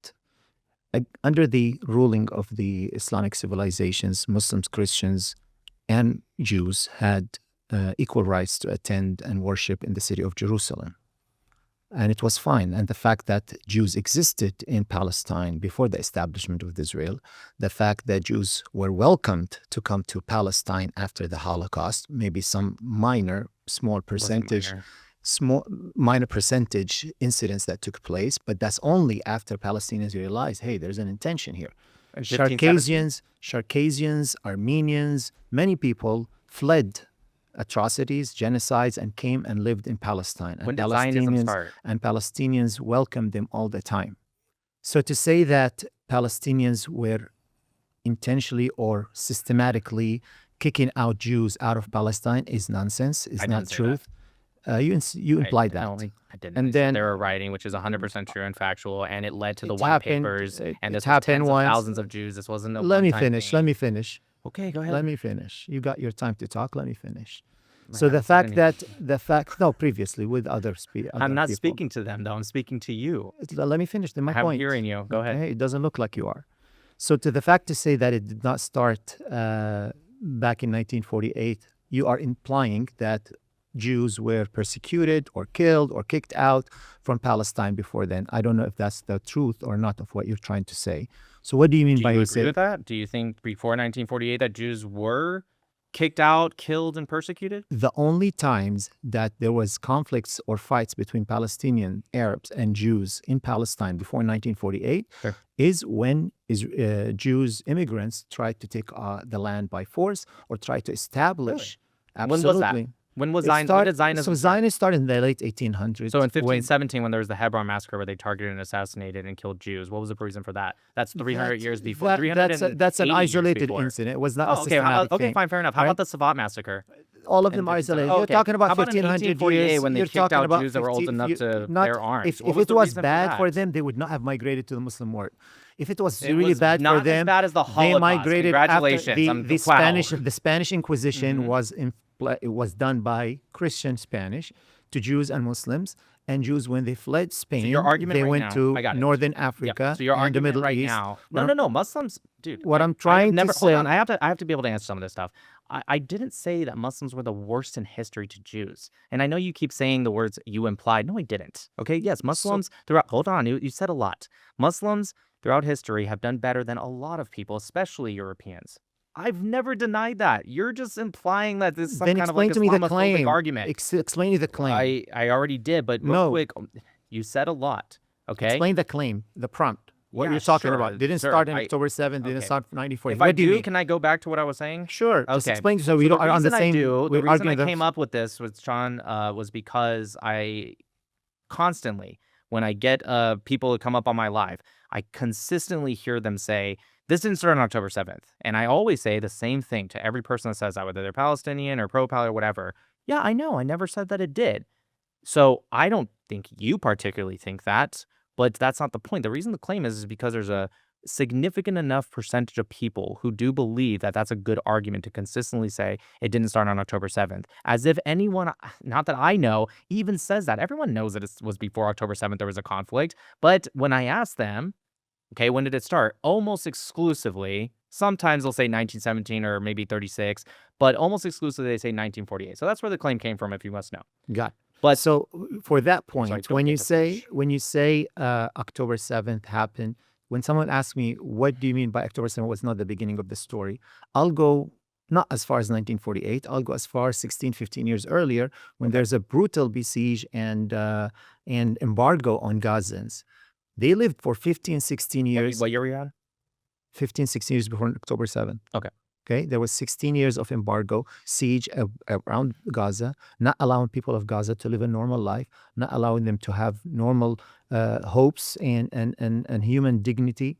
That's when I say that's a buildup of all that. That's why October 7th happened. Just 2 years You're before talking about the October 7th. post 2007 when Israel increased their security borders. Why wasn't it in That's 2000? a very mild, gentle, polite increase. fine. It's a siege. It's embargo. Huge siege, It's embargo, a genocide, open apartheid. open Got it. air prison. All right. Okay, so let me And ask then you. 2 years Wait, hold on. I have to before ask you. 2 years Why is before it that they October didn't do it 7th, in 2005? Why was it 2 years 2007? before I know you don't want to answer this question. 2 but years let's do it before for the October audience. 7th, it happened. run There away was a from the peaceful. question. I'm I not got running away. it. I'm finishing my point. So you 2 years said before that October 7th, there was a peaceful Okay, march I'm gonna to ask the you the same borders. thing. I and got they it. were killed. Yep, And they're okay. massacred. Great. So my question to you, so since you said it, you said in 2007 is when it started. Israel left in 2005. Why didn't they do a siege in 2005 or 2006 or even part of 2007? Why I was it think it 2007 happened right happened? after Hamas won the elections. Nope, that was January 2006. That's incorrect. No, it's a buildup. It doesn't happen in a moment. There's No, no it was moment. after the coup, actually, and then Hamas came in. They slaughtered hundreds of Palestinians, threw some of them off the roof. They even on live TV killed one of do you them. know- Hold on, I'm do you almost know done. the- I'm almost done. Let him finish. I'm listening, I'm Right? listening, I'm listening.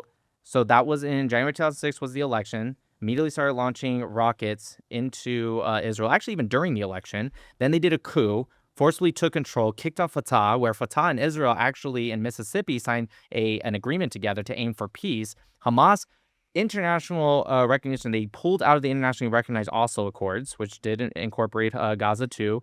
And then Egypt and Israel came to an agreement to actually, Egypt had already kind of shut down their borders. Israel still had kind of checkpoints to go in and out, as you agree.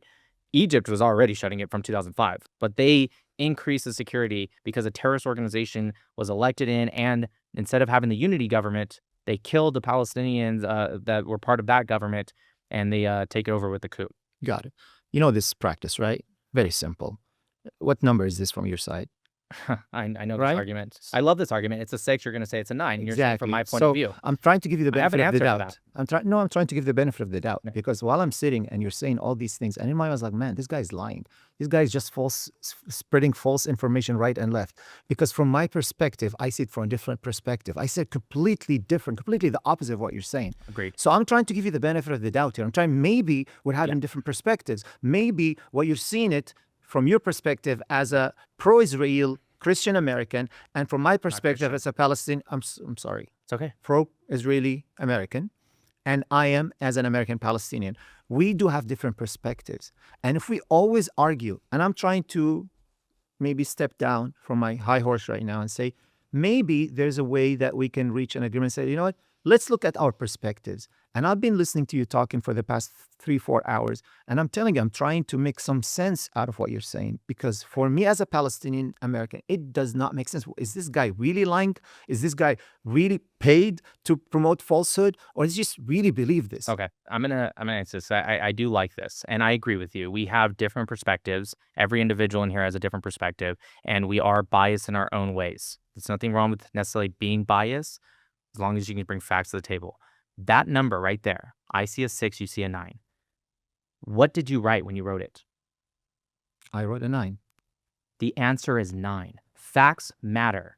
There is something we have to look at. So right now, I see a 6. But wait, hold on. Let me finish this. Forget one second. Let me finish this. Okay. I see a 6. If I am going to be closed-minded, what I'll do is this and just look at just the 6. But what I can do is use context. Well, wait a minute. That was written by him.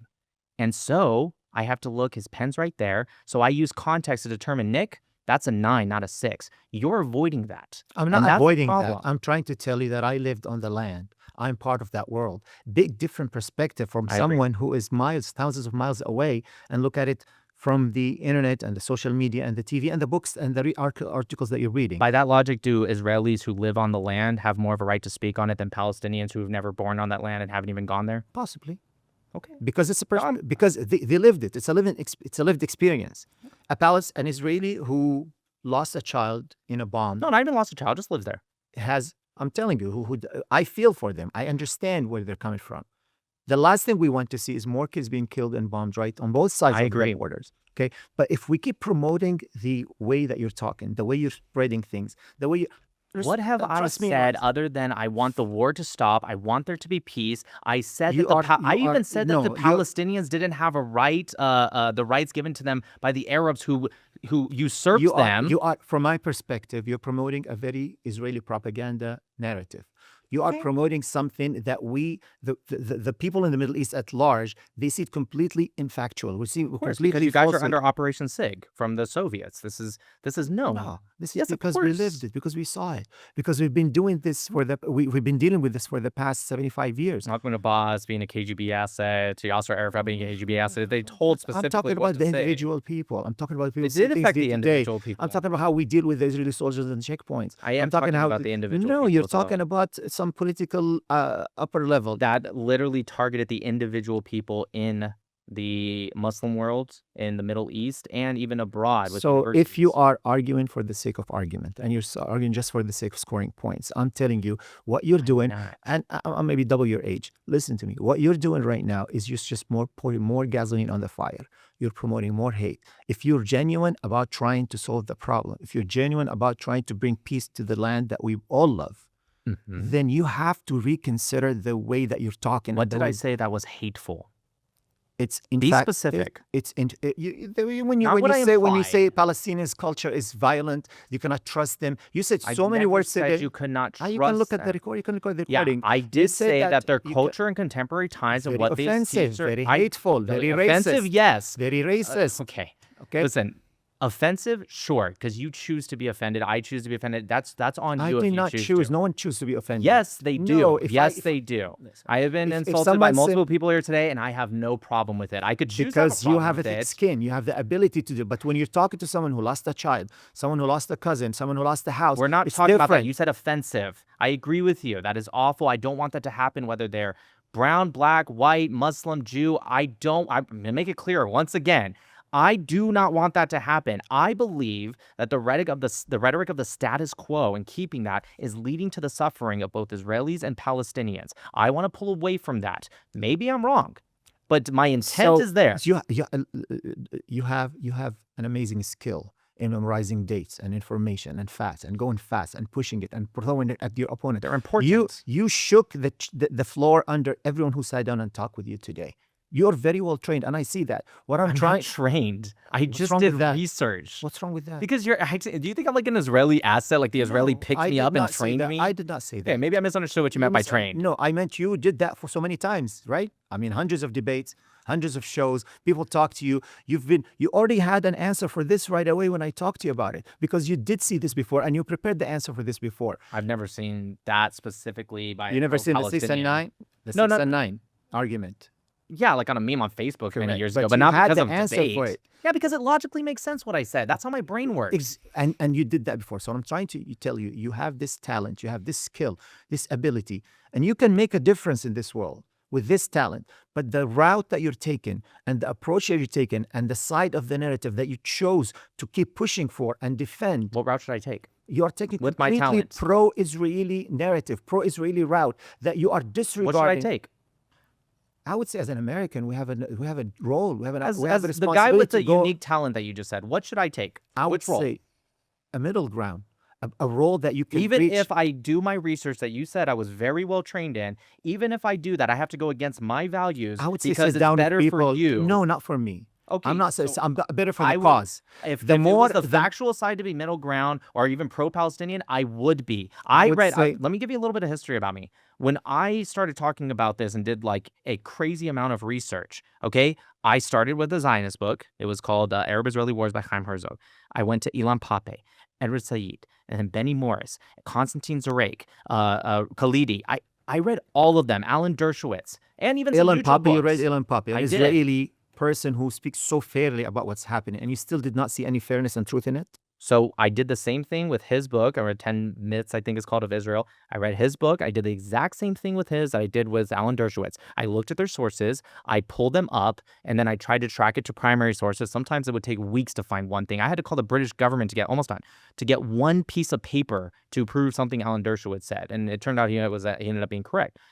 And a lot of the stuff ended up debunking other pro-Pali books and So ended up it's being all wrong. books. Why don't you talk to the people? Why don't you talk to Israeli soldiers I who have created an talked. organization called Breaking the Silence? I have talked with them. I've talked to JVP. So are you I still, have you talked still completely cannot see what they're It's not- talking about? So from your point of view of what you think I'm saying, You think I'm saying things I'm not. You even admit it. You said, well, you're implying this and implying that. So you are finding a hard time thinking that I actually have talked to them and I have connected with these people. I know you think I'm not emotional because we're having a debate and I want this to be about moving forward with facts and statistics, but I have talked with people who have But cried you- on both sides. You have listen. We all I've gone to watched- Bethlehem. I've gone to we Ramallah. all know the statement that we watched in Spider-Man movie. With great powers comes great responsibilities. If you have such a great following, if you have such a great people who are listening to you and influenced by your talks, influenced by your thoughts, you have the response not only to read and I pick and go choose. where the facts take me. Every have to single sit time. down. That's why I also criticize Ben Gvir, because the facts are that he's a jackass.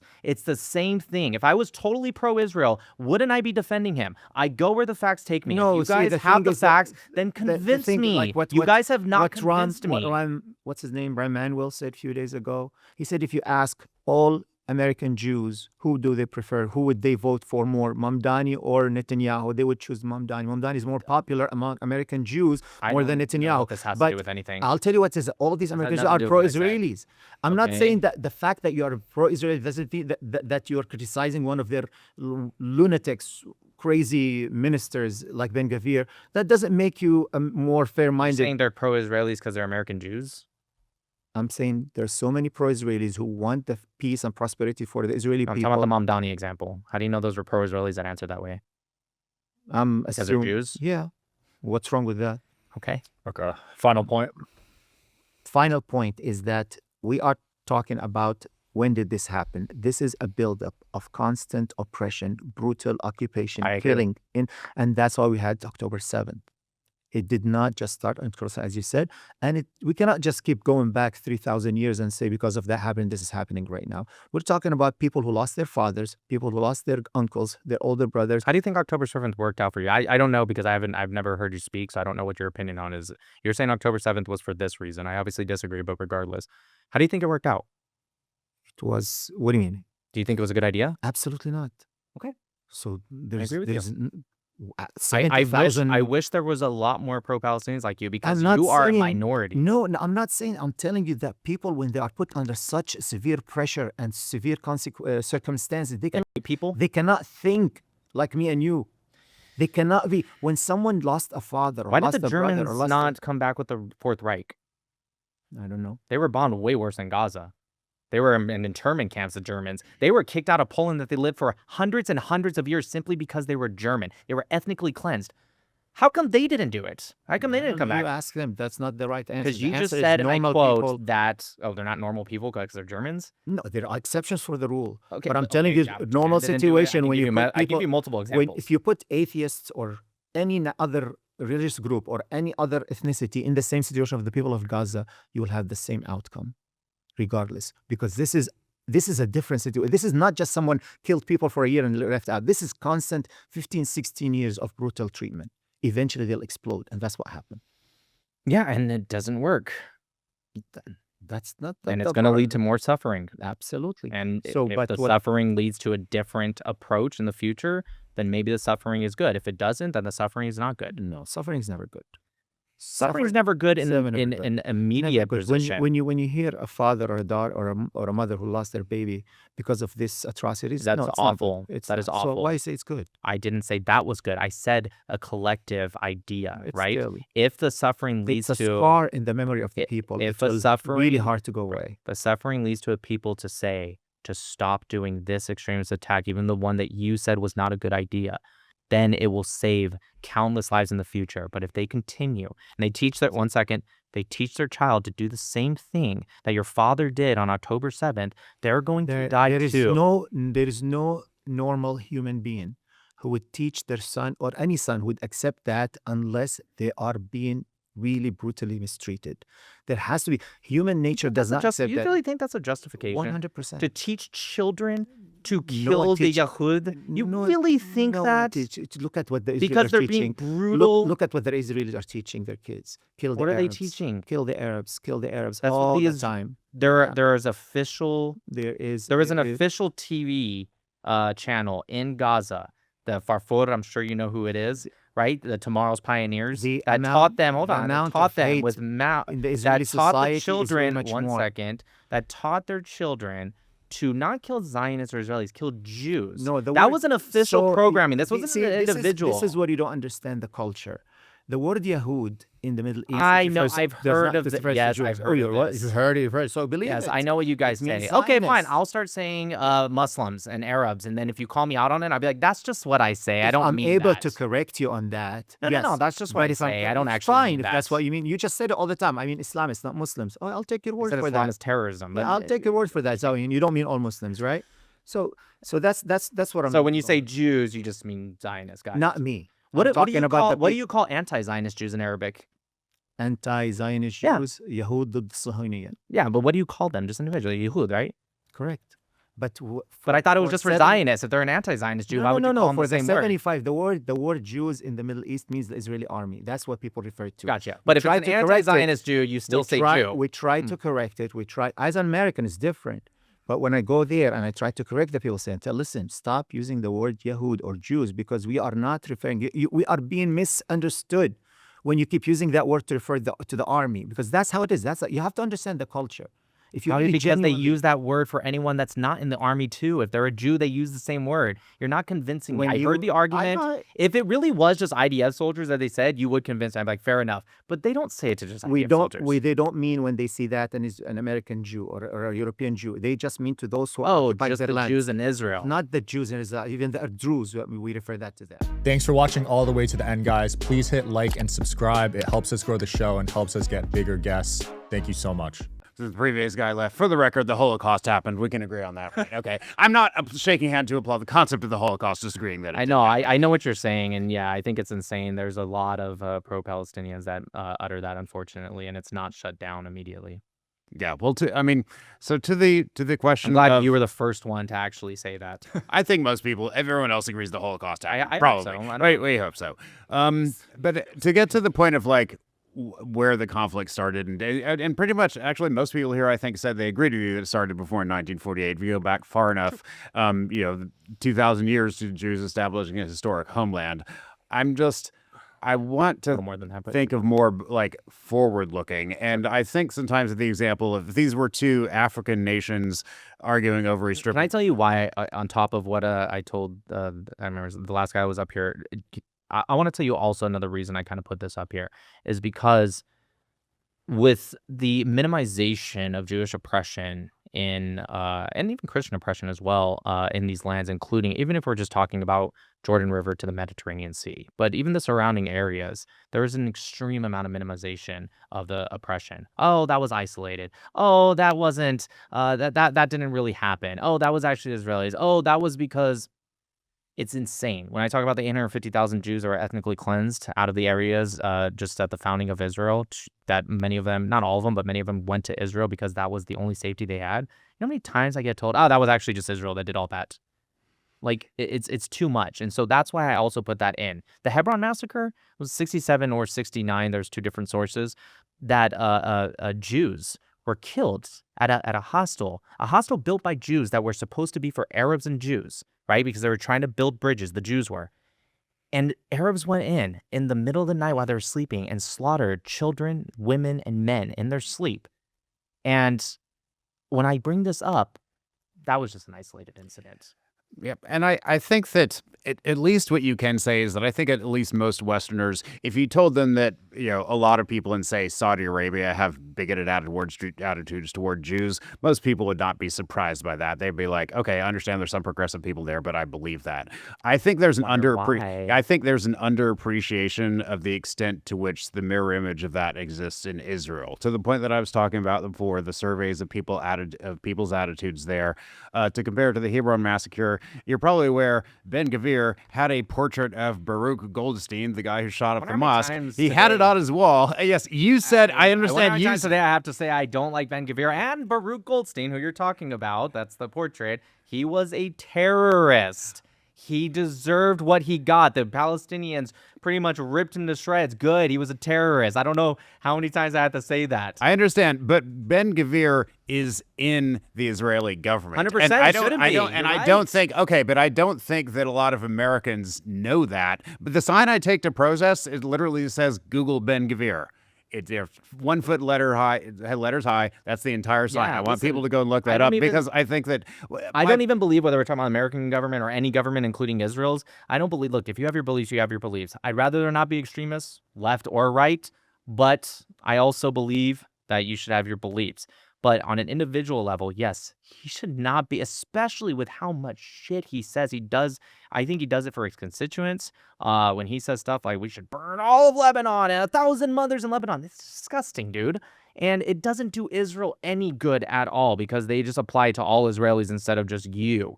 And so, yeah, I'm with you. Bibi should do something about that. But maybe he's trapped because of the way the bullshit parliamentary system works. And I believe it would be a horrible thing for a person to assume that all Israeli or all Jews feel that way. But going back to the surveys of attitudes of Israeli Jews in Israel that I was talking about before, one of the third thing I mentioned, not just that 50% want all Arabs removed from, say, from Israel, 50%, just shy of 50% agreed with the statement that when Israel conquers a city, they should kill all of its inhabitants. Yeah, I know that one. That's actually, you should look into, and I hope you do, look into how they answer that question or ask the question versus how they put it on the headlines. The way they asked that question was they went to, and it was mostly religious Jews, they went to them and they said, hey, do you think Jews should act like it says in, like they did, I think it was Jericho was the example. Yeah, but regardless, it was, okay, yeah. And so they asked them that. It's disingenuous, and I'll tell you why. Because if you go to Muslims, Christians, or Jews and you ask it like that, regardless, for Muslims, obviously, something from the Quran, you're going to get, in fact, I'm surprised it's less than 50%. You're going to get a lot that say yes. But if you kind of add the context of like, hey, would you slaughter all of these people? You're probably going to get more no's. Now, if it's still at, what was it? You said 47%? Well, okay, let me address that exact point. There was and I was desperately trying to find this on my phone a second ago, trying to look this up. But there was a professor who did a study of school-age children, Israeli Jews, and asked them basically the same question. And a majority of them specifically agreed with statements about conquering a city and killing all of its inhabitants, and even from a biblical perspective, but they were something that happens. Well, but they were drilling down very specific. It wasn't simply like, should they be like Joshua? They were specifically, and the written answers from the children referenced the act of killing the. Not me personally. I mean, agnostic-ish. Well, agnostic implies the ish, but if you do you think it's fair that if you would go to Christian or Muslim, and in the context of talking about religion, even if you do get specific on the actions in the Bible / the Quran, do you think it's weird that whether it's religious kids or adults would say yes to that? And then you take that, and so let's say it was with Muslims, right? You take that, they say, yes, of course I agree with the Quran. And then you take that, and I make a headline that goes, blank percentage of American Muslims think you should kill every polytheist and, chop their or strike at their necks and their fingers until they submit and pay the jizya, which is actually a Quranic verse. Like, that would be disingenuous. Now, I don't know which kids were asked. I assume it might have been maybe a religious group. I could be wrong. I'll look into it. But I just think it's a little disingenuous. Well, I mean, one of the findings in the study was that these answers do vary based on the secular versus religious nature of the group. I mean, but I think that what we should aspire to is I think it's a way to dehumanize Israelis. I do, because if you can put in there and just say like 50% of them want to act like Joshua to Palestinians and slaughter them and slice their throats, then it's very easy to dehumanize them. And it's very easy to look at things like October 7th and be like, well, they had it coming to them. Well, 50% of them agreed with the statement about removing all Arabs from the state of Israel. That's not directly, that wasn't asking, do you agree with behaving like a specific religious yeah, I already figure? Answered that and so, earlier about how that actually targeted more towards the religious community. And there were some that actually came out after that were pro two-state solution. And so they weren't saying it from a point of view like, I hate Arabs, I want them out. It was like, if there's a two-state solution, I'd rather them be in their land, us on our land, and vice versa, So I don't think that's really weird. If an Arab were to say, I'm pro two-state solution, a Palestinian, I'm pro two-state solution, and the Jews go live in Israel, and we live in ours, is that problematic? If they were saying that the Israelis should be forced out of the Arab two-state, of the two states, I would say yes, that's bad. Solution? I think that's a about the West Bank. I think that's a valid option, but I would not agree with removing people based on their ethnicity. The two-state solution will never happen because if you don't agree, there's about 700, some say 550,000 to 700,000 Jews living in the West Bank. So if you don't agree with pushing them out, the only other option then is they live in Palestine, I guess. But that's not about whether they're Jewish. It's about the way in which they acquired that housing. I'm talking about the surveys where Israeli Jews, rural areas. well, Israeli Jews say that regardless, if an Arab was born into Israel proper, that they 50% say that they want all Arab citizens removed, regardless of how long they've lived. Yeah, I or already their answered that. You're ancestry. just repeating it. Okay, I mean, but do you understand that meets the technical definition of ethnic cleansing? People get confused between ethnic cleansing versus genocide. That's Genocide true. involve killing. Ethnic cleansing. You could ethnic cleansing, is that illegal? You could call it ethnic cleansing light if Wondering, you is are. ethnic cleansing illegal per international law? I believe yes. No. No. No. Okay. Certain actions Well, of ethnic cleansing, how you do it, like if the way you ethnically cleanse is by shooting them all in the lake till they're crawling across the border, then yeah, that'd be illegal, but it's because of the actions. We So should be able to agree. If it was that ethnic illegal, you cleansing- understand that the Jews are ethnically cleansed out of Gaza. Do you think that was I've also said I'm not defending what groups like Hamas have Right. done either. At least Jordan they in had the sign saying fuck 1952, Hamas, when but they controlled the West Bank, Jordan in 1952 put in their law specifically, not no Israelis, no Zionists. It said no Jews. Now, the last guy said Jews just means Zionists, so maybe that's what they meant. I don't know. But they said no Jews, and they ethnically cleansed all of the Jews out of Judea and Samaria. But this goes back to what I'm saying. I think that the average American knows that those racist attitudes exist in countries like Jordan and Saudi Arabia. Why? But we think They're that just a little racist. What did we expected? Why? Why should we treat Muslims any different than any other thing? In fact, ironically, you guys are the ones kind of being Islamophobic because you see them and you're like, well, we expect it from them. Is that not the bigotry of low expectation? No, I don't expect. I think it's bad, You but I literally think we are aware that those attitudes exist. We do not condone it, Should we but we treat are it aware that exactly there's a the lot same of. as anyone else? We should be very critical of the human Should rights we and religious treat it- discrimination situation in Saudi Arabia. But I'm saying that most Americans are not aware of the extent of the prejudice that exists in Israel. I mean, you who've memorized more facts on this topic than almost everybody I've ever met, you were quite surprised that 50% of Israeli Jews agree I wasn't that they should surprised, that, because it's not that correct. they agree with removing Arabs from the state of Israel. So on the break as well, I looked up more information about this study. The author, Dahlia Scheinlin, she said that she talked to the professor, Tamir Sorek, and he said that he released all of his raw data, all of the original questions. So, yeah, I know he said that. Still looking Okay, for it. I would invite you to. Have you tried I contacting did. him I emailed directly? him. No answer. Well, what about Dahlia Schein? Again, no, and that's why I wrote it down. This is the only thing. I thought you guys were going to make me write a lot of stuff down. I didn't write anything down, but I did write that down. And I will absolutely. I'm glad you gave me that. That's Okay. I mean, there are lots of isolated facts, like, even to this day, the fact that Jews and Muslims cannot legally get married in Israel. You're probably aware of that, right? And I mean, we don't talk about that much because of that's not. Again, removing an extreme amount of context. So Israel does not have like these prior marriages, and also even in the Muslim communities, they also they'd have to go through a lot. In the Christian communities, there's just not as many Christians. They have to go through a lot to determine that, but they don't have these marriages that are outside of the state. They have a religious marriages that go through the chief rabbinate. Okay. I'd expect the same thing with Muslims in their areas, and if Christians want to do it, same thing. That's not hate, okay? Now I get it, you're not religious, but if you were going to hate on that, then you would have to call out Muslims for doing it, you have to call out Christians for doing it, but you can get married, and they will recognize it. They just don't do it because they don't have marriages like we have in America, right? They go through their chief rabbinate and through the government. And I understand there's a workaround, but Yeah, if when like you Rhode guys do Island stuff like this, and the average person hears it, they go, you know what it sounds like? Oh, they don't allow them to marry Muslims? They don't even recognize that? And it's like, no, there's a lot more context to this that you're leaving out. I'm not saying you're purposely leaving out. Maybe you just didn't know. But when you say stuff like that, that's why there's a lot of propaganda against Israel, because context, you might still not agree with Israel, but the context lightens it a significant amount. I mean, if you're saying that it's the rabbis choosing not to do it, fine, but it's still, I mean, it doesn't change the fact that this is a society where Jews and Muslims cannot get married in the country, and that should cause people to rethink what they The Muslim believe communities about Israel. also sometimes block that too. Is that Yes, Dude, I'm saying no, let when them follow their religion. What are you talking about?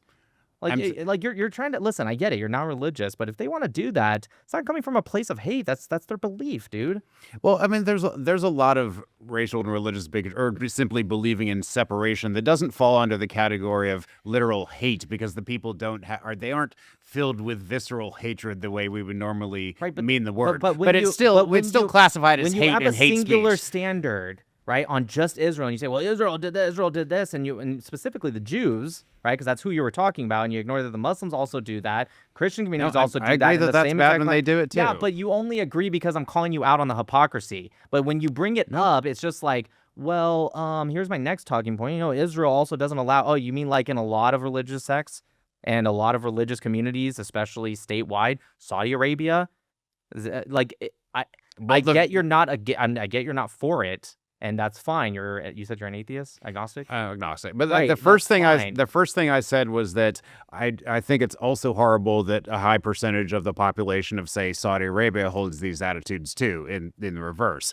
But I think that the average Saudi Arabia I don't agree with, but no, dude, they're Muslims. That's their religion. If they want to have no churches in Saudi Arabia, I don't see a problem with that. That's their holy land. That's where they're at. Do I like that on a personal level? No, I wish I would just get along. I don't mind when I'm in Israel. I hear the call to prayer.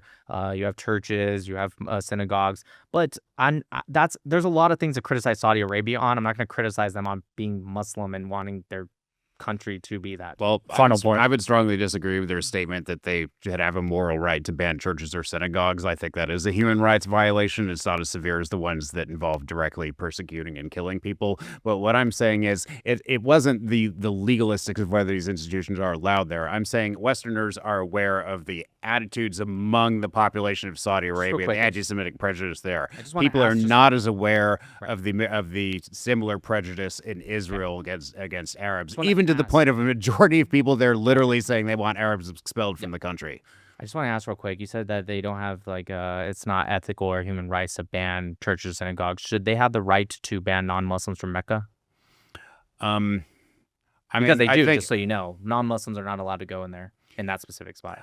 I would say that still counts as a human rights violation. It's not as egregious because you have a place where 99% of the people who want to go there are Muslims. But that's not the same as just trying to live in Israel as a regular person. What if some Christians are like, I want to build a church next to the Kaaba? Do you think they should be? You think it's a human rights violation for them to say no? I mean, I think that is. I'm saying yes, but it's less severe. It's less severe when 99% of the people want to go there are Muslims. Final statement for both of you, and we'll end things. I said all I need to say. I thought You're all good. All right, guys. Check out everyone's social media handles. Thanks for everyone's time. Peace. Thanks for watching all the way to the end, guys. It means a lot. Please click here if you want to watch the next episode, and please subscribe to the show. It helps us get more guests and helps grow the brand.